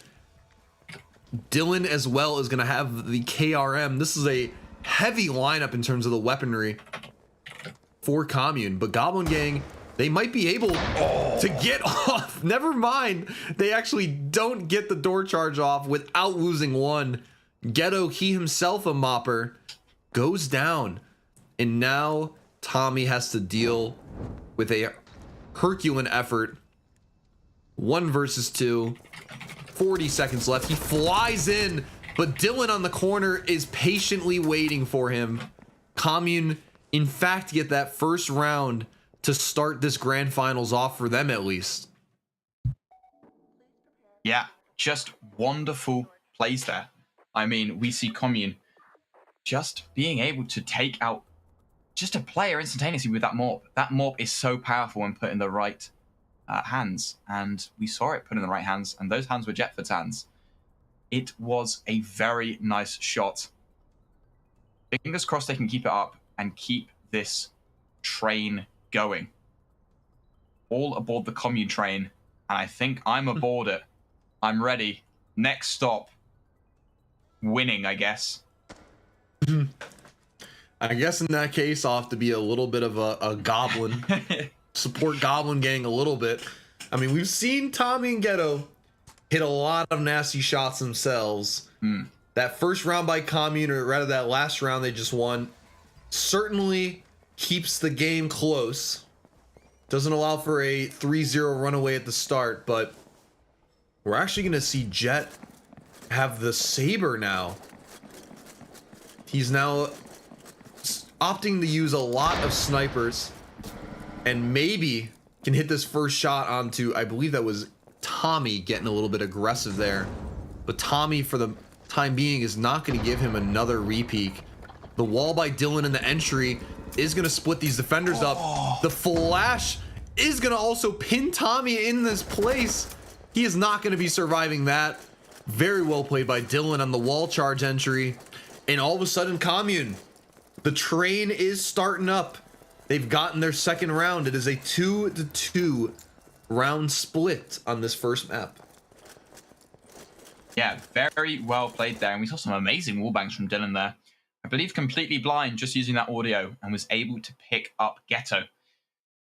Is it going to be Commune hour? Are we seeing the Commune train rolling out the station now?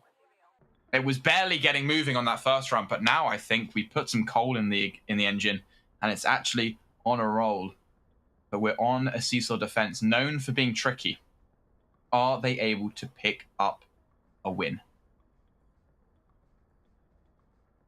Yeah, this is definitely a very tough map, a very tough gen of C-Store. We've seen a lot where Teller Islands can provide great fallback points for the defenders. We've seen others with a lot of just props and, I guess, space in the corners in the rooms rather that they can play around. This one, however, with that Teller and entrance split, that Tommy and Ghetto are embarking upon, it doesn't really seem like there's going to be many great positions for Commune to hold on, especially if they lose Teller early.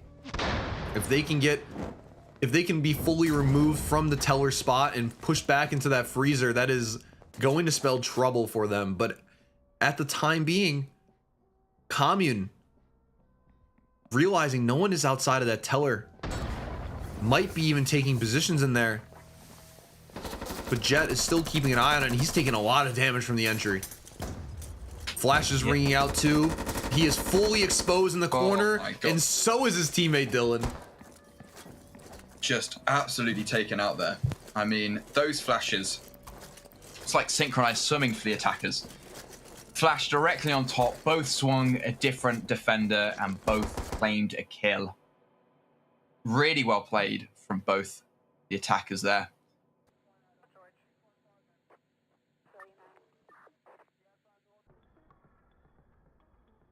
Man, we said that map was going to be tough, and it was. But now on the side of Goblin Gang, they are dealing with a C-store that doesn't even have a Teller. Yeah. And in fact has an entrance passing right across a red freezer and a very open deli that I'm not honestly quite sure what they're going to do here. They might have to play really close on these entry points. Give the attackers any space here, and they'll be able to cut your whole team off and probably get right on the bomb too. So I'm curious to see how much aggression Tommy and Ghetto will put in this round. Goblin Gang, very known for their aim and their ability to make something out of nothing. Tommy as well has an opportunity here with a molly in hand to maybe at least stop the wall charge. He's expecting it through freezer, but they also have a door placed. Tommy might get caught here with his back to the door. He's expecting the wall, but quick reflexes allows him to get that molly down in the storage, but it only will stop Jet for a little bit, and same with Dylan. Yeah, now they're stranded outside. They have to enter in the building soon, but Ghetto is ringing out that Gruber SD. Can he put enough shots to take out Jet? But Dylan is pushing up on the other side of the map. Tommy behind the bomb, and the nade goes out. Can that disperse Ghetto enough? It does a bit of damage, but not enough to kill. And now the push is coming for the attackers. They have no flashes to deal with these angles, and Ghetto is dealing damage. Dylan and Jet low on HP. Tommy from behind the bomb, and there's not enough time, and they both go down to Tommy.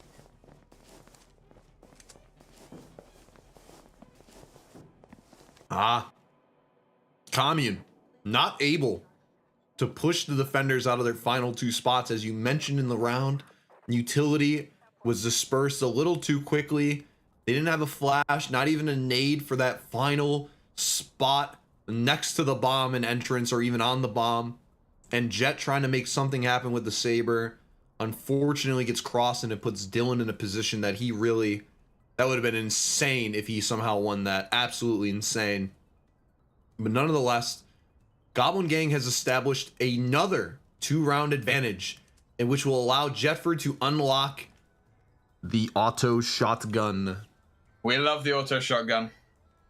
We love the auto shotgun. We love the auto shotgun and all 40 bullets it provides for a defender. Very Jetford, powerful weapon. Yeah. Insanely powerful weapon in the hands of a great shotgun player in Jet. It's going to be, I think, on him to be able to bring this round to their side and at least keep them in the fight on map 1.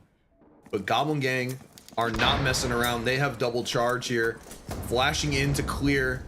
The molly will slow them down, but just for a moment. They're going to wait that molly out and probably blow up that barbed wire. Ghetto with the flash in hand as well is going to have to send the clack and the flash out. Jet gets close to the auto, but he can't get the second. And we're going to see Goblin Gang take the first map.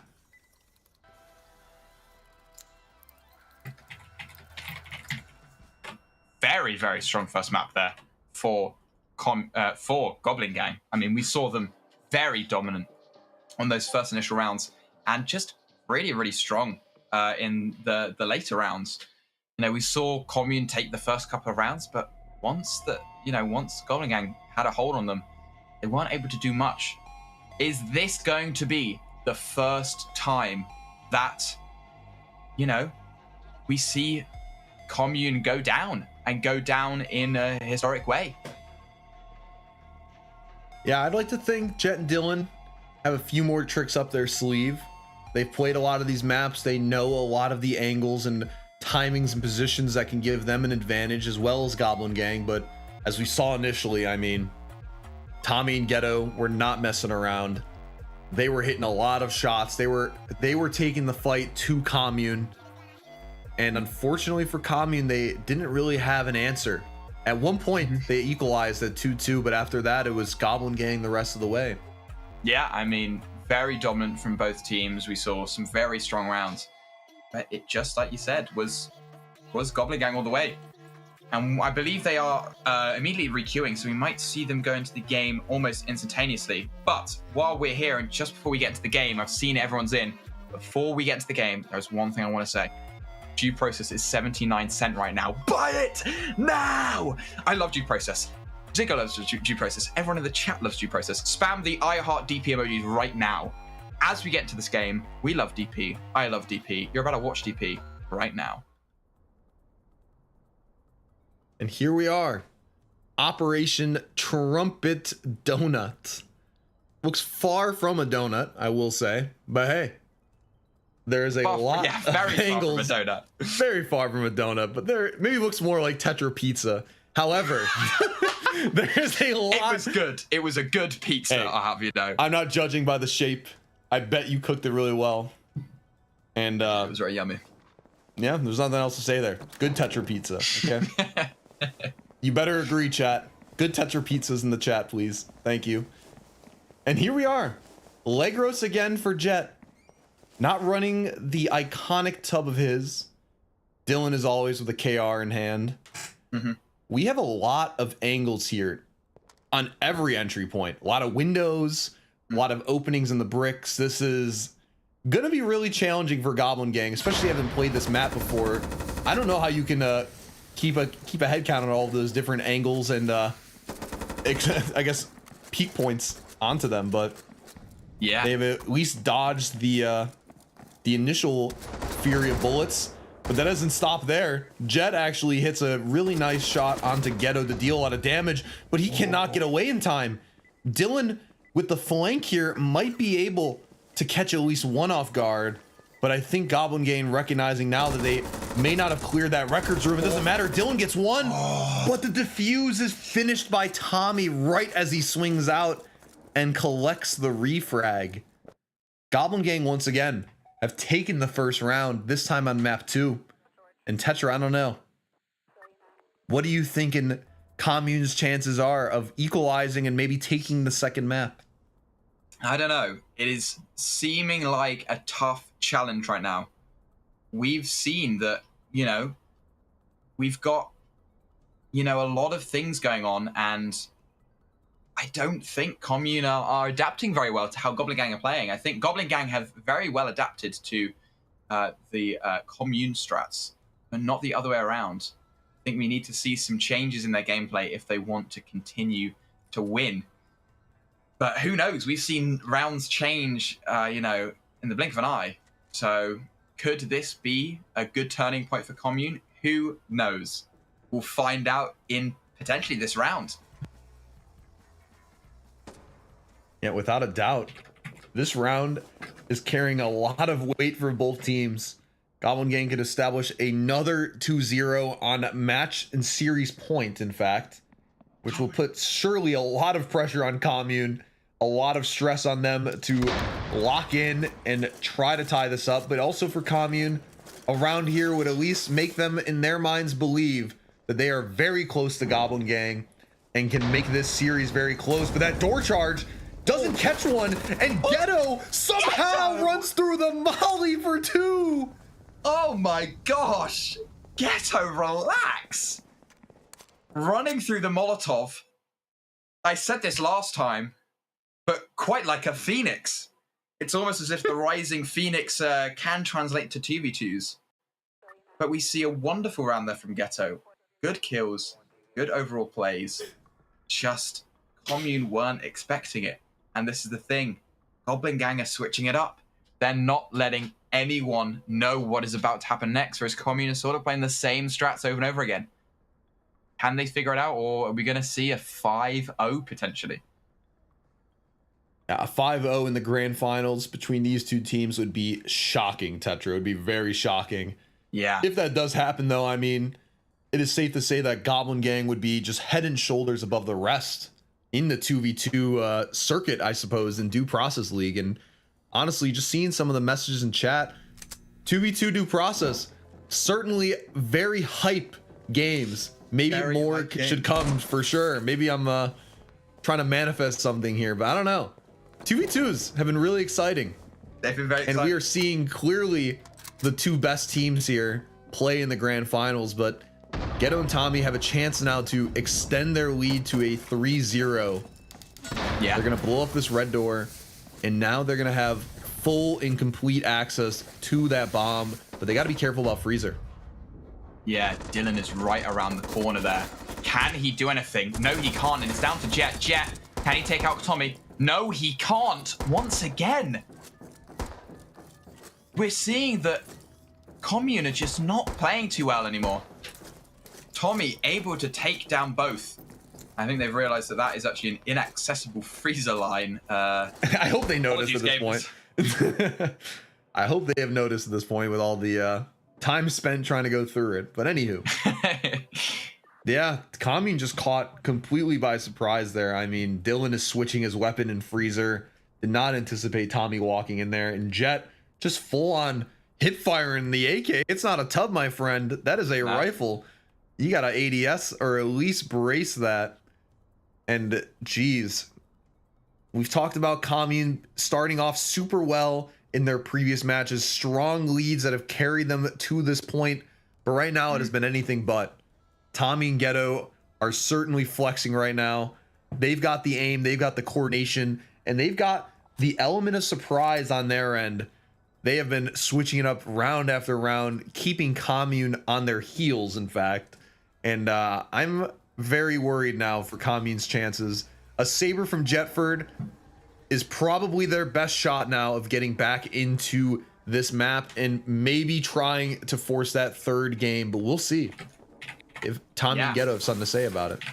It is definitely something that Tommy and Ghetto want to say about it. They are currently on a hot streak. Can they keep it up? And as we say that, the door charge goes out. Tommy with an AK, peeking for intel, I think. They've got the shield. I didn't even realize that was possible in 2v2s, but Dylan goes down. Jet to trade with Tommy. Very good shot there. We saw why he's LCG sniper, and it's down to Ghetto and Jet in a 1v1. Ghetto with the knack. Jet on the Saber. Molotov is about to go out. Molotov goes out. And Jet is able to defuse too. Ghetto with the knack. He's able to get Jet to 6 HP, but Ghetto is also very low. Can Jet get defuse? Just defuse, but he gets the PK kill! Across from the Sage. What has just happened? All right, Jet. All right. All right. I mean, hey, looked a little sketch there for a second, but Jet with the pistol knocks out Ghetto, gets that first round for them, and we're right back into it. Yeah. I mean, no time has been spent on, you know, just these rounds are just so action-packed. It's crazy. Yeah, not a dull moment indeed. And I mean, here we are. We've seen this Teller storefront combo, or rather Teller storage combo. A lot of wall charges there, provides excellent control on these C-store maps. Commune's got to have something to respond for, and right now it's looking like a Jetford auto play, maybe into the extinguisher smoke to catch Goblin Gang completely by surprise. That's been the best thing that's worked for them thus far. Get active. Take the fight to Goblin Gang. Don't let them dictate the terms of the engagement. You have to have your say in it as well. And now we have Ghetto and Tommy quickly trying to get the wall charge down and out. They're going to spray through. It's going to put some damage on the Jet, but neither of them caught outside, or rather in the storage. They did not fall for that. And the flash now, after Jet has given it up, is actually nullified by the Molotov. Yeah, wonderful Molly there. Closing out that flash, and they're just pushing into the red door here, but Jet has the auto. Can he swing and get one? No, he can't. It's down to Dylan. Uber SD, the nade goes out on that barbed wire, and Dylan can play the telehole here. Do they realize? They don't realize, and Dylan is able to get a good amount of damage onto Ghetto, but is it enough to finish out the round? 10 bullets left, 40% on the defuse, but he's not able to close it out. That is match point for Goblin Gang. Wow. I'm just saying, Tommy and Ghetto, they are on match point right now, but I still think commune attack here may go in their favor. We'll have to see what they can bring to the table in terms of charges and utility. This map have certainly provided some very insane rounds so far in the tourney. We've seen Noondex and commune battle on this. We've seen Upper Deckies battle Goblin Gang on this. Most of the times I think it's gone to the attack. But can Goblin Gang actually win this last round and be able to call themselves the champions of Due Process 2v2s? It all comes down to this, and commune know that. Can they close it out? They have the door charge and a clacker. I think they're just going to go for a basic entry. No, never mind. Dylan does have the wall charge. Maybe they're going to blow backstage as well. No, Dylan's wrapping round to green, it seems, with the wall charge. Ghetto, wonderful Molotov there. And kicks open this green door, gaining pressure on this green. Ghetto, can he jump peek Dylan? Jet, he cannot. Dylan, wall charge goes out. Jet pushes with the shotgun, and he gets two. Commune are still alive in this tournament. It's 4-2. My days. I mean, that round actually looked really sketch from the start. I wasn't quite sure what the brick house blow would provide for them, but Dylan with the wall out on the bomb actually removes the barb that enables Jet to get those quick 2 frags and keep commune alive in our grand finals best of 3. But the pressure is still on them here. Ghetto and Tommy just have to win 1 round and they can call themselves the champions. As for commune, they got a little bit of work to do. 3 more rounds they must win in a row, and that will not provide them the victory, but only allow them a third and decider map for the series. But I mean, Goblin Gang have thus far not given us any reason not to trust in them. They have a great teller wall charge planned out from Arcade, should they be able to get in there, but instead are opting to maybe blow entrance. They're not afraid of the teller positions that they have benefited immensely from in previous matches. Yeah. Jetford with the mop too. This could certainly be a round that goes in commune's favor if he can hit those headshots. Yeah, and we saw Tommy playing that exact spot with Lagos and Igmar in previous rounds. Can Jet, though, get the Molotov off to do what Tommy couldn't? And the charge is placed. They're about to clack it. They're going to fake that nade. Jet is going to play back, but Molotov out. That Molotov isn't going to slow down much. And I think they're rotating now to entrance. Wall charge is already set. Jet out of position here. Can he rotate round and get a pick with the Morp? He sees one. He tags one. Ghetto down 85 HP there from the Morp. Down to 65. Tommy, frag goes out. Jet with the Morp once again. Can he peek into Ghetto and Tommy? He sees one. Can he get the kill? He can't. He tags Tommy though. Dylan just has to clean up what Jet couldn't finish. And time is of the essence here. 6 seconds. They have to stop the defuse, otherwise they lose. But Dylan is able to get both. That is 4-3. We could be seeing a sudden death round soon. Well friggin' played to Dylan there. I mean, Jet Whitford was definitely putting a lot of the value early on. He was pulling the heroics with the mop stuck in Arcade. Weakens both the attackers to 65, but Dylan's patience and teller prevails. He gets both those picks, gives commune still a fighting chance, and they only need 2 more rounds to reset the score on the maps. 1-1 for them if they can pull that off. We'll see. Jet is on a sniper again. Tommy with the AK and Ghetto with potentially a tub. Gonna play close maybe on the bomb. We'll see. We also are looking at potentially some outside smokes there, but I think that'll be dropped. Maybe they're anticipating a close player on that meeting room angle. But I don't know. Jetford dropped the Saber. They're not comfortable with the peaks on that, I suppose. Jet will instead have an AP just like his teammate. And this is this may be the final round of the grand finals. We'll see. We shall see. Ghetto and Tommy here, taking fights. Peaking early, able to deal some damage to Jet, but Tommy takes 60 HP worth of damage, and Dylan trades on Ghetto, and it's down to Tommy versus Dylan. 1v1. Jet goes down to Tommy.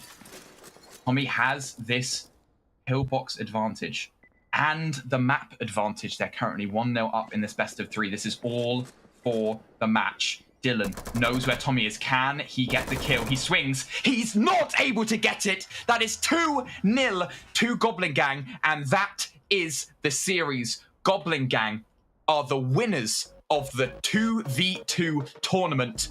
What a surprise. What a surprise, I guess. Tommy and Ghetto, great players, great teammates on Chaos, and they prevail in the inaugural 2v2 tournament for the DPL reboot. And man, they almost weren't here for a second. They had some really tough matchups. They had a lot of tough matchups at the end, but man, they were clutch when they needed it most, and that brought them here. That prevailed all the way to the grand finals. And also shout out to Commune. Jet and Dylan had a lot of great games on their own. They defeated some high quality teams along the way. The likes of Zephyr, the legend himself of two process, legend himself. Some would say. And the best 2 versus player. Yeah, that was, wow. What a series. What a tournament. And we are now able to say Goblin Gang are the champion. The 2v2 champions. And what a series, to be honest. Even though it was a lot of one-sided fights, Commune almost able to claw it back. Very well played. But before we go, there is one thing I want to say to everyone. And that thing is that I love DP. I love it. I love DP. And you should love DP too, because DP is on sale right now for 79 cents. Go buy it now. It's cheap. It's not going to be cheap forever. So why don't you buy it now? You've just seen some awesome gameplay. And we might even host another 2v2 tournament. So that means you and a friend can pick up the game right now. And in the future, you can be playing in this tournament and possibly be winning against Goblin Gang. Who knows? Goblin Gang might win 2 in a row. They might be the, Australis of 2v2 tournaments. We only have to find out. But that brings us to the end of the 2v2 tournament. Thank you everyone who has helped out behind the scenes. Thank you to Jesse, thank you to Ben for producing. Thank you Stormy, thank you Cohen, thank you Mikey for helping out do observation. Thank you to Zigolo, thank you to Hyper. Thank you to everyone that has casted this weekend. Thank you to Troy. It's been a wonderful few days. And from everyone from DPL, hope you enjoyed. We shall see you next week for the first week back of DPL Season 1, Week 5, where we go straight back into the action to see who can clinch those playoff positions. We'll see you next week.